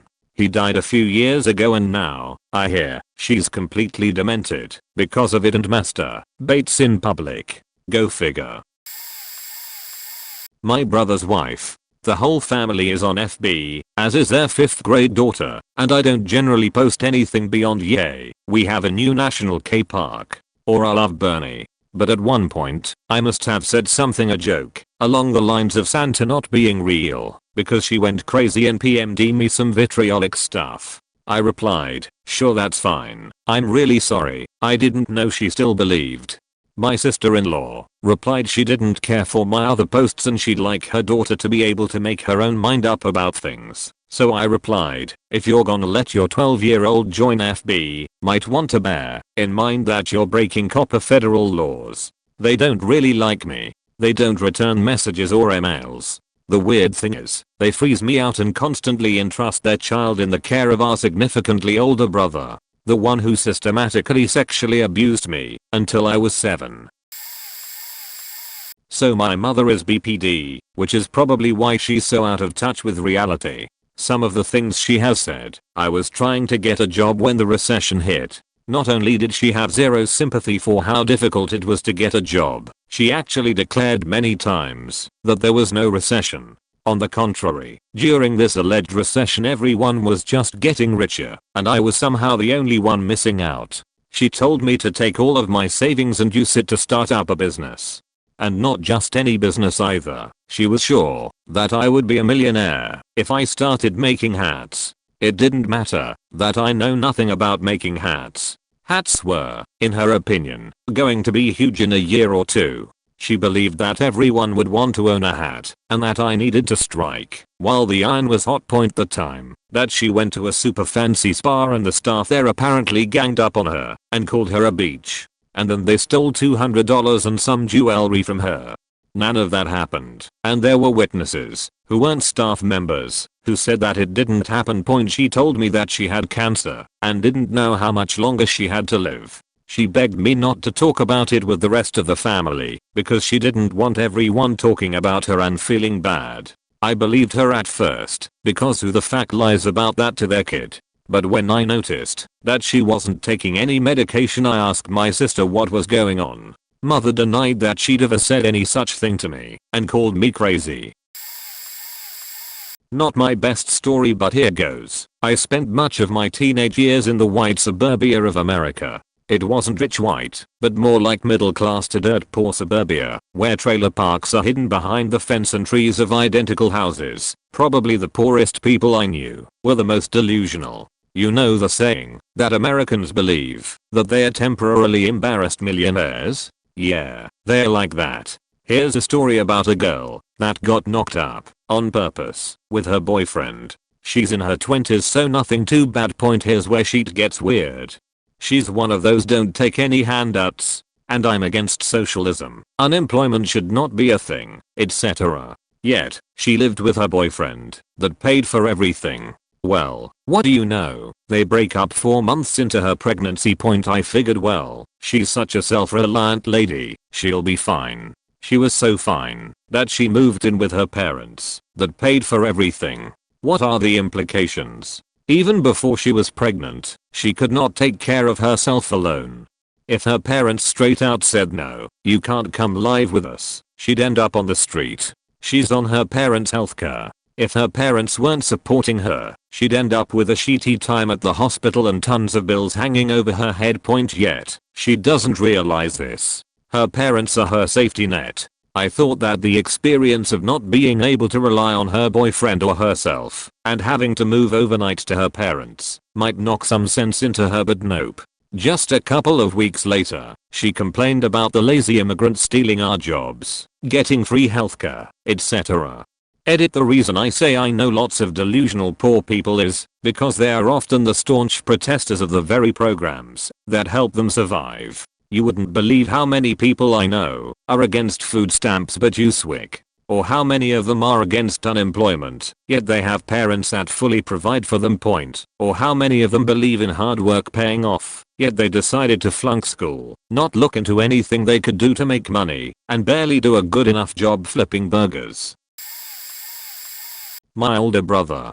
Dude was put as a DJ in one of my grandfather's nightclubs when he was 14 to 15. It ruined him. He's now 30 and so out of touch with reality it's literally insane. You'll find him outside just staring directly into the sun, drowning flies and trying to bring them back to life to prove he has divine powers. He has like 3 kids with 3 different girls and will absolutely deny they are his until there is absolute proof. And I mean absolute. It's hard to describe this one because it's so obvious they are all his children and he just doesn't want to pay child support or whatever. And on one he'll go back and forth believing it's his kid from time to time. Used to talk about pouring bleach in his eyes so he would go blind and be more in tune to see/hunt demons. This was scary because I could see him actually doing it as he drank bleach once to try and pass a drug test. It's impossible to have an ordinary everyday conversation with him because he tries to quantify literally everything. You can't say, hey man, those were some good cheese fries, huh? Without him staring at you like he's never seen you before and attempting to connect the cheese fries to some event that happened in the past. Once stared at me for hours in the garage and was unable to speak, respond, or even put his jacket on, and yet still denies he has a drug problem. He simply didn't want to respond. He would say afterwards, "We'll argue any point at any time." And the worst part is the points he's arguing he's not wrong. He would have made a great lawyer. It's a very tedious argument because he's not always wrong, but just so far out of touch. Prove that kid is mine. Where's the proof, dude? You know it's yours. It looks just like you. You've been sleeping with her. You have 2 other kids in this literal exact same situation. You haven't known her to be truly sleeping with anyone else, even though his paranoia reaches new levels. It's your kid, but do you have proof? No. Aha. As he grows the most annoying sly grin one could know.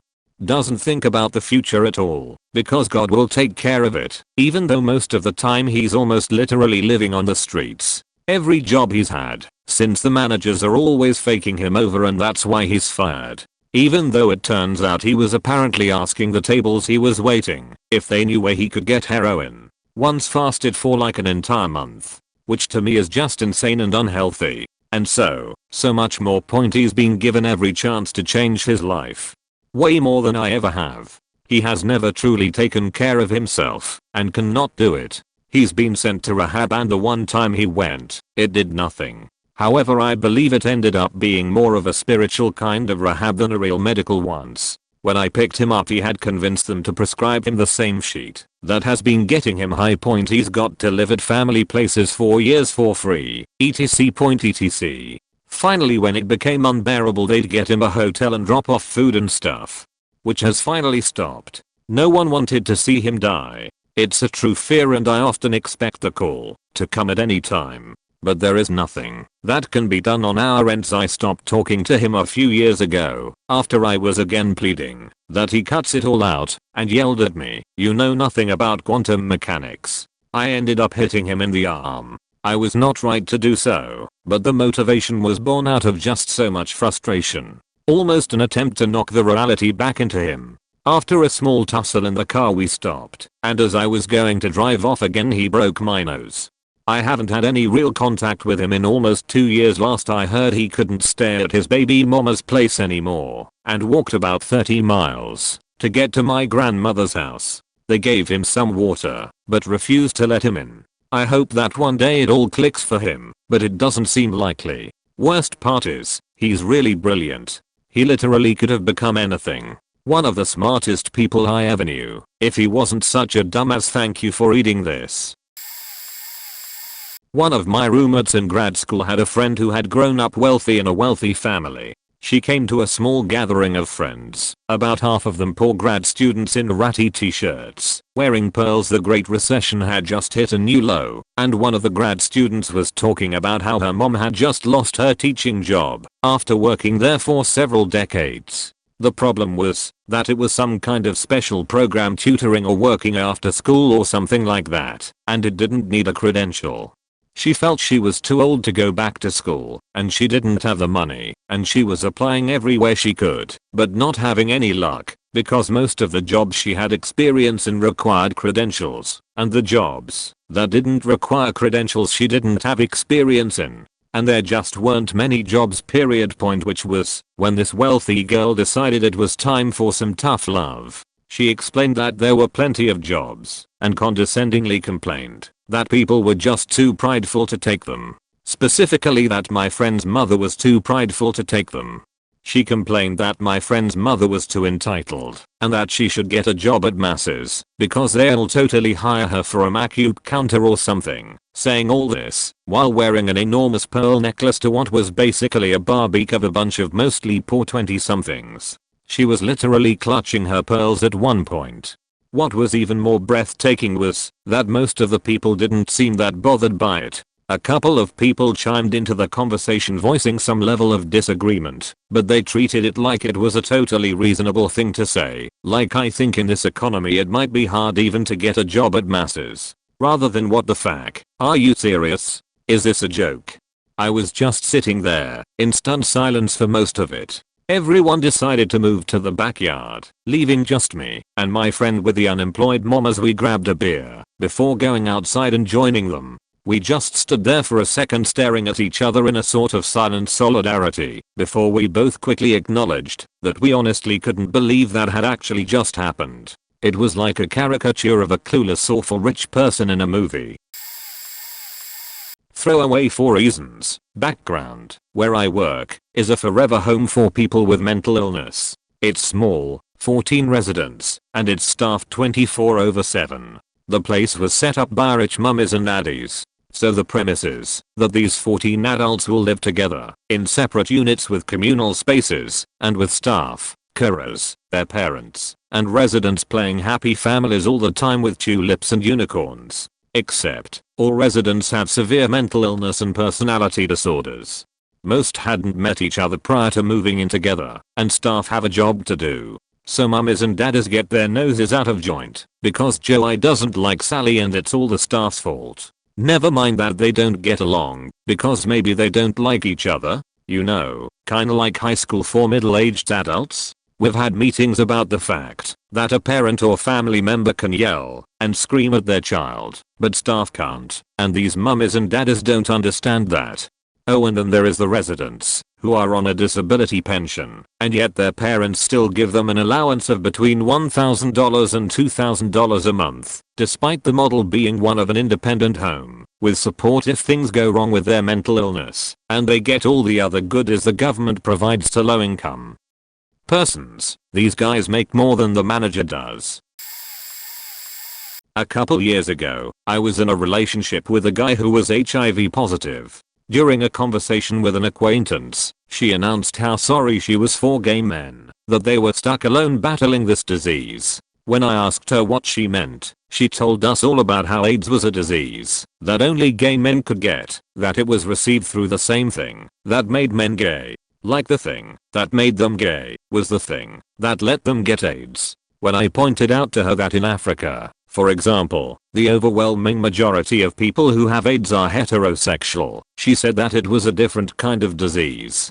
That it wasn't AIDS. When I showed her that indeed it was AIDS, she instead switched it up and said it must be a different kind of AIDS because normal people, yes she said normal, not straight, normal people don't get AIDS. So Africa's AIDS was a different AIDS. Not the AIDS that we have here in the US, and that our AIDS was a disease that was impossible for anybody but the queer dudes to get. Point suffice it to say, we ditched that conversation very quickly afterwards. Monroe is northeastern Louisiana, nothing but that bullshit Arkansas Mississippi trash. They're vastly more Protestant, and about as far away from Cajun as you can get. Their food is bland as shit. Most have never celebrated Mardi Gras. They have no idea what big nuts are. They don't know what Arcest Bon means. They never have festivals. If they do, they are not worth a sheet. No Zydeco. They can't pronounce Rue right. And it's far less cultured and diverse than Southeast Louisiana. For instance, Lafayette is the heart of Cajun culture. They're the friendliest, most fun, and enjoyable people on earth. Granted, it's southwest Louisiana, but it's the heart of Acadiana. The food is to die for, and the festivals are a blast. It's literally the happiest place I've ever been. 2 hours east is New Orleans, arguably the greatest city of all time, cultured beyond reason, bad as food, tons of crazy events / festivals / fundraisers, a great ethnic melting pot. The friendliest major metropolitan area I've ever been to, and I've been to DC, Kai, Dallas, Seattle, Louisiana, San Diego, Boston, New York, Philly, and Vegas. Southern Louisiana is awesome because it's the people. It's like nowhere else on earth. And those aren't my words. I live in an area with a ton of transplants and they always say we never wanna leave. Where I work, the boss is super rich. By that I mean he purchased a sit-down arcade machine with a Bose sound system inside. Who plays Double Dragon with Bose sound? Anyway, I'm pretty much broke. I work 60+ hours a week, have a family to care for, and haven't taken a holiday for 10 years. So I come into work one day, having got 2 trains to get here, and the boss says, "Why do you get the train?"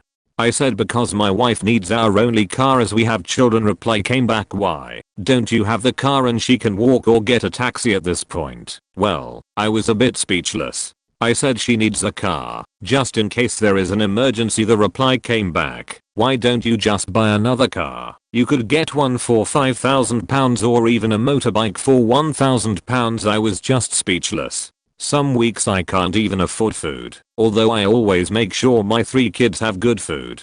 My wife works like crazy hours as well. My boss is so out of touch, and he has 4 cars of his own.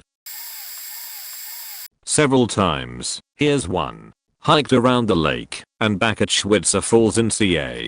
High above the lake a small river flows out, drops down and hits a rock outcropping 40 feet below, and bounces 30 feet into the lake. At the top it goes out a polished rock sluice between 2 very large rocks, so you can't see out. There was a sign warning 5 people had died on the slippery sluice. My party went on ahead. A fellow hopped up on drugs came and started talking about sliding out the sluice to land in the lake. I told him about the rock outcrop it hits. He didn't believe me. He started moving out to onto the sluice in between the 2 rocks. I got tense. I literally bent the sign around so he could read that 5 people had died doing that. This went on for 5 minutes. I stood there telling him that he would slide out, hit the rock outcropping, lose consciousness, and drown. That I had been to the other side of the lake and seen the waterfall as it came out. It took me several minutes to convince him that he would die if he tried to take the river into the lake or just slipped. I had to explain it and tell him what would happen several times. I was not going to do anything to stop him, but talk to him as he was already in the sluice. The most astonishing thing was that he did not believe the sign and said so. Working in public service is a great way to meet the weirdest people around. About a year ago we used to get this regular coming into our coffee shop. She was about middle-aged, and judging by her clothes, was fairly well off. She was very friendly and very vocal, and every day would come in, hail down the closest server, and proceed to unload a fresh pile of absolute nonsense onto them. The first time I met her was about a week after I started. My colleagues already knew her, and so decided to send the new guy over to serve her just for a laugh, no warning. This was around Christmas, and she began chatting right away about her Christmas plans. "Oh, hello darling, hi there, how are you?" "Oh, I'm wonderful darling. I'm just getting ready to go and visit my family for the holidays." "Great. I hope you have fun." "Oh, I will darling. We have a large estate in Italy where the whole family meet every year. You may have heard of it. It's called the Vatican." "Oh, ha. Right. You're very welcome to join us, darling. Ha ha. Maybe next time, every day, would be something different." Whether it was that she was related to royalty or had just that second given birth to a puppy in our public toilets, she had a new life for every day of the year. I understand that mental illness is a big and complicated problem for a lot of people, so I suppose it's not fair to say that she was out of touch, but we all used to get a good chuckle out of her stories. Dear God, my old roommate This will probably get buried because I'm so late, but she refused to use condoms, but thought the pill was unnatural, so she regularly used Plan B and said if she got pregnant she'd just get an abortion because that's feasible and totally less damaging than the pill. S once called me a Republican for liking diamonds. I'm not a Republican, nor does Republicanism have anything to do with liking diamonds. Thought croutons were pronounced crotons, didn't know what centrist meant. Probably why she thought a political party meant you like diamonds. I don't know. Once put beef taco salad in a Ziploc bag thinking that was a reasonable way to store it, God knows why, and proceeded to leave it sitting out on her desk for 3 days. Thought $30 was too expensive for a haircut and judged me for paying $50. An absolute steal for where I'm from, by the way, yet spent her entire savings on a MacBook that cost more than 3 times what my laptop did. The list goes on. I don't think she understood how the world worked at all. Having worked tech support for a number of years, I've encountered at least a couple people that think Wi-Fi damages you physically. One lady needed a way to hook up her internet connection to her computer that was located on the floor above, but the cabling situation or something made it so the modem and computer couldn't be in the same room. Well, I started. You could buy a wireless router and just connect to the internet wirelessly. What? She responded incredulously. No, I can't do that. I have kids. Excuse me? I asked. I have kids. I can't have wireless in my house. She repeated. I'm not following you. I said. I have kids. Wireless waves stunt developing young brains. So putting a wireless device in this house is not an option. Okay. At this point I realize that she's crazy and just advise that her only option is to run a long Ethernet cord. Another guy, which was kind of recently, was unable to get online, so I had to put a ticket in a ticket to have technicians analyze his line. I told him he had to leave his router on and he sighed. Oh, shoot. Guess I'm not going to be getting any sleep for the next couple days. Why? I asked. I don't know. For some reason the wireless just interferes with my sleeping habits. I usually turn it off before I go to bed. Again, another person that I really just want to tell them how insane that is, but I just kind of have to move the conversation on point. So pretty much, there are many Chucks from Better Call Saul out there. They are walking among us, wearing tinfoil under their clothes to shield themselves from gamma radiation. My mother, she gave birth to 6 kids while married to my father. Only 2 of us his. Abandoned 3 of us. Next 2 got taken away. Gave up the youngest. Literally left me and my 2 older sisters for dead and neglected every one of us while we were with her. Bounced in and out of my life my whole childhood. She would come back and then simply vanish again without a word about it to me. No warning. Mom's just suddenly gone again. I stopped loving her when I was 8, when she and my dad were in one of the on parts of their on and off marriage. They were living at my grandma's house, where my sisters and I had been living since being abandoned when I was 9 months old. They cultivated this happy family thing, drew plans for a house, and kept talking about how we were going to move out and be a regular family. Then, without saying a single thing about it to me, the 2 of them moved to a house across town without us. At one point, when I was a teenager, my mom was visiting me and decided to complain about her mom forcing her to get her tubes tied. I couldn't believe what I was hearing. Wanted to scream at her because you wanted a 7th child to not raise. Bit my tongue, though. She still occasionally makes remarks that would be totally fine coming from a normal person, but from her are insensitive bullshit. She'll share those sappy mom posts on Facebook or talk about how much she loves her grandkids she's seen like 3 times. I hate it when she acts like she was ever a mom to anyone and she has no idea. We'll go for a different kind of story. When my grandma was really sick and in the ICU, I hope I got the name right, but I mean the place in the hospital where the most needed patients stay. After a little convincing from him, I go for a visit. I hate hospitals, and in this case my grandmother was basically unresponsive. We get there, and I see him trying to talk a little to her, and trying to convince me that she was understanding him, and pressing his hand in a way of saying yes or no. all the while reassuring that she was going to be okay and going back home soon. Point in my eyes, she was pretty bad. Could barely breathe alone, and I was almost sure she wasn't gonna make it. The catch is, my dad was always really rational, but I could see in that moment that he was just trying to convince himself that she was going to be okay and survive. She died a couple of weeks after, but that moment will be in my mind. I'm about 3 hours and 6,000 comments late, but this is too relevant not to share. I have a good friend who comes from a very wealthy family. Because his family actually made most of their money through hard work, they are of course pretty liberal. We were discussing healthcare at one point, and I brought up the point that people avoid going to the hospital when they need to because of concerns about the cost. He didn't believe me. He's a fairly liberal guy who supports universal healthcare for his own reasons.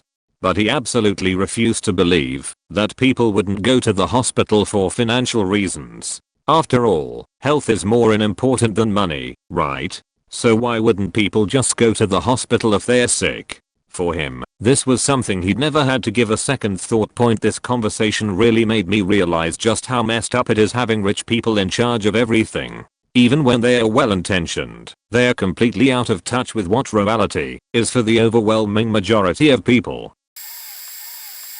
I was friends with this girl who would make up these alternate realities in her head and just start living her life like they were true. If you're only hearing her side of the story, it's hard to catch on to it, but I moved in with her for a year, strictly friends, and started hearing the other side. So she dated this guy for about a month, and then they broke up.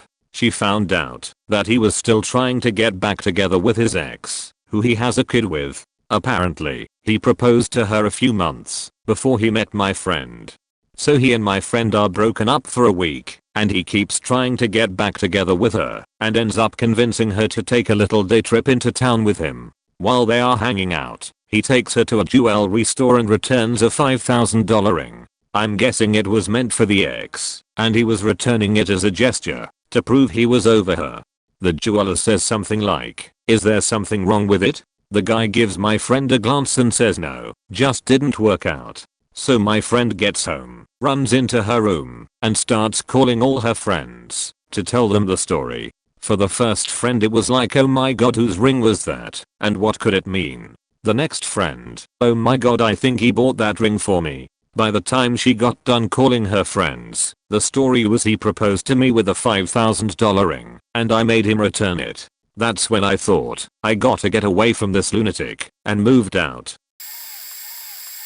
My friend, acquaintance at this point, started dating a girl who is a good 10 years his senior. No one was allowed to meet her for a good 3.5 years or so. But he told me, when he met her she was living with a guy, so he was knowingly cheating with her, but she told him she never slept with a live-in boyfriend anymore. I finally am forced to meet this fake blonde with huge breasts, who was in truth a little thick but looked okay.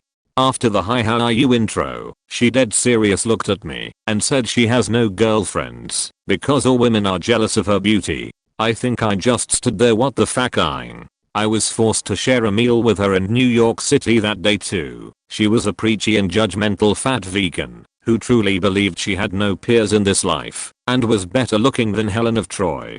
She further told me to make sure I don't fall in love with her, proceeds to tell us a story that she went for gas and the little brown man with an accent who pumped the gas, as is the law in NJ, told her she was beautiful, she can no longer go there because he wants to rap her. Yeah, cringe. They are still dating, I guess going on 6 years. I've never had to meet her again, and I hardly ever see said friend.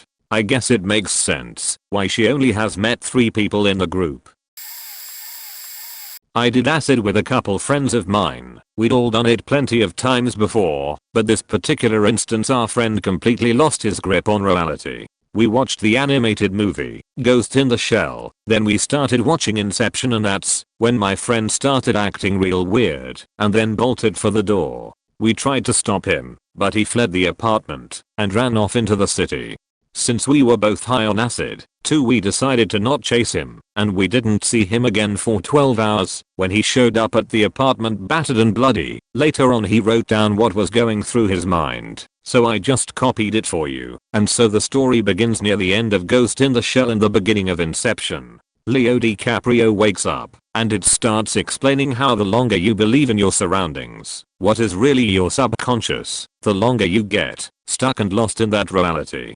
When he keeps waking up and asking how can I get back home, because he realizes that even though all of it was his subconscious, it was still home because of the people and everything in it were real, and he felt real emotion. Well, I was thinking I was in the same stage. I thought that everything I had ever known, people, music, history, whatever, was dreamt up in my mind. I was tying both movie worlds together. Once I realized that the reality I knew had all just been in my mind the entire time, I thought you guys were my subconscious. I thought Rat-a-tat, Inception, Ghost in the Shell, the hills around us, the cars we drove. Everything I had ever known in this world was a creation of my mind. We are all things my mind dreamt up while I was asleep. I'm a god that's been sleeping for a long time at this point. So when I realized that I had been asleep this entire time, and the time of reckoning was coming to where some higher power, somewhere, was about to wake me up back into existence, I thought there was an ultimatum. Either I realize and release everything I've ever known and love to be fake, which was the truth at the time, or I keep believing what was around me was real, in which if I did, that I'd be stuck here in limbo, Inception term, and I'd never transcend to my real, body. Around that time is when you stopped Inception and started playing Cream on Chrome, Rat-a-tat. I didn't know you did that. I was looking upwards. Once this new reality hit me in the face like a semi-truck, you said something to me like, "You alright man? Looks like you're not doing too good," rough paraphrase. When you said that is when all the realizations were hitting me. So when you said that, it went perfect with my current thought process, and I thought it was my subconscious talking to myself, through you, to me. That's when I get off the couch and try to go outside. I thought that if I stayed there, that would mean me staying in limbo and believing my surroundings would keep me in this fake world and I wouldn't transcend. The deadline was now. It was going to happen at any moment. And when that moment came, depending on where my mind was at, choosing to keep believing in my fake world, even when I knew it was fake, just so that I could stay home. Or I could leave the apartment, which was the first step towards transcendence. When you tried stopping me at the door, that's exactly what I expected my subconscious to do, to try to keep me trapped in my mind and never achieve my full body point. So, by getting out the door, and when I was standing at the drop-off point, I was still trying to just comprehend what was really about to happen, losing this body and ascending to my true form. Then I look over and see you again when you were on the wall or whatever. Well, in my mind, that was just another test to get me drawn back into my old world / home. So I take off running, run across the highway into the field, thinking about shit, looking around at everything, the hills, the road, the people, everything I had ever loved / known, was all in my mind. So I look to the sky and raise my hands towards it, trying to prove to myself that I'm willing to accept that everything was fake and to transcend to my true self. That's when I started running up the road, then eventually was just walking. A couple cars passed with people leaning out the window asking what I was doing, where was I going, all more tests like yours, to keep me in my mind. Ignoring all of them, I kept going up the street, waiting for me to be woken up. I didn't even see them / it happen. Next thing I know, 4 to 5 cops are holding my face against the sidewalk, my wrists handcuffed, ankles handcuffed, and them telling whoever was around that they think I was on Molly or LSD or something. Next thing I know, I'm being loaded into an ambulance. They kept my hands / feet handcuffed to the sides of the stretcher till they knew I was going to be trying to break out of them any longer. Around the 5th time or so of being asked what my name was, and having gave no answers prior, I mustered up the strength to answer, "God." Then, I started coming out of that psychotic state, look around, and I'm in the hospital, tubes / ives everywhere on me. I pulled all that shit out, blood faking everywhere. Then proceeded to trying to escape the hospital a couple times. Eventually, one of the security guards said he was off the clock at 1 AM and insisted that I just waited there till then and he'd give me a ride back to your place, and that's what happened. It's shocking that everyone was okay at the end of the night, but he still tells me that he thinks what he say may actually have been true and that he may just have failed to pass the tests. I kind of worry about him. that he'll get real high someday and think the way to transcend is to kill himself. I wonder about what if his visions had told him that he needed to kill his subconscious. He was entirely convinced, so I don't think we would have had much a chance. I have a friend named Simon. I took him and 2 other of my friends on a 3-day Russian music festival. I got them all acid while I decided to babysit. It was a great 2 hours until my Simon absolutely lost it. Screaming I have to go to the military, X is having a baby, life death. He was just in general really freaking out, but my other 2 friends still had their mind intact. So we took him out to the field across from the concert to calm him down. We sat for a little bit, but it didn't help whatsoever. At one point he ran away from us. This motherfucker ran up on stage during the middle of a concert, ripped his shirt off, and started yelling I have to go to the military. He was then kicked off stage and we ran near him where 2 hippie girls and a Russian EMT were attempting to calm him down. The hippie girls gave us a Pink Floyd CD. The Russian EMT taught me how to drop him to the floor if I need it, and told us to go to a quiet place so he can ride out the rest of the trip. I grab Simon's 2-door car. One friend goes in first, the other pushes Simon in the back and sits up front. I drove off somewhere remote on the campsite. There was only one song that would kinda sorta help calm him down, so we played it on repeat for the next 4 hours of his trip.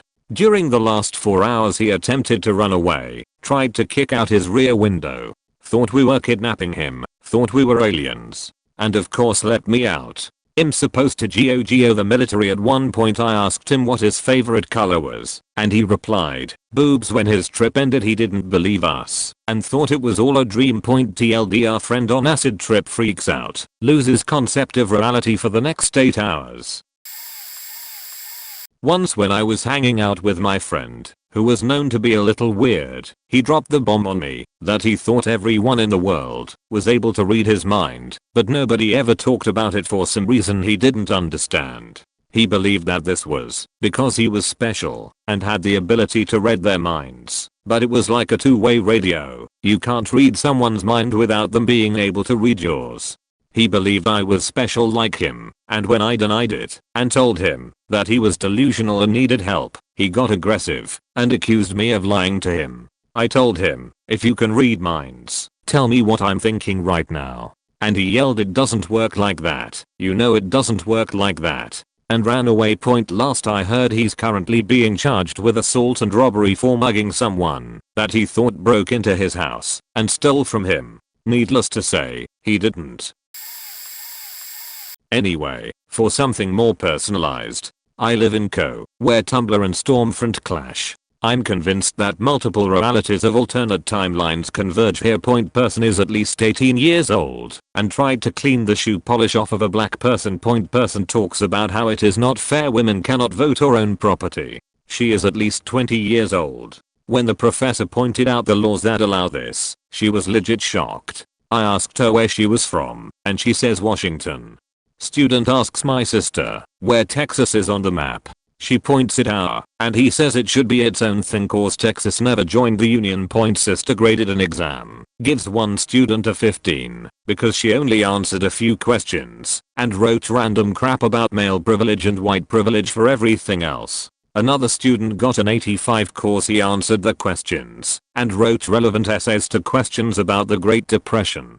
The girl claims my sister has internalized misogyny cause the guy who got an 85 was male. Another dude was shocked to find that I was able to even speak cause the president was black, and that by saying things like hello welcome to Subway, how can I help you, I was oppressing him, and that was not allowed.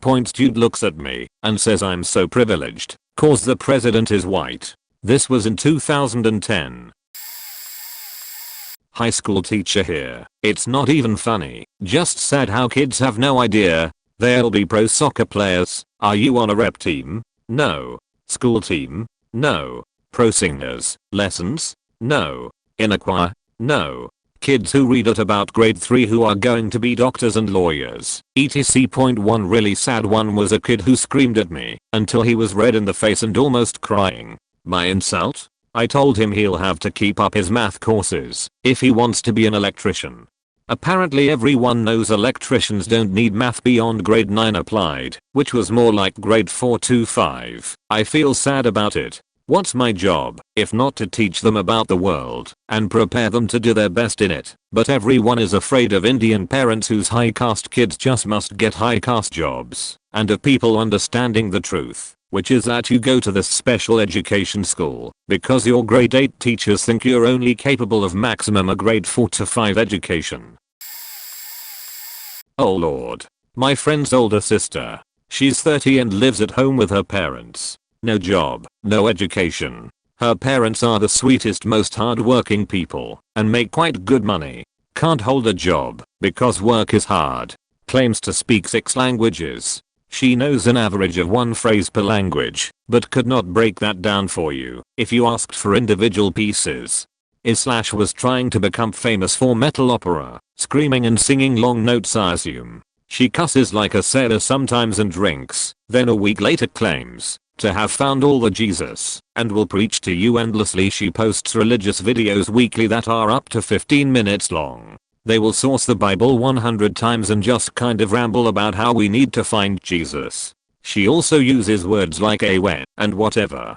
One time our friend's girlfriend miscarried, and she proceeded to tell her that it's all God's plan. You weren't meant to be parents yet, and then sang 30 seconds of a Christian song. Bonus material: girl that miscarried was never actually pregnant. She would find out she was pregnant right after our friend would dump her for doing meth, and then it was I miscarried when he said he didn't want anything to do with her or alleged baby. Why do I know these people?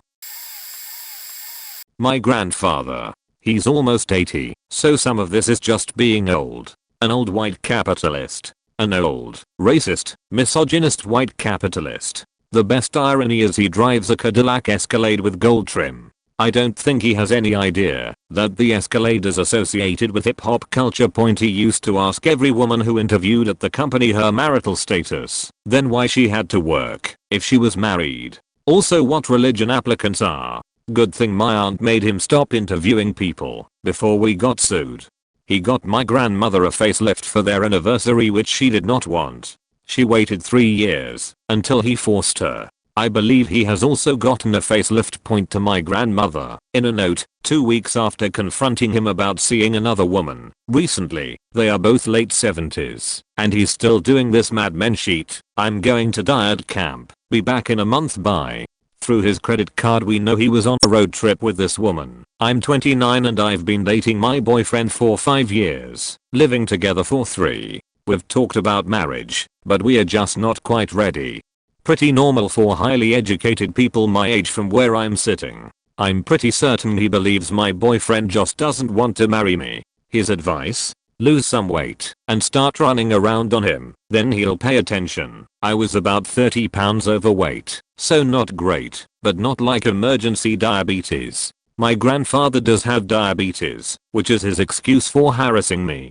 When I started working for our family company, during training, he made me go on a liquid diet before I could transfer back to my adopted hometown location. I lost about 20 pounds in 2 months and got back home. This was 2 years ago. My body is fine. Talking to him is not. He asks me when I'm going to lose the rest every single time we speak. About 3x/E now, thank God. Loudly rooting for Darren Wilson in the days before the verdict. In 2012, President Obama is an idiot. Look what they did to South Africa. He's ruining your inheritance. I mainly avoid interacting with him. Thank God I live 2 states away. My freshman year roommate was a rich kid from Europe. He asked me to help him do his laundry because he didn't know how. He had purchased supplies from the student store, but he didn't know how to use them. I opened his bottle of Tide, filled it to the fill line, and showed it to him. As I was about to pour it into the machine, he stopped me. No, it's blue. It will stain the clothes. I laughed and told him no, it won't, and poured it in. Then I see him open his box of Bounce dryer sheets. He takes one sheet out, throws it in the washing machine, and closes the lid. I took it out and explained to him that that was for the dryer, not the washer. Later that same day, he spilled dry cereal on the carpet in our dorm room. He and his other rich friend from Europe went to get the hall vacuum cleaner, But when they brought it back to the room, they didn't know how it worked. It was just a regular push vacuum. This time, I didn't help, just watched. They looked all over for the on button. Took them a long time, but one of them finally found it, the button you're supposed to press with your foot, and he presses it with his hand and the vacuum cleaner turns on. Then, with the vacuum in locked upright position, they didn't know about releasing it, so it could be pushed back and forth. They stand on opposite sides of it, and together they slide it left and right over the spilled cereal. I was just watching this laughing to myself, because I couldn't even believe it was possible that someone my age had been so sheltered and pampered, that he had never even seen a carpet being vacuumed. Had a roommate who wrote uplifting words on his water bottles because he thought it infused them with positive energy. Knocked on my door at 3 AM begging me to grab my camera because there was a UFO outside. It was a satellite. Believed he had psychic power such as absorbing other people's energy, whatever the fact that meant, talking to animals, reading minds, predicting the future, and talking to dead people. Anti-vaxxer. Vaccines cause autism and mind control. Chemtrails 9/11 was an inside job. Basically, name a conspiracy theory, he believed it. Christians are deluded, he would say. Yeah. MHMM. Carried around different colored gems that gave him luck and energy, and whatever. Constantly lost at the casino anyway, but when he did win he would credit his magic gems he bought on eBay. Had a group of similarly crazy friends he hung around with, and they'd perform magic rituals, and do tarot card readings and whatnot. Thought he had a firm understanding of theoretical physics and quantum mechanics, which he used to defend his woo-woo beliefs claiming they were scientific. Actual had zero understanding of how science works, hated modern medicine, and was a huge advocate of alternative treatments, things that don't work. Despite all the spiritual, new age mumbo jumbo he bought into, constantly talked shit about religion. Because he wasn't religious. Nope. Not one bit. Totally didn't hang around people who thought exactly like he did and perform comforting rituals. Nah, not him. I know it's way too late, but first time I did acid, another guy with us went totally out of his mind. His roommate was mad that we didn't share with him, so he started playing annoying industrial music. Our friend who was tripping kept asking him to turn it off. He didn't, but said he had. So our friend goes nuts, and when we finally got the guy to turn it off, it was too late. He couldn't stop hearing it, asking us to turn the music off, whatever. At some point we locked him in the bathroom. He dismantled the toilet. We tried to tie up the guy's hands, but he broke out of the duct tape. His roommate at that point proposed smashing him in the head with a tire iron. We declined that option. Finally got him trapped in his room, and he's mumbling please, turn off the world, at everyone. Then he got quiet and maybe even slept a bit. He says he didn't remember what happened. I'm sure he had. It was faking bonkers. Late to the game, but this one will always stick with me. I used to work at an opera company, and one of the founders was older lady who also helped with production on occasion. I built the scenery. She was not my direct boss, just handled payroll. Time cards were filled out every other week. Checks came out the Monday following. We were close to an opening night, and everyone was busy. So, I don't make a big deal when I don't see a check on Monday. Tuesday, Wednesday I'm getting nervous. Excuse me, I was wondering when checks were going to be cut this week. I don't have time to cut checks this week. We are so close to opening night. Oh, okay, I understand we are all busy, but it is pretty important that I get paid something. I do need the money, Sam. I'm too busy. If you need money you're just going to have to go to the bank like everyone else. Wander off to direct boss. So the other founder just told me that you couldn't be bothered to do payroll and I should go to the bank if I need money. My direct boss was much more in touch, and he just gives me the most long-suffering look of anyone I've ever seen, sighs, and says, I'll take care of it. He got me a check in about 15 minutes. Edit. She was about 70ish. I never knew her whole history, but I assume she went from rich parents to a rich husband and just never put two and two together, that the money she always had came from /somewhere/. I used to work in community radio. Almost everyone that I worked with was bizarre in their own way. The first people I met was the breakfast team. This guy and girl who were a young couple. They were pretty cool when I first started talking to them, but they were completely delusional. Both of them had huge issues with heroin abuse in the past, but claimed to be completely clean now. But when I went to their place for a Steins Gate marathon, they were stoned out of their minds. Apparently they smoke pot pretty much every hour of the day, and look, I've got no real issue with that, but they definitely weren't completely clean. Also, the guy claimed to be this pacifist activist who stands against capitalism and makes peace with the world, but he used to wear balaclavas and make threatening videos to people he thought had wronged him, including a salesman who sold him a TV. He cracked the screen after a week and said it was the salesman's fault. Then there was the boss. He had this 10 AM noon current events show, and he went on about how we were going to be the next big thing in Australian radio, which apart from Hamish and Andy isn't saying much, but he was absolutely shithouse. He'd botch simple things, names of influential people. He thought George Bush was still president in the year 2011, and he'd get a lot of texts from people plainly telling him that they hated the show on our text line, but he still told everyone that he had the most popular show at the station. Usually I wouldn't mind. He was just a harmless old crackpot, but he'd often come to odds with the show that I helped create, a heavy metal program that focused on lesser known Australian bands as well as a few bands from a different country each week, Indonesian metal, Argentinian metal, and that program was actually very successful. My co-host and I were interviewed by the national youth station about it, and we started putting on live shows in our town, but he'd threatened to cancel us because we didn't empty the bins.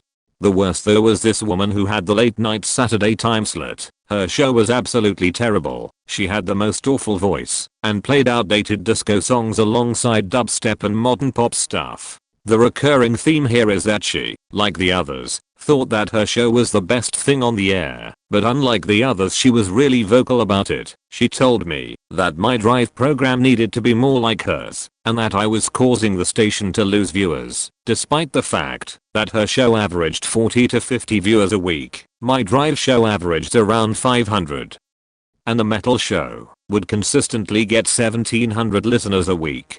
Once during an outside broadcast, her microphone stopped working, and she threw it at me and screamed that I was sabotaging her because I was jealous. Luckily her brother and co-host, she got fired because she and the male breakfast host that I mentioned earlier got into an enormous tiff. They were both completely out of line, but the boss liked the breakfast crew more, which is funny because eventually he fired them too because he found those balaclava videos on the studio computer an absolute madhouse. I worked for several years at an alternative health college. It was everything you're probably envisioning. There were many incidents of prospective students having absolutely no connections to reality whatsoever. My favorites were the folks that would get in touch with us to sign up for a PhD program and would get crazy indignant when we told them the certificate they earned from cosmetology school didn't meet the prereqs for them to go straight into the PhD program. But my boss beats them all out. Not only did the woman that owned this school have her own practice in alternative medicine, she quite literally advertised that she had cured cancer in patients she'd never met who lived 2,000 miles from where she was located. Once I was talking with her about a particular student, and she told me that she got a vibe from the woman and was 100% certain from said vibe that the student had been an artsy in a past life, which is why she was being so unreasonable with us. That job was pretty soul-crushing, but it kept things interesting. A friend/acquaintance from high school had a mother who did everything she could for her children. About 10 years back, this friend and I got in an argument in which I was clearly in the right. He wanted me to give him keys to my home while I was out of town so he could laze about, which I refused, and his mom decided to take up the charge to defend her son. Instead of letting a 21-year-old man fight an unwinnable battle for himself, she proceeded to take the phone from him and accuse me of having homosexual urges. I'm being polite. Her words were not for my roommate at the time. I think she thought if I were wounded from the argument that I would acquiesce. Odd approach. Shortly thereafter, I received a letter from the city police department asking if I would vouch for this man as an officer candidate, and I replied very firmly with no. He becomes a member of the police force and is later fired after an internal investigation uncovered that he was having sex with civilians in his patrol car and was making unwelcome advances at his female colleagues. He has since lost another job on sexual harassment charges. TLDR. Former friend's mom protected her son from anything and everything, and he ended up losing all of his friends and being fired from the police because he has no human decency. I used to work at a US movie theater part-time and was typically in charge of handling the lost and found. For those of you that don't know, after a set amount of time we are just told to take the unclaimed items and either pitch or donate them. If it was something of value, the managers would likely hold on to it. Case in point, the AMC had 10 iPads juggling around at some point. Anyway, one day I'm sorting the collection and tossing some wallets. One of the wallets, without ID, was stacked with Canadian bills. I'm talking about 500 Canadian point, so I took it to the manager and asked what I should do about that. She looked at the money and looked confused. Just throw it out. You can't buy anything with it, so it's useless. I asked if I could keep it because my brother has an international currency collection or something like that. She let me, so as soon as my shift was over I rushed to Bank of America and exchanged it. Came out to something around $600, and I was brimming from ear to ear for a week. TLDR. Manager had no idea that money can be used or exchanged outside their country. One time my friend ate 1/8 of an ounce of magic mushrooms, which is a lot for one person. Normally, he proceeded to take his cell phone, both of his roommates' cell phones, and one of his roommate's girlfriend's cell phone and smash them against the floor. He was screaming Apple is trying to steal our brains and use them against use. He also broke both mirrors in the apartment. Unrelated to Apple's brain steal scheme, he got outside and was very loud. No one could calm him down. Police were walking by randomly. This was a college town on a weekend, so it was normal. They tried to calm him down. It did not work. A friend of mine tried to tell the police he was under the influence / hallucinating, but the police got mad he was close to them, so they pushed him away and ignored him. Then the police proceeded to try to take him down, but the mushrooms gave him what I can only describe as superhuman strength. My friend is 5 feet 7 inches and 3 cops could not take him down, all while he was screaming on and on about Apple stealing our brains. Finally, the police get sick of trying to take him down and proceed to bust out the tasers and mace, which still took a while to work. I picked him up early the next morning at the hospital. He did not remember anything. No charges were filed, but he had to pay the hospital bill and everyone back for the stuff he destroyed. I miss college. Republicans. Trickle-down theory / Reaganomics has been proven not to work over and over again in both mathematical models and in reality itself, yet they still believe. You still believe, don't you? Oh, by the way you guys, I heard about this awesome place that has no centralized government, no taxes, no gun regulations, no business regulations. It's called Somalia. Here it's not working out that great though. Ever notice every single successful civilization in the world has a strong functioning government, yet you still believe in your corporate masters? Government is bad. I don't trust big government, yet you pull your pants down, bend over, and let big corporations, big oil, big insurance, have their way with you. You're just a dumb libtard who is drinking the Kool-Aid of the liberal media.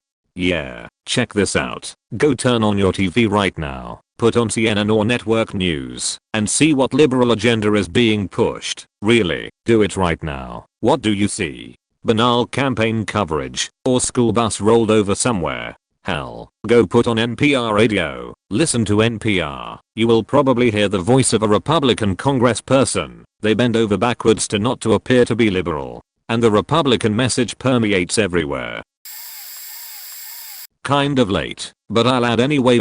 I used to work at a Tor public library where we had a regular patron who used the computers almost every day to run a blog where he grossly exaggerated his accomplishments and ongoing projects. He hijacked the popularity of famous people in the news by saying he was working with them on important projects. For example, if Jennifer Aniston was in the news, He would write that he was working on a film with her.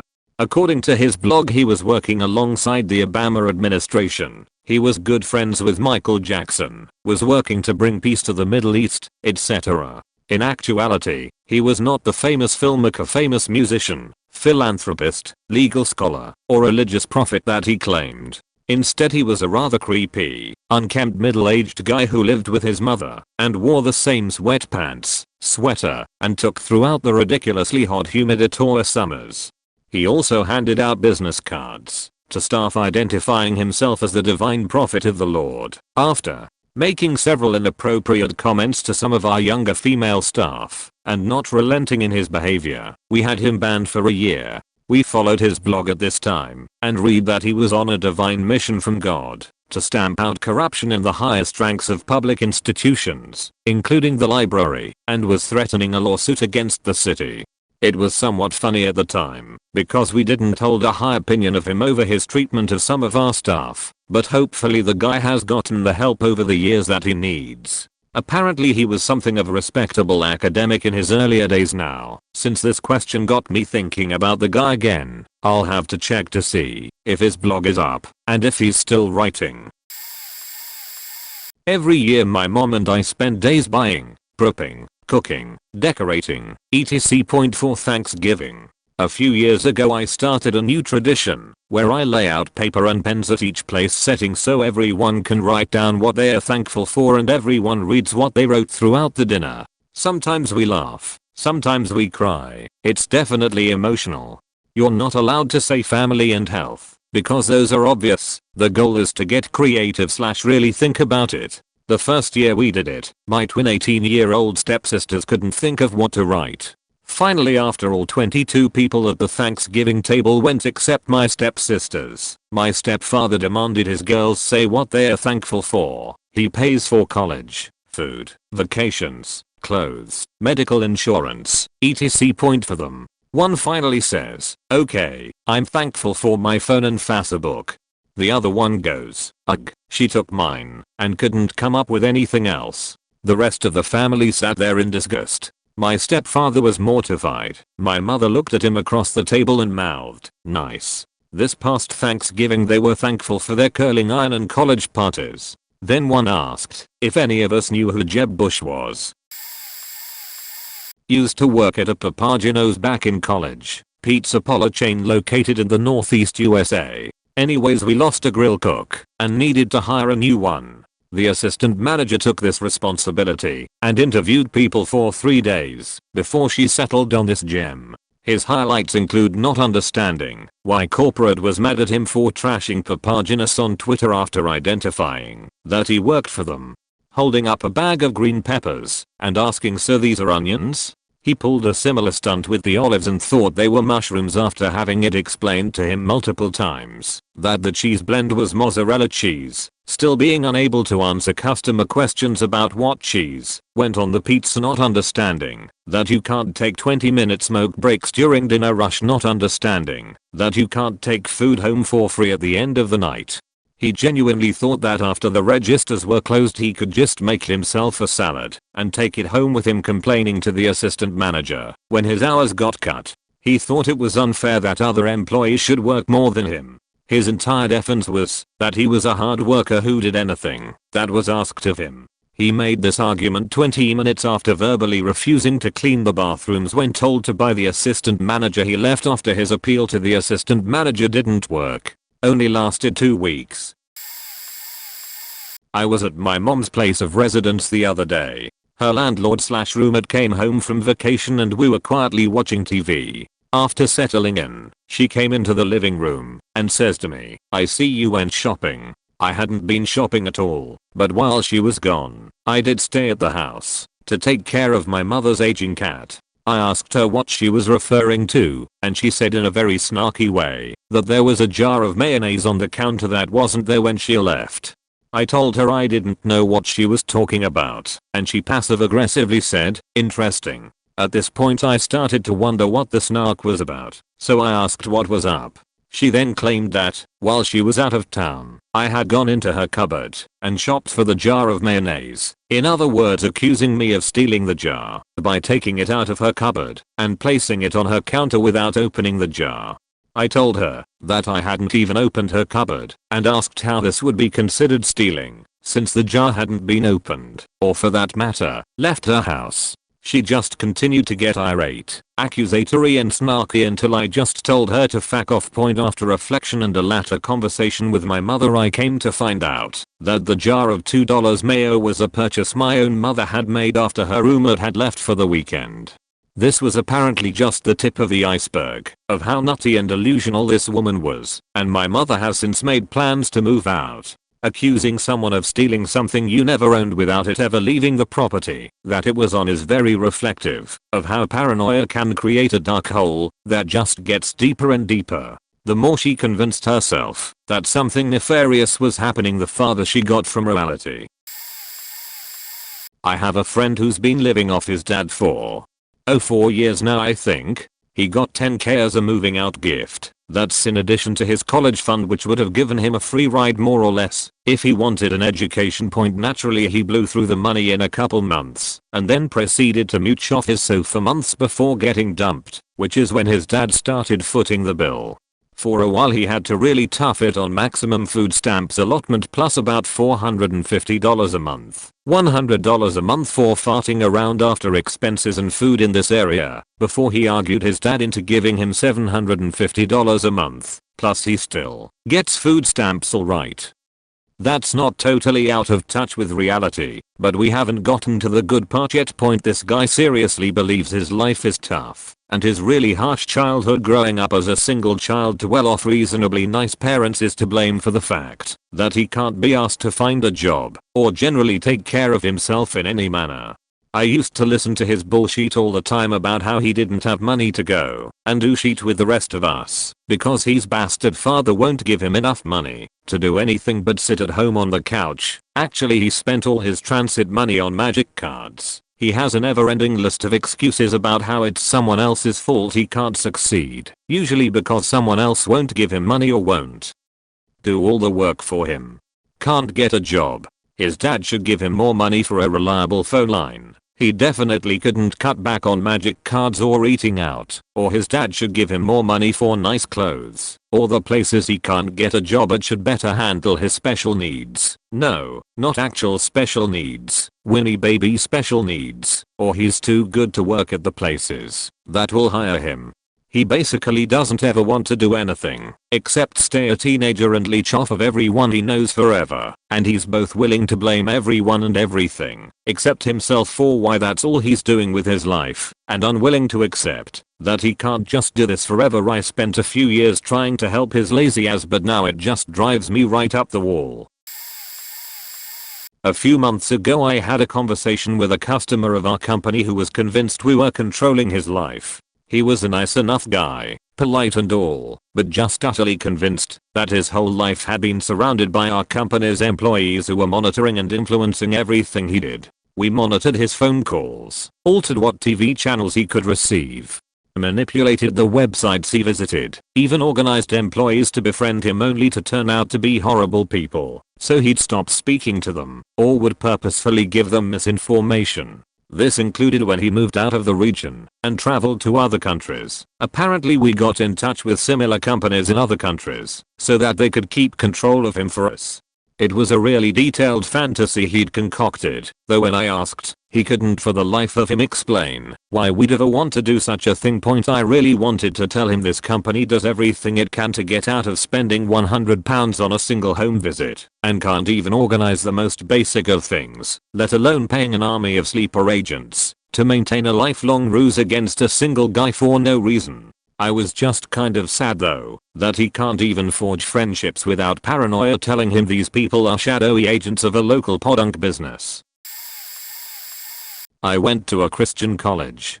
Despite the fact that it was in California, and one of the more liberal of Christian colleges, I went to school with some very sheltered former home and private school people. For some of them, I was the first person they had ever met who has divorced parents. Cue my roommate's friend asking, "So when are you and boyfriend getting married?" After finding out that we had been dating for 3 months, I told her that I had no idea if we would even get married, much less when.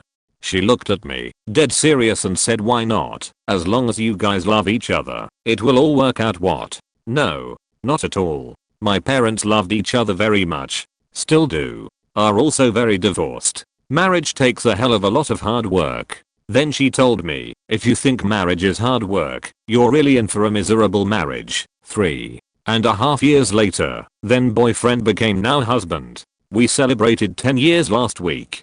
Former roommate's former friend was married less than 2 years before divorcing. My wife. She acts like we are poor. She is constantly worried about our finances and explains we are on the brink of collapse to my friends/family. She goes to an online forum to get donations from people for our daughter. She shops at Goodwill and Vincent St. Paul. I have not seen her buy new clothes in years. We own 2 properties. Both are valued over $600K and we owe a combined $500K. I have a stock portfolio valued around $200K. She freaked out when our checking account dipped below $24K, even though we had $30K in a savings account at the same bank. We have exactly $0 of credit card debt. We charge to it every month and pay it off every month. Our credit scores are in the 800s. We have a live-in au pair to care for our daughter. We have a cleaning service and a gardening service. Our monthly living expenses are less than $4K, and most of that is mortgage. We own all of our cars. I make over $140K/year, and she works making about half of that. We are poor. Long post ahead. TLDR. My mother, coming from a family of violent criminals and addicts, and even partially raising one, to this day she's happy and clean, and it blows my mind. My mother, bless her soul, but she's so gone and disconnected, but somehow always happy. She had a very rough childhood and adolescence, well into adulthood, struggling with hard drugs and a criminal family. As a child, she had physically and sexually abusive father. Her 2 brothers, as a result of the violence, have followed a life of crime. One is doing the rest of his life for child molestation and the other brother is genuinely missing, but has criminal history of domestic abuse. My mother and 2 other sisters were physically abused, as well as her mother, my grandmother. My mother married out of high school to a man who is now life in prison for drug crimes and first-degree murder, and also my 2 half-siblings, brother and sisters, father. I never met him. I'm the youngest. His drug crimes were driven by money so much that he was selling my mother at the time as a prostitute. He was literally her pimp. At home, he was abusive. When she was unable to bring the money and or drugs he wanted. Sometime later, after meeting my father, they got together. My father brought an older son along, another half sibling of mine. I was later born. My father was abusive as well, mainly towards the older siblings, whom aren't biologically his. To this day, my sister blames my father for her brother's criminal path. My father kicked him out during his preteen years over a fight about a gun, where my father forced my mother to choose between son or husband. Being kicked out so young with no one to go to resulted in criminal behavior such as trespassing, vandalism, stealing and arson. One bad night at a party where my brother hooked up with a girl he met resulted in statutory rap charges, even though it was consensual. It was unknown to my brother that she was underage and her parents pressed charges. Already having a previous criminal record, he was given full term of 15 years and sex offender status. Meanwhile, I was being raised. My older sister willingly moved out at 13 to be with my grandparents, who since sobered up, and my grandmother remarried to a very good man, my father's other son. My other brother was beside me for most of my years, but he was always getting into trouble, but usually to a smaller scale, such as juvie in his teens and in and out of local jail for things like DNAs and court fees. All this time my mother was selling and using hard drugs with both her first and second marriage. Money came and went, based on how the drug flow went. It wasn't until about 15 years ago, I'm currently 23, that my parents got stable jobs, and about 10 years, now that they have been sober, my sister has since got a master's in forensic toxicology, happily working and bought a new house. She's in her early 30s. My oldest brother, who spent 15 in prison, has been out for about a year and a half, and he got married to his longtime best friend and is now working some part-time jobs getting his life together. He's in his mid-30s, milder middle brother. Honestly, I don't know where he is at. We hear about when he ends up in jail and we are all reluctant to hear he is still alive. I'm doing pretty well. My own apartment, living with my full-time working girlfriend. I've been sober my entire life. I stay away from trouble. I'm working full-time towards a career in finances, but I'm recovering from a poor previous career choice. Having invested a lot of time and money in tech school, to work on cars only to get stuck in minimum wage work 4 years. My mother is alive and decent, having worked for Walmart to this day for about 15 years and sober for 10, after she was able to even survive the trauma she went through. She lives still with her second husband, my father, up in California North Coast. I was never close with my father, so honestly whatever. He's sober and working for the local humane society, so that's all I care about really. I say my mother has disconnected with the real world because she's stuck in the 60s and 70s. I always say she's a sort of spiritual successor to Janis Joplin. That said, she doesn't work well with modern tech and stuff. Her toaster confuses her. Moreover, she's happy. After all that trauma, she's happy. Nothing gets her down. Literally nothing. I guess I just can't fathom what she's gone through. I love my mother to death, and I respect her for her strength in living, but on a day-to-day basis, it's hard to just be around her, because she doesn't move with the rest of the world. It's her world. We are all just in it. I used to clean carpets for many places, and one of our clients was a group that housed mentally disturbed adults. We went to this one job that my coworker warned me about, a small one-story house with 3 guys in it. I walk in, and the walls are covered with hand-drawn, mainly in crayon, glyphs and symbols on letter paper. There were some symbols I recognized, such as astrological signs, constellations, hieroglyphics, and pentagrams, and a bunch of other ones I had no idea about. On a bookshelf they had hundreds of books, a lot of different translations of many religious books, plus books by conspiracy theorists and new age gurus.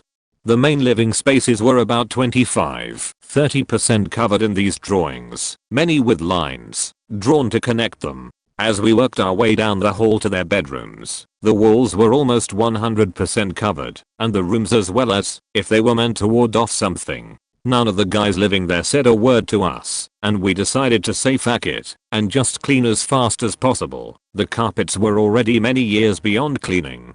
To this day I wish I had taken some pics, but I was too weirded out to risk them seeing me take my phone out. Strangest place I've ever been. I had a friend from high school who had gotten into drugs after H.S. and eventually into meth. We smoked some pot during H.S. while I myself experimented a little more than he. He really only smoked a little pot, drank every now and again. We will call him Farah for this recollection. Anyway, fast forward 3 years after H.S. we had a nice 3-bedroom all-included apartment with our other close friend. We will call Zai, Farah, Zai, and myself all work jobs, and hung out together whenever we had down/spare time. Now Farah never really used anything besides pot until he started working in the retail service, which then he started using Adderall for the busy rushes and midnight shifts. At first Farah did use them only for those occasions, but as time went on he found a hookup and started doing them nearly every day recreationally. At that point I didn't mind too much. I kept an eye out on his doses for him, other safety considerations, etc. But after a while he got introduced into benzos, Xanax, etc., and that's when the real problems started. He would stay up for long periods of time, eat Xanax like they're candy to the point of him stumbling, being blacked out, then crashing and sleeping for days at a time. At first he hid the fact he had been fired from his job. He stopped asking for rides to work, which I didn't see odd, because his job was within walking distance anyhow, would leave at the times of his former shifts, and not come back until a little after his shift ended. Eventually he started to get careless, and I had noticed his work had not called him in to cover for some time now. At that point I had it figured out. He would be gone for days at a time. His personal hygiene slowly went to shit, and I just generally noticed he wasn't the same Farah that I was used to. He was more argumentative and very secretive of what he did. For example, just making conversation and I asked him something along the lines of what did you / what are you doing today, to which Farah would reply to me with none of your business, hanging out with some friends. You don't need to know my whole life story. Then his rent started being consistently late, barely making it, or always being a day or two past. He never had money to go out with us anymore, or for the matter, to buy small things like bread or milk, but yet he always had cigarettes with him. This pattern carried on for about 5 months. I knew his dealers personally, so went over to talk to them and ask about Farah, to which they flat out told me he's been doing meth for the last 3 to 4 months, and quite a fair amount.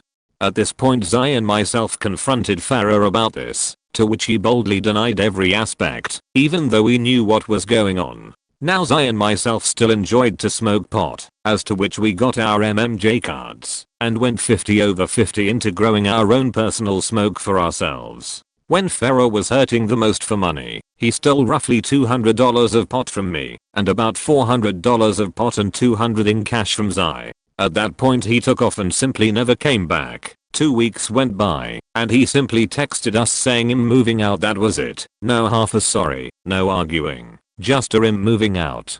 He didn't even pick up his stuff, none of his clothes, none of his electronics, absolutely nothing. So we threw his stuff in boxes and dropped his stuff off at his parents' house. About another 2 weeks goes by and out of the blue Farah texted me then later asking if we wanted to hang out, since we haven't seen each other in a little bit, as if nothing at all had happened.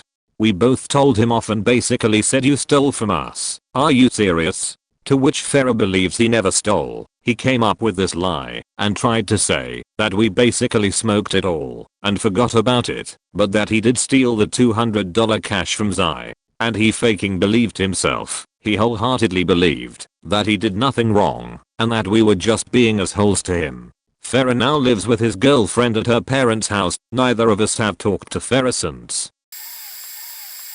Being 100% serious here, most gun control advocates, particularly the ones behind New York's SAFE Act, 99% of the time they have no idea what they are talking about and don't even bother to educate themselves on guns. They bang things like adjustable stocks and threaded barrels simply on the grounds of them looking scary. Then they throw around words like military style or assault. Let me tell you all something. In all of the recent mass shootings in the US, not one single assault rifle was used, none whatsoever. By definition, an assault rifle has select fire capabilities.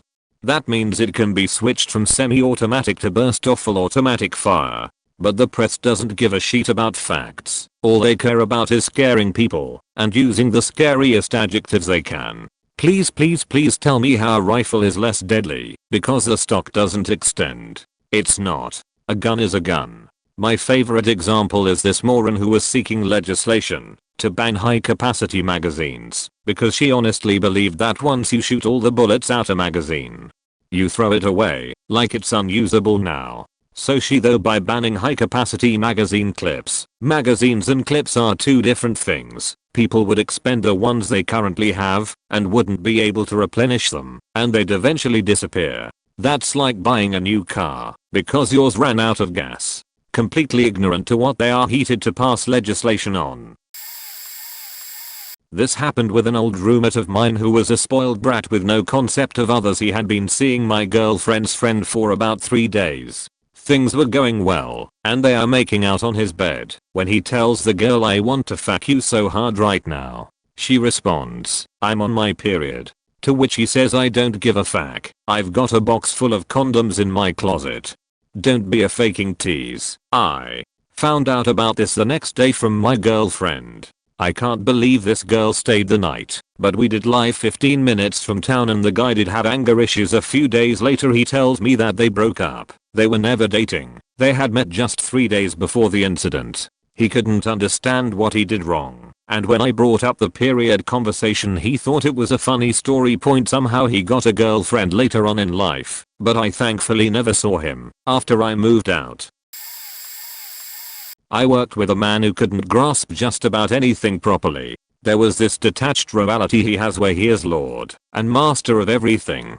He's 53 and has had several dozen jobs, all of which he is a master at, and spent 10 plus years perfecting his craft. He claims to be a poet laureate, also claims dyslexia, wrote the premier book of the science of cooking, used as the top teaching book in the world, at 18 years old, literally cannot find proof of it anywhere. He has shaman blood, whitest white man you've ever seen, by the way, and used to be a minister. He was a pastry chef, and worked at Le Cordon Bleu for a number of years. But he was also a McDonald's multi-franchise manager, but he also spent 12 years as the territory manager for Pizza Hut Corporate. We worked together at PH, franchise, and he was a minimum wage employee. He's a metalsmith and a gunsmith and his car is an antique, dilapidated 80s Geely sedan. He went to school as a political science major, never stated at what part in his life, but doesn't understand the democratic process.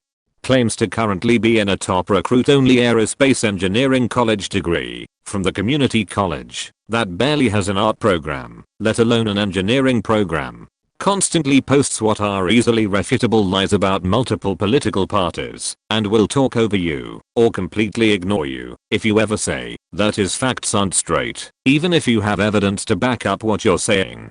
Oh, and some National League football team wanted him when he was in his 20s. He's 5 feet 7 inches, overweight, and has no balance or coordination.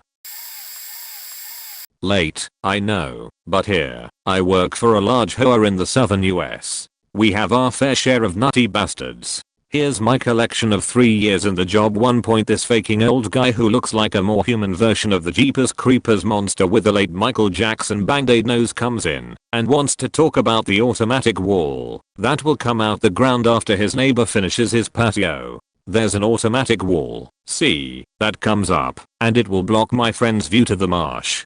They come up when they do things like this. It's automatic, too. The walking lady is always standing awestruck looking at traffic coming onto the island every morning, and doing the same watching traffic leaving the island every evening. It's like God is speaking to her. Every day, she walks about 5 miles. The cookie lady moved into our community in '73. She started, well, a successful cookie company. The company still does well, and everyone knows she sold her portion many years ago. Every time she owes a bill, we humor her by saying we'll always take payment in those delicious cookies. And each time, she says, oh, wouldn't you know, I keep cases of them all the time, but I've been so busy that I'm fresh out. Truth be told, she's broke, sold her shares and the entire business many years ago, and she's perpetually out of cookies. There's more, I think, but I need a cookie. I'm still angry about this. Last year I worked in an animal hospital. There was a woman in her 70s working there, and she'd been there for like 15 years. She was a Christian conservative, and so was our boss, so he tolerated her BS, and would never fire her. She had no concept of caring for animals. She didn't give them water, because then she'd have to take them out more often. Once there was a paralyzed dog that we had to hand feed/water, and she got angry and said we were babying the dog. She told me God put animals here for us to exploit. She let them sit in their own piss and shit and got angry when I cleaned their kennels because oh, they're fine. They won't die. She beached about people, including myself, taking the boarding dogs out to the yard as often as we could because in reality, dogs don't get out that much. They get to go out maybe 2x a day in real life. She was lazy as fuck regarding the animals, but what she did do was leave Bibles laying around, Ben Carson pamphlets, and she turned up Rush Limbaugh really loudly in the kennel. She wouldn't even let the dogs listen to music or have silence. All conservative talk, all the time. She was a thing slob and hated it when I cleaned and tidied up because it made her look bad. She told me she keeps her cats confined to one room because she's the boss. She adopted a puppy and she's like 74 and can barely get around. She literally stalked me and watched my every move around the clinic, wondering what I was doing. Because seriously, she didn't like me making any improvements or, you know, doing my job. She's the last person you'd want caring for your animals. And yet, the vet who owned the clinic would do jack shizzle when anyone complained about her abusive and deranged behaviors. He felt sorry for her because he felt no one else would hire her at her age and because of her temperament, so he allowed her to bully others and neglect the animals. Eventually I quit because of her out of principle, and she's still there. She sure did preach about God, but was one of the worst human beings I've ever met. I tried to be nice to her. I tried to empathize. I tried talking to her. She didn't even want me giving the dogs blankets in their concrete kennels, even though the kennel was stocked full of beds and blankets for that reason, because she didn't want to do laundry. I was always asked to come in at a certain time, and without fail, every single week. I was there for exactly a year before my mind broke, and I up and quit and walked out one day. She'd unleash her anger at me because I didn't have to come in as early as she did, but I didn't make the schedule. There were lots of messed up things going on in that place. Lots of people quit because the vet had no backbone and refused to manage or discipline, but she was the worst. I will never tolerate workplace bullying or crazy again. Not worth it.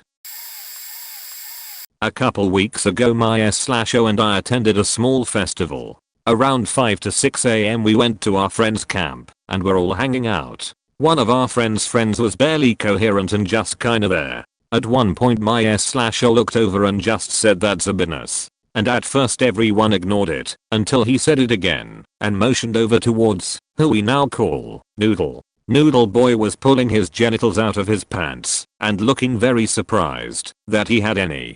Noodle was very intoxicated on many different substances. After a while of pulling his noodle out and calling for our friend's girlfriend, both of which were right there, and the girlfriend getting uncomfortable at this point, the two people that actually knew Noodle Boy outside of just meeting him left the area to another part of the event. Noodle just went further down the rabbit hole from there. Soon he was crawling through what looked like to be a mental swamp, digging through a blanket trying to get to the ground, jumping and spinning looking very lost. We tried to calm him, we tried to do whatever we could to help, but he was nowhere near coherent. He also almost ripped someone's side mirror off their car. Around 8 AM someone came over and asked us if we knew what time it was and if we could keep the noise down. I motioned over towards Noodle Boy and told her we would if we could. Eventually the event medics came, and eventually Noodle Boy was taken to the hospital. Not necessarily for being that intoxicated, but for taking/drinking so many substances with a very fresh concussion that he failed to tell anyone about until after hours of "It's my birthday, get me faked up," and receiving plenty of birthday party favors. I don't think Noodle Boy even knew what reality was at that point. I had a friend from middle school who dropped out of high school and has since become the most out there, adamant conspiracy theorist, to the point that I had to unfriend her on Facebook because I'm pretty sure it was approaching paranoid schizophrenia and it was getting really depressing. Chemical trails, anti-vax mind controlling chemicals in public water. She thought the US government could cure AIDS, but refused to make it public for population control reasons. She'd find posts from some nutball blog, share it on Facebook, and when folks tried to disprove it with links to Wikipedia, net, academic articles, etc., they were unreliable because they'd already been paid off or coerced by the government. I usually didn't engage, but on one occasion, I couldn't help myself. I made some comment about how disorganized the US government is. They can barely fix a bridge. They certainly don't have the coordination to build an indestructible sheet-powered moon station, let alone keep it a secret since 1957, or whatever theory she was espousing. So I said as much, in a very polite way, and cited the fact that I'd been living in DC for 4 years, and knew quite a few dunces working for the US government, and quite a few really competent people who were totally hamstrung by bureaucracy. Her response? Anybody who's ever been involved in politics, or known any politicians, had already been reprogrammed by the government. So, the very sources that could confirm or deny these theories were off limits anyway. Long story short, believing in a theory that is by definition unfalsifiable is the same thing as believing in magic. I have an ex-friend who, I don't know if she's truly a bad person, mentally ill, or both, but she can't fathom the idea that anyone really likes or is interested in her. She compensates for this delusion by pathologically lying about every aspect of her life. about stealing from her friends. Oh no, I just bought one just like it, so we could match. Concerning her familial issues and how she reacted, the last time I saw my mom she tried to beat me, so I almost killed her. And my dad kicked me out, so I train hop for a few months, but don't tell him. Ugh.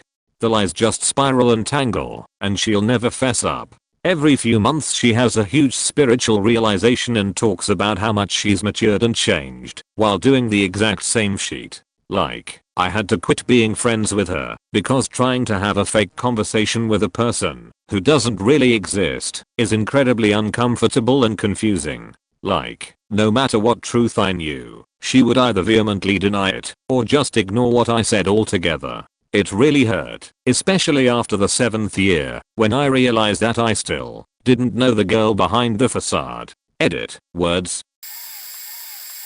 Oh, I've got two. Short one. First point. So I have a friend who works with me at a small breakfast shop in town. There's this new girl in her mid-20s, we are basically 20-ish, who has had prison time and is on parole. All she talks about is her children and her children's father that she deplores. Anyways, my friend is really sad one day, and she asks if he's okay. He says that he's having a bad day, because for the second time one of his best friends died from an overdose on heroin.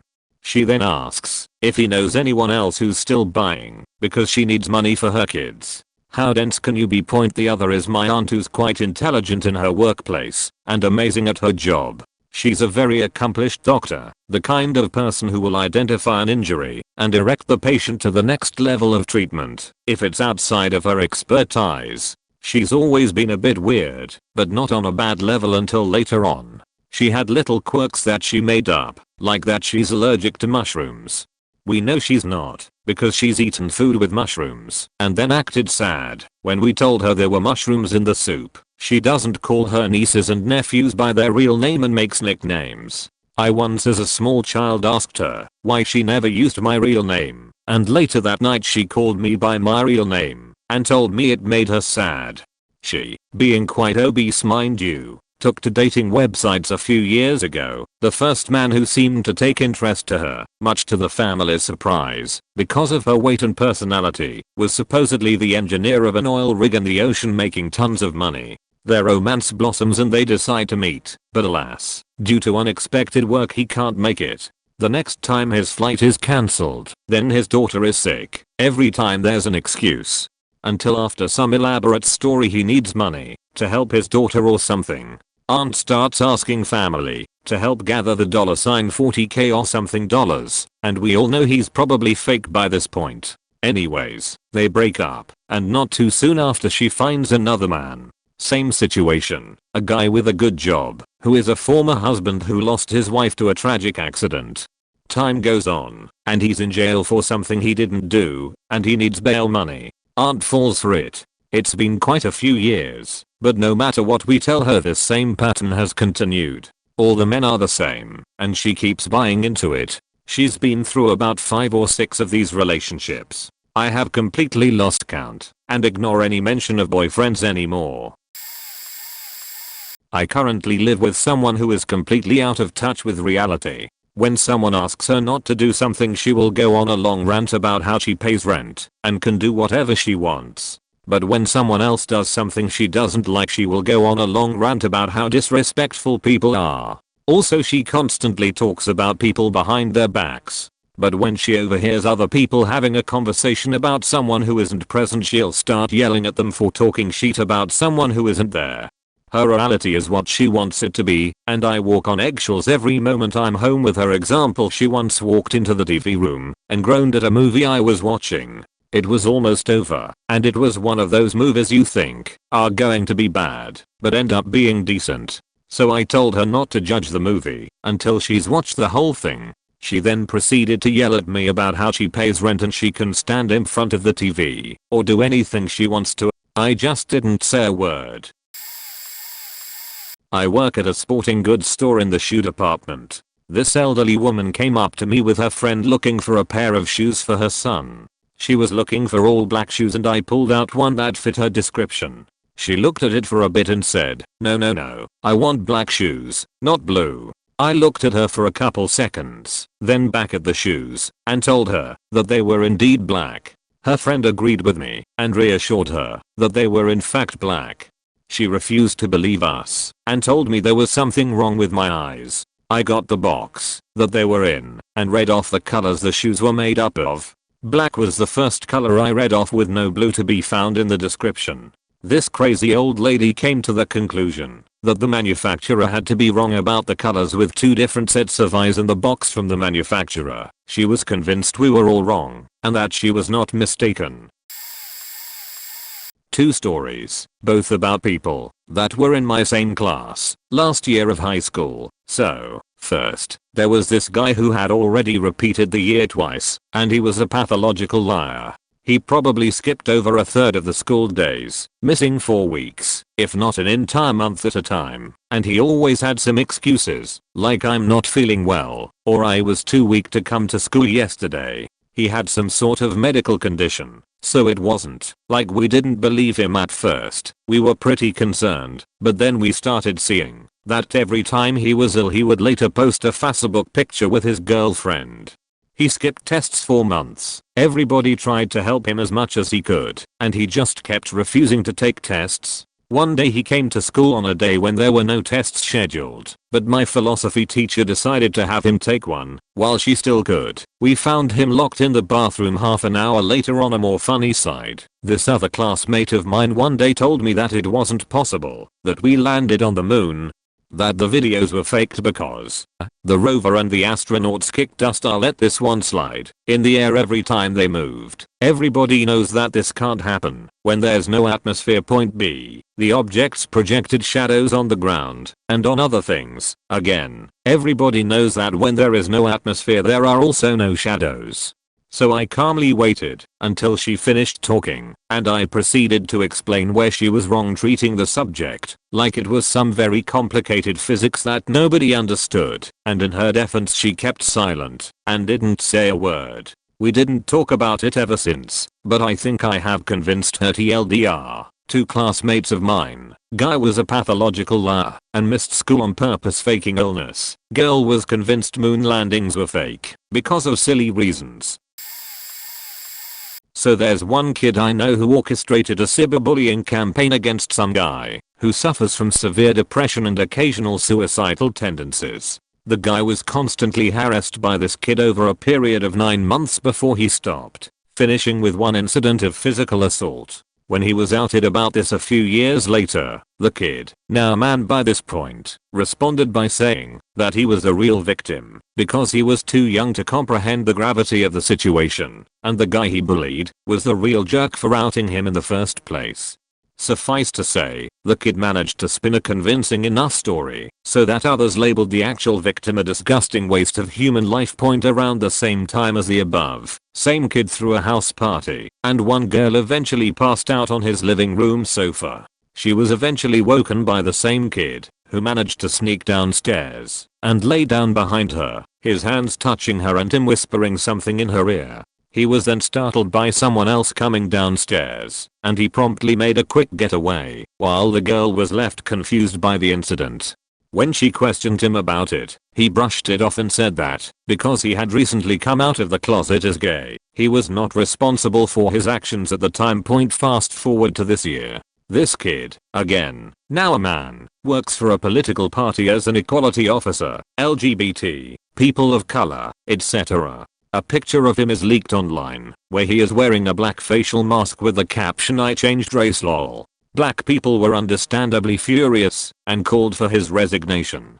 However, he was let off after writing an apology blog that stated he should not be held accountable because, like the bullying story, he was too young to understand the gravity of the situation and was the real victim. Same blog also goes on to blame the person who first called for his resignation, saying that he had no right to make it public. The vast number of people who ate up his apology, white people, of course, because he was just a kid. These same white people had no qualms about slandering another more famous politician who allegedly did a sexual act with an animal carcass in his youth a few decades back. Double standards, right? I knew a girl in college that was incredibly obsessed with herself, but you only saw how nuts she was occasionally. She was mildly attractive but nothing special. She said she would make ugly faces into mirrors to remind herself that she's human and isn't just beautiful. She was convinced that whenever she makes a decision she thinks things through and therefore never makes a mistake. Because of this she would look down on people who didn't have their life together to the point where they would change majors. She changed majors after 1 year from engineering to creative writing. One time I was hanging out with her and she literally said, "I'm the most dedicated person on the planet," and not 3 minutes later I asked her if she was late for class and she said, "Oh, I'm not going," and fell asleep in her room. She ended up failing freshman year, being accused of cheating, getting her license suspended, and getting placed on 3 different types of probation.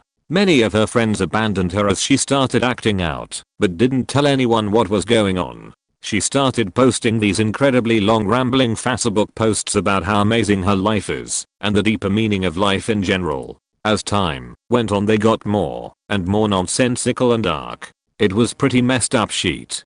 From what I gather she's a bit better now though.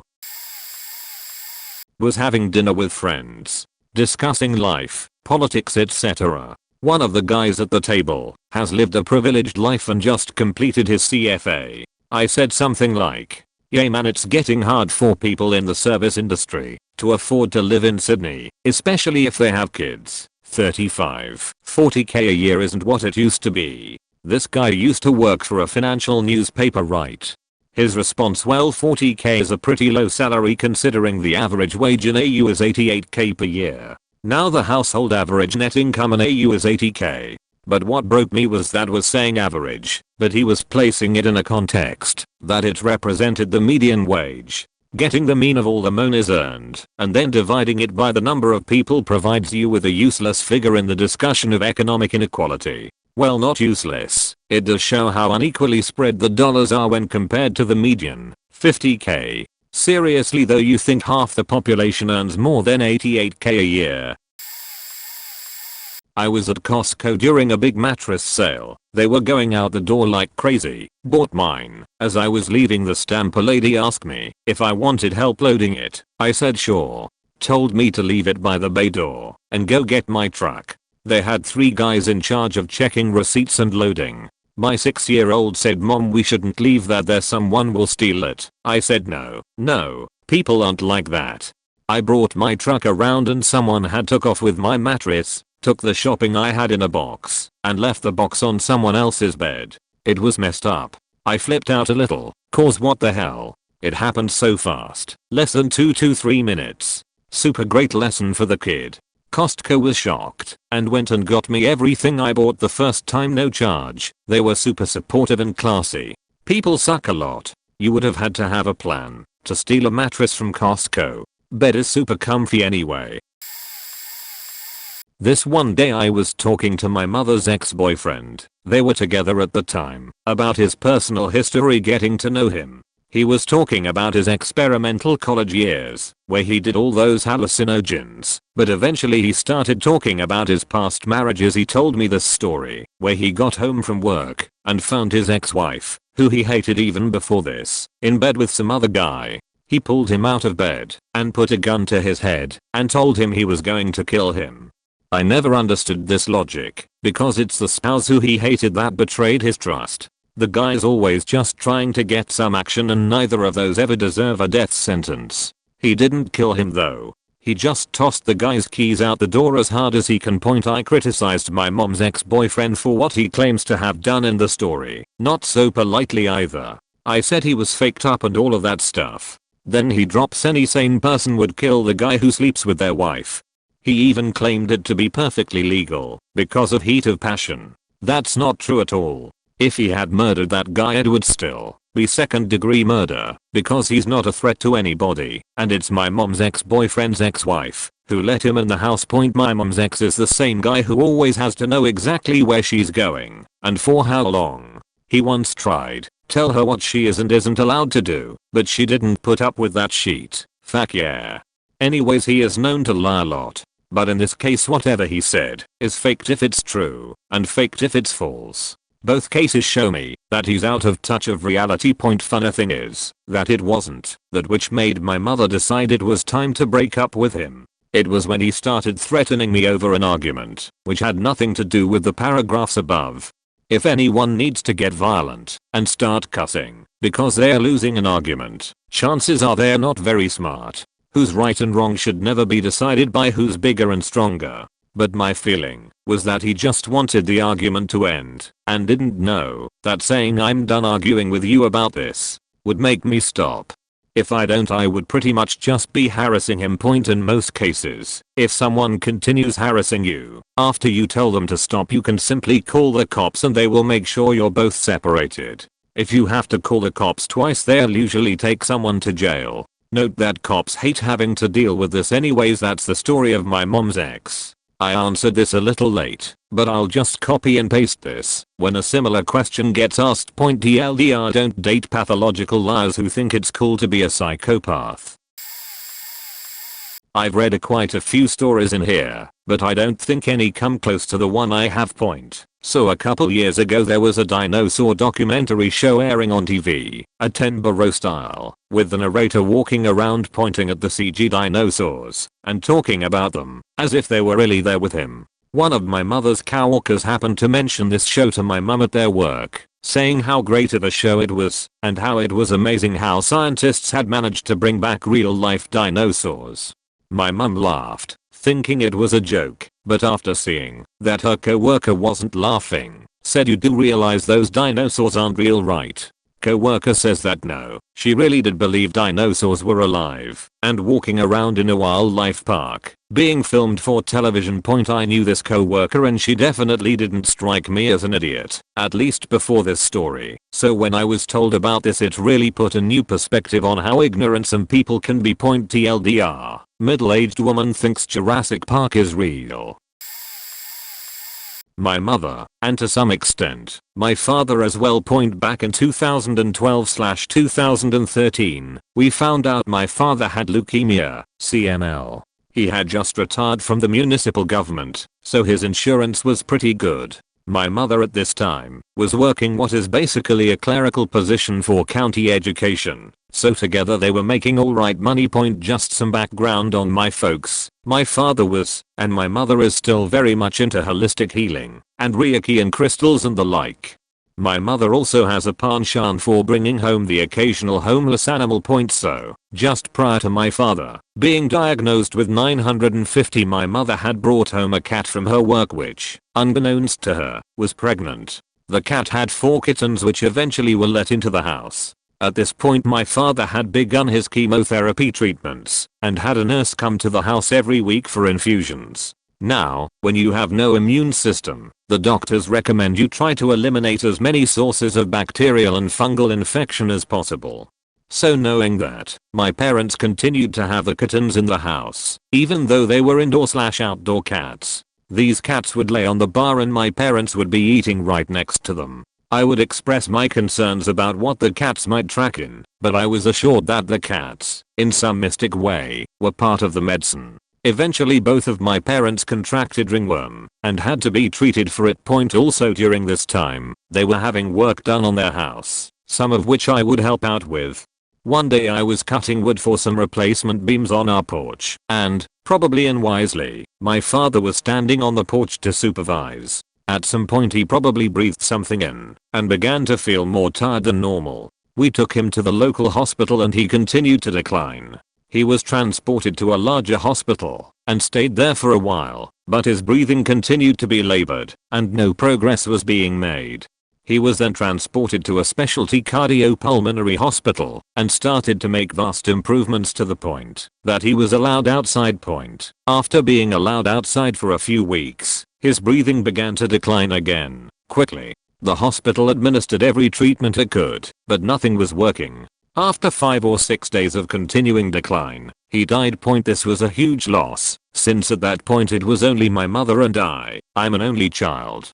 Luckily, my father was a fantastic saver and my mother received what I assumed to be a $200k payout through life insurance, as well as his pension and social security checks. She smartly paid off the house, but then strangely, bought a brand new Prius, because she felt that, if everyone gets in on these, we can save the planet. Little background on my mother: got her degree in fine arts, but never used it. Still did art, and maintained a network of artist friends, most of whom I thought were whackers.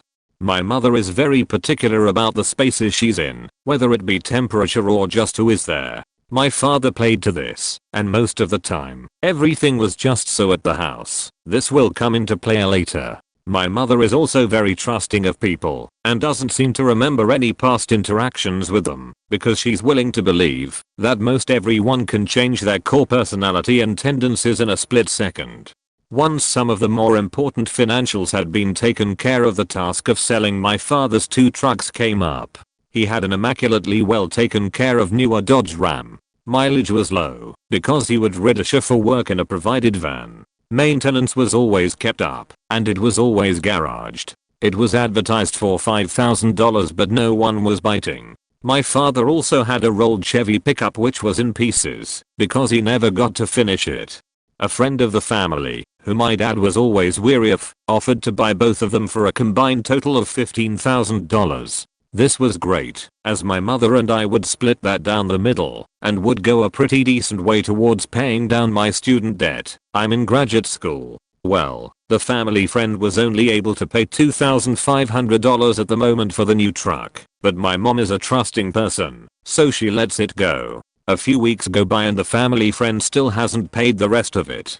They and my mother argue about it, but nothing happens. A few weeks later, my mother asks me to be at the house one weekend, when he stops by to talk about it again, but not to provide any kind of mediation or advice. Instead, it's because I look very much like my father, and my mother wants the family friend to see me and to be ashamed of themselves for refusing to pay the rest of what was owed on the newer truck, despite my mother having signed it over to the friend. Long story short, the money owed was never received, and while the old truck wasn't sold to him, my mother uses that money owed to her as some sort of self-jerk-off mechanism. I'm not really sure how that works, but that's my assessment of it. Continuing on, my folks had bought some property in another state, and were planning on moving up there once they sold their current house. After my father's death, my mother sold the house I had grown up in, which had been in my father's family since it had been built, which was in the 1930s. In my conversations with her about what she would do once she moved to the land in the other state, with a straight face, her no bullshit response was, I want to host traveling artists there, because those people need a free place to live, so they can do their art. I reminded her that she was pretty far out there, and to be careful she didn't have some questionable people living with her. She understood, but didn't change her mind about doing that exact thing. When we were cleaning out the house and going through things, my mother kept very few of my father's possessions, with the exception of some of his artwork, ceramics. I asked her about her seemingly quick detachment from the house and dad's things, and her response was, I've never felt like this house was mine. All of the things in it belong to your dad's side of the family and I don't have an attachment to them. This totally blew me away, since I had always viewed us as a single family unit. I can now somewhat understand, but to just let most of things go that belonged to someone you were married to for more than 30 years. Wow. About a week ago, my mother's real estate agent had a dinner for her. Since my mother was moving to the other state, she has since moved there. Some of our family friends were there, and it was great to see a couple of them, but the entire night was basically one giant jerk off for my mother, with people telling her how great she is, and that she deserves all the good things the universe will be sending her way. At one point the real estate agent was telling her how powerful she is, and how amazing the universe is, that it brought them together. The real estate agent is a pretty wacky lady too. She shows up on the day we are packing my mom's things, and says, well, I guess I'd better start helping. What does she do? She just stands around the entire time with my mom, bullshitting about all the great work my dad put into the house, which my mom does not give a single fuck about and is selling.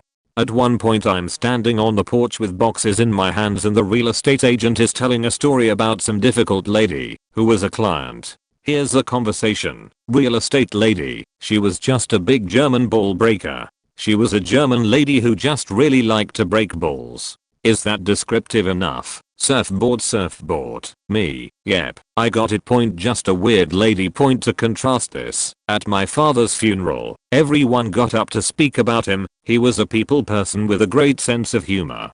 My mother took advantage of all the goodwill for that brief period and has since basically cut all contact with everyone who helped her out. Did I mention that the person who was doing work on my dad's old truck is now probably romantically involved with my mother, barely a year after my dad's death? That's happening too. My mother using my dad's death to shame people while simultaneously taking advantage of my dad's great reputation, all the while cheating on everything he built including relationships, and then going off to establish her artist colony and become some great philanthropist while never recognizing reality as a whole, just the parts which play to her advantage. I work with a guy who is the biggest conspiracy theorist I've ever met. While I believe people have a right to their own beliefs, it is uncomfortable when he starts talking to customers and trying to convince them of these things. For one, he's real big on the fact that the Rothschilds rule the world and mentions the Illuminati constantly. The most recent person he claimed to know for sure was in the Illuminati was LeBron James. He is a vegan because he believes the government is poisoning our minds with animal product foods in order to control us. His other reasoning is that because gorillas only eat fruits, and gorillas are pound for pound the strongest animals in the animal kingdom, that we do not need animal products either. I asked him what about ants being the strongest comparative to size, and he told me ants weren't animals. Not only is he vegan, but he also eats alkaline, so he avoids acidic foods. His reason being that cancer can only survive in an acidic environment, so if I eat and drink alkaline I will raise my body's pH level and I'll never get cancer.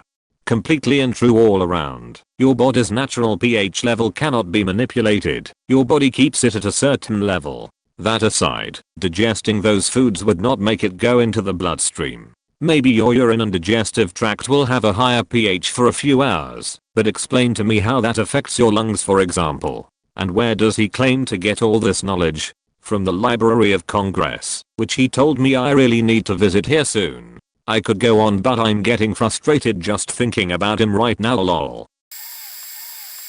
Oh, I know a gal. She failed multiple grad school classes and always had an excuse, being sick, family issues, etc. when in reality she didn't study. She has a job completely outside of her studies and claims it'll be no different to work in the real world because she works in a store. She didn't mow her lawn for 2 months and then didn't understand why the city sent a notice. It's just grass. She's religious but has never read the Bible other than verses from Pinterest and doesn't know a lot of the content if it comes up.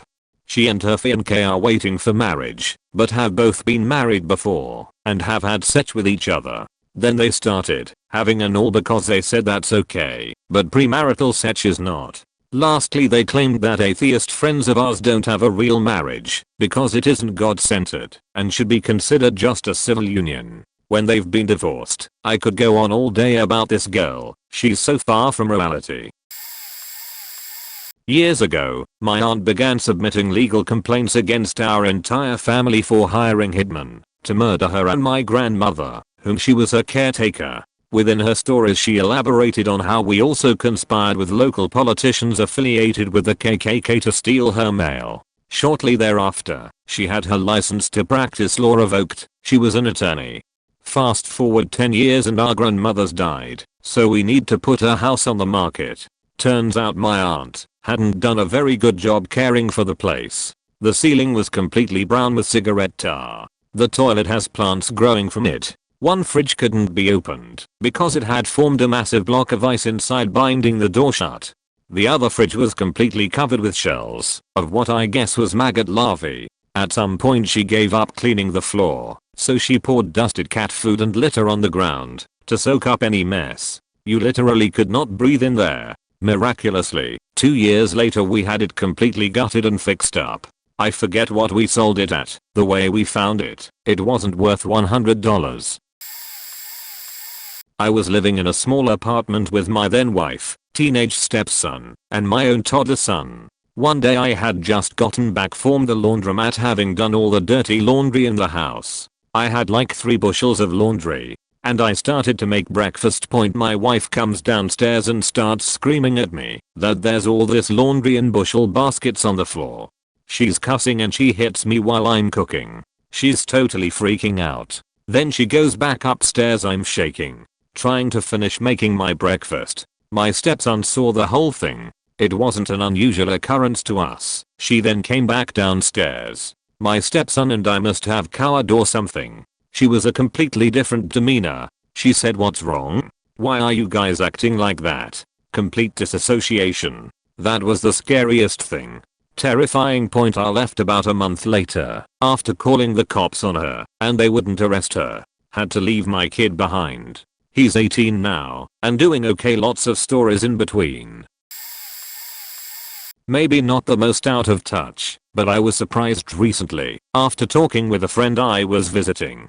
Both she and I went to school with bright people, and, by most topics, we can agree or find some type of good discussion point. However, we got on the topic of what the potential consequences of what automation will bring in the next century. I brought up the tens of millions of people vulnerable to the first wave of large-scale automation in trucking and other industries, and how if there was no government program in place to help with this transition, many people surmise it could be a pretty chaotic environment to live in.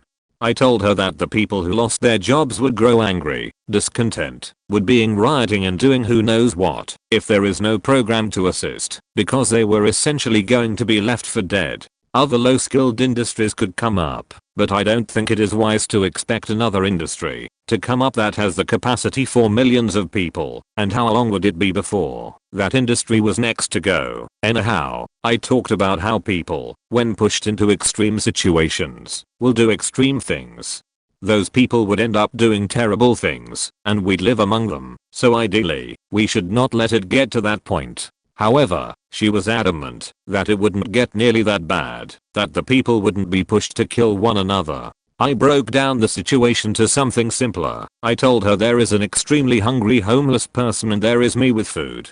In this situation, the homeless person asked for my food, and I said no, I will not, and have no intentions to give them the food. I told her people who are extremely hungry will go to any extent, and would most definitely attempt to kill me for my food. She denies that, saying most people would not kill me and would just try to take away the food, but make a conscious effort not to kill me. Imo, that's ridiculous. For someone who is only striving for their own survival at that point, a point that any single person reading this could reach to, that person would go to very extreme means to reach the end, which would be food. But she denied that, saying most homeless people would rather starve to death than attempt crime akin to murder to survive a little longer. She said she has read that starving to death is actually not as bad as you'd imagine, that at some point, it is rather painless. I tried to link how crime rate is associated with poverty, that the lack of monetary means pushes people to more extreme situations more often, and so people commit crimes there. But she did not believe that either, that wealthier people also commit crimes frequently, but because they are wealthy they can hide their murders/violent crimes very well. At this point, my mind exploded. She was set on this idea that when people decide to kill people, it is because of their innate disposition, that people are born killers or they are already just psychotic. That the situation was not a significant factor in molding a person's decision tree to possibly commit crimes. To kill people. History has showed countless times of revolts simply from discontent, but she did not see them. And that was when I decided to just drop the discussion, because the effort to change that idea from inside a car with just my phone at hand was too much. One of those you would really understand if you knew the guy moments, but I have a friend who has been sheltered all his life. We will call him Gary. Some examples of Gary's remoteness to reality. First time he had ever driven on the highway was to come to college. 200 miles away from home. Has never kissed a girl in his life, let alone done anything further. Even asks advice about talking to/tindering girls. He is 20 and in a fraternity at a fairly large school. Gary could drive you to Taco Bell 4 blocks down the street and ask for directions to get there, then ask for directions to the same Taco Bell the next day. That is absolutely no sense of navigation or direction. Point. Another example is my friend Gary literally believes that color blindness is fake because he is convinced that he knows exactly what you can see because he sees it.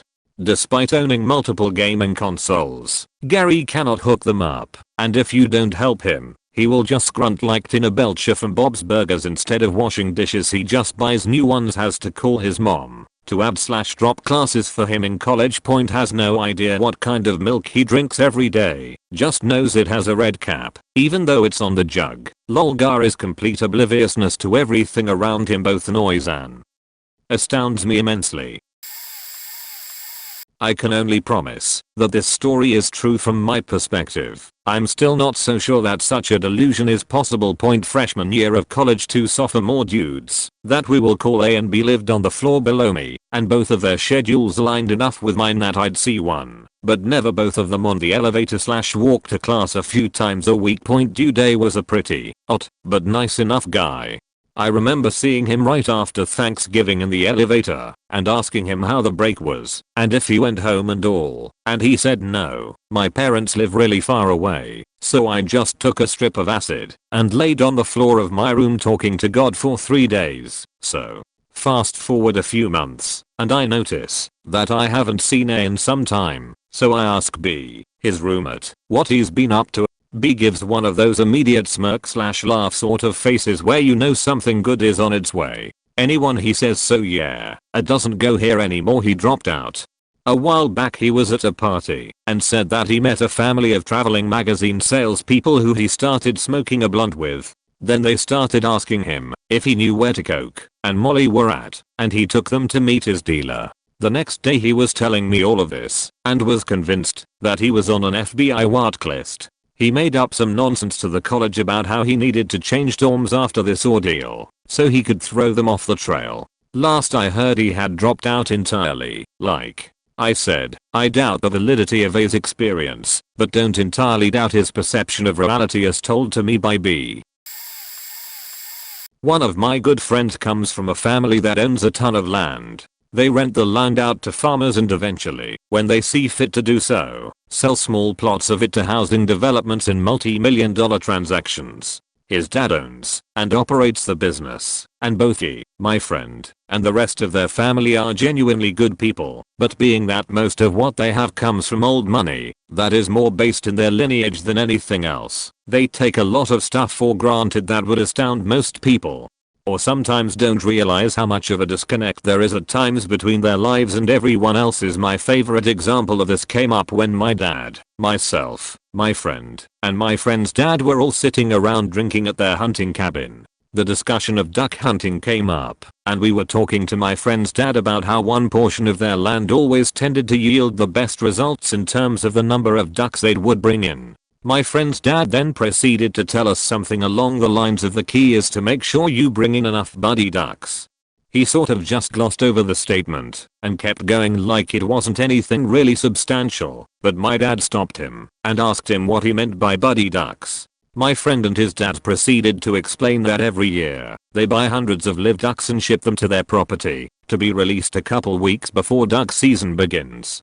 These ducks, in turn, attract more ducks to that area, ensuring that the population keeps going throughout the hunting season and that there is always a good number for them to hunt. They explained this in the most nonchalant way, like it was something as common as filing your taxes that everybody does. My dad and I were sitting there cracking up at this, and both my friend and his dad were a little confused at why we found it so funny. TLDR. Friend and his dad buy and ship hundreds of live ducks every year to their property for hunting season like it's nothing. My first year in college, I was down in the laundry room getting my stuff when one of my floormates comes up to me and says, "Man, your clothes are always so nice looking. How do you get them to not wrinkle?" "My clothes always wrinkle." "Well," I said, "I put a timer on so that I know almost exactly when the dryer stops, so I can come down and get them. I'm not very organized. I just didn't want someone stealing my stuff." "Yeah, I do that too," he says. "They're still really wrinkled." "Well," I reply, I don't know, but I use some pretty nice fabric softener. That may help. At this he just gives me this blank stare. What's that? What? Fabric softener? What is that? Is it like something expensive? Where do you get it? Is it like for dry cleaning? No dude, it's this stuff that you mix with the soap and it softens the clothes up and makes them smell nice. You can buy it by the gallon at Walmart for like $4. Blew his freaking mind. He could not wrap his head around it. I really don't understand where he was coming from. It's not like he was super rich or anything. Granted, he lived about 100 foot from the bathroom and instead decided to pee and used water bottles, so he didn't have to leave his room, so who knows what was going on in that dude's head. I know a guy who's just out of touch with his own reality. I've known him a long time and he's this weird mixture of racist, awkward and has this odd love-hate sort of entitlement toward women, and his statements and attitudes towards women that don't hook up with him are just overall kind of faked up. The only real reason we hang out with this guy is he's best friends with another guy we really enjoy hanging out with, so he always sort of tags along. We'll go out with him on weekends and he'll inevitably start judging everyone else around him harshly and always lean in to crank jokes that are sometimes extremely racist and doesn't seem to get that nobody thinks they're funny or making us not comfortable. Point even more to the point, he can't or isn't able to wrap his head around the fact that his failures with women aren't their fault but his. Just a few weeks ago a friend was talking about how he had met this girl in a nearby city and had a fun night with her, so this entitled friend made a remark something like, "Buffalo girls are such pretty bitches. I haven't been able to get with a girl for years." Comments like this are pretty typical. I even remember a case in college where he was convinced this one girl was a faking dyke because he was talking to her and she wouldn't make out with him or something. Point completely oblivious that his worldview is pretty screwed up and hasn't made one step toward becoming a better or different person to fix his problems.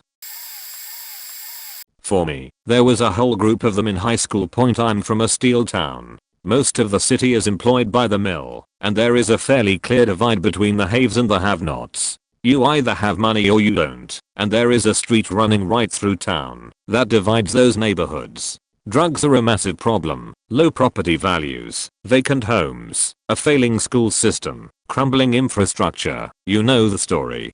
Most people with a brain realize this town has major issues, except for those whose money makes a nice blindfold. Point anyway, this particular group of people all went to the same elementary school together. It was the nice school on the east side of town, where the test scores were good, and they all wore uniforms. My elementary school on the other hand considered one entire class understanding English as an achievement. These kids were inseparable, even up to high school. They were the star students, the top athletes, most hip, the best Christians in their extreme youth group, etc., and were considered the highest example of what our system had to offer. That said, they were in reality terrible people. They seemed friendly out in public, but then they were apart they did nothing but sleep around with each other, gossip, and stab each other in the back. They showed up to class late, cheated on tests, and were best friends with all of the teachers and coaches because they either played sports or their older siblings had come before them.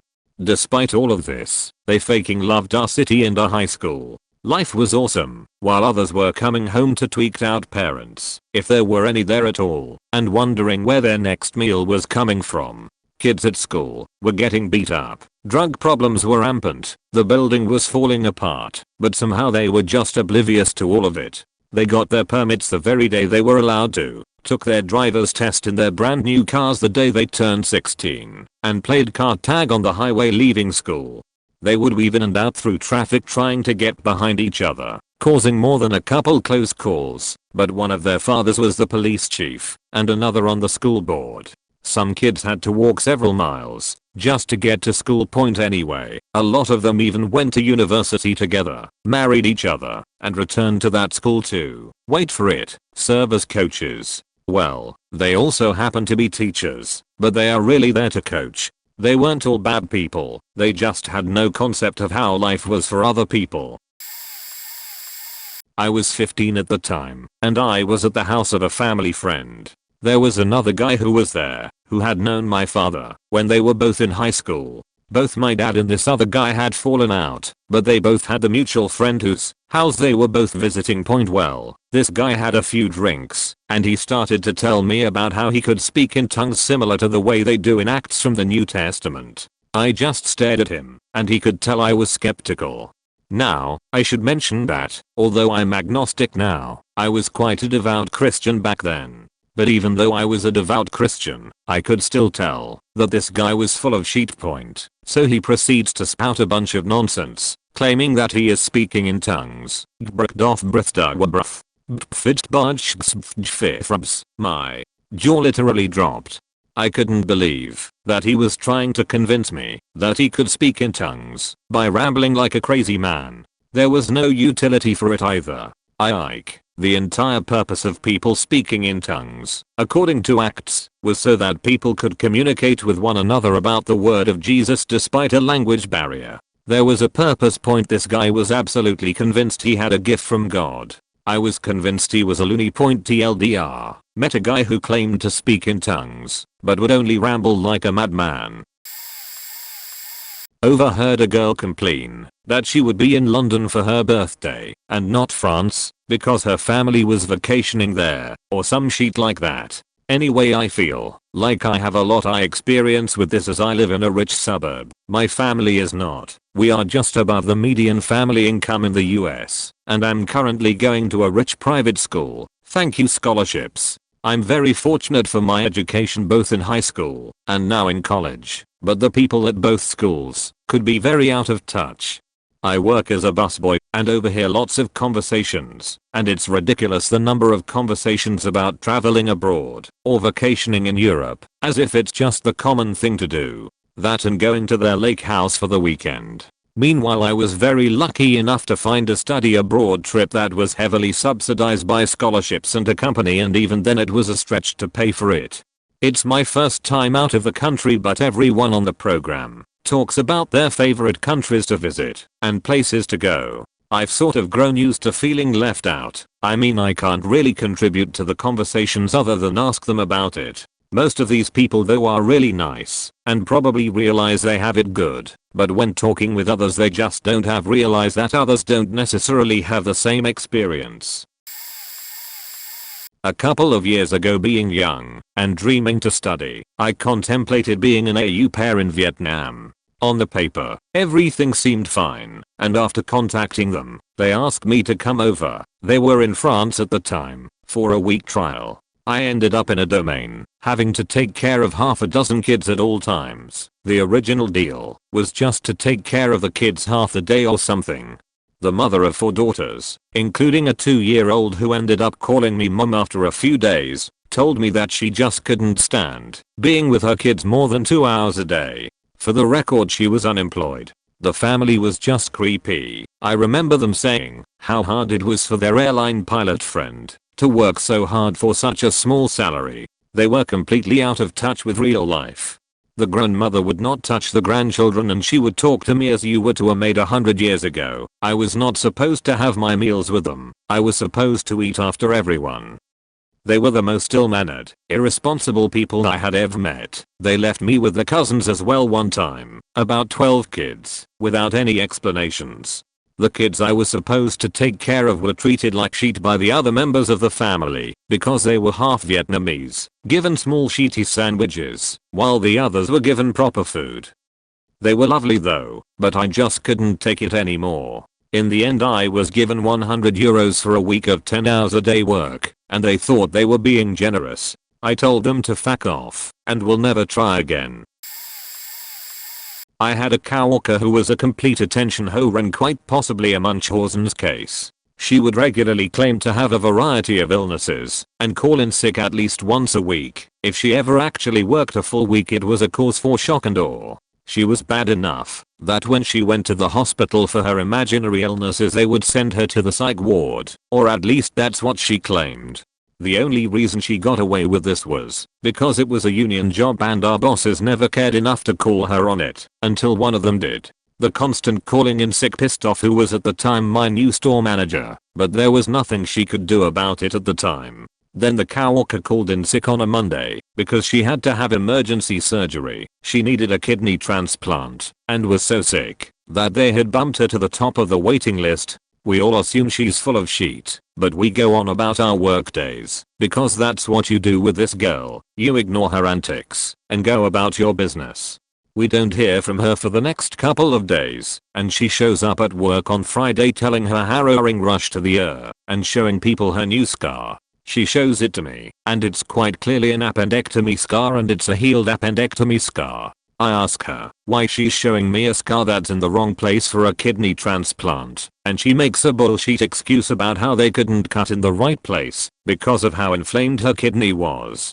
So I give a dismissive laugh and ask how she's possibly capable of working a few days after a transplant of that magnitude, and she claims she's a fast healer. I then inform her that the recovery time for a kidney transplant is minimum 5 days in the hospital, typically closer to a full week, even if the surgery goes off without a hitch, 2 days of which are typically in intensive care. She starts to stammer a response, so I continue to ask her why she's even at work, since a few days ago she got a transplant and patients aren't allowed to return to work for at least a month after the transplant.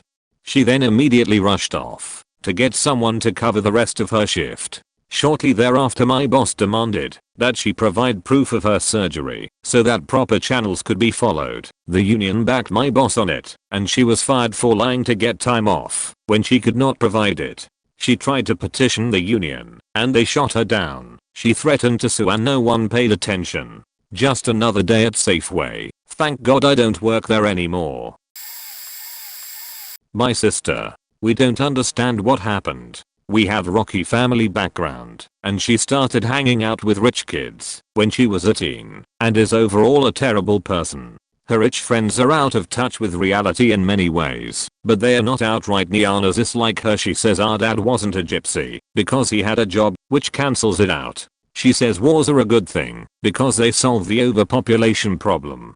Ever since she was like 18, she has this fantasy where, and I quote this, because she has repeated this over the years, I become a dictator and all the poor people and or gypsies will show themselves to me one by one. I'll ask them to stop being poor and or gypsies. They can say yes, and the problem is solved, or no, and I will execute them. That's how you solve poverty. Point background. Our family was directly persecuted by our former communist dictatorship. We were below the poverty line growing up, but mom did her best to hide it from us. Got middle class. Did I mention she has an MA in economics? My current boss seems to think that is going to keep his full staff on board while hiring new people, but without increasing the workload. Point now, we are flat rate mechanics and do roughly 80 appointments per day. Since we are paid by the job and not by the hour, this was great when there was 10 of us and everyone was making 100 hours per pay period. Then we hired a few more people. Everyone's hours dropped to 80, but we could handle it. Now we have hired more people. Most guys are making maybe 40 to 60 hours per pay period, but it doesn't matter to the boss. He gets paid a commission based on total gross labor sales, with bonuses for high NPS scores, so he ignores the fact that he is causing employees to have to sell cars and houses because they can't afford them. Unfortunately, it's not as simple as taking a new job. Due to the economy here, most dealerships / repair shops are not hiring, so it's kind of just trying to tough it out. I'm off work due to a broken arm and make twice as much on disability than I was making working full 9 to 10 hour days.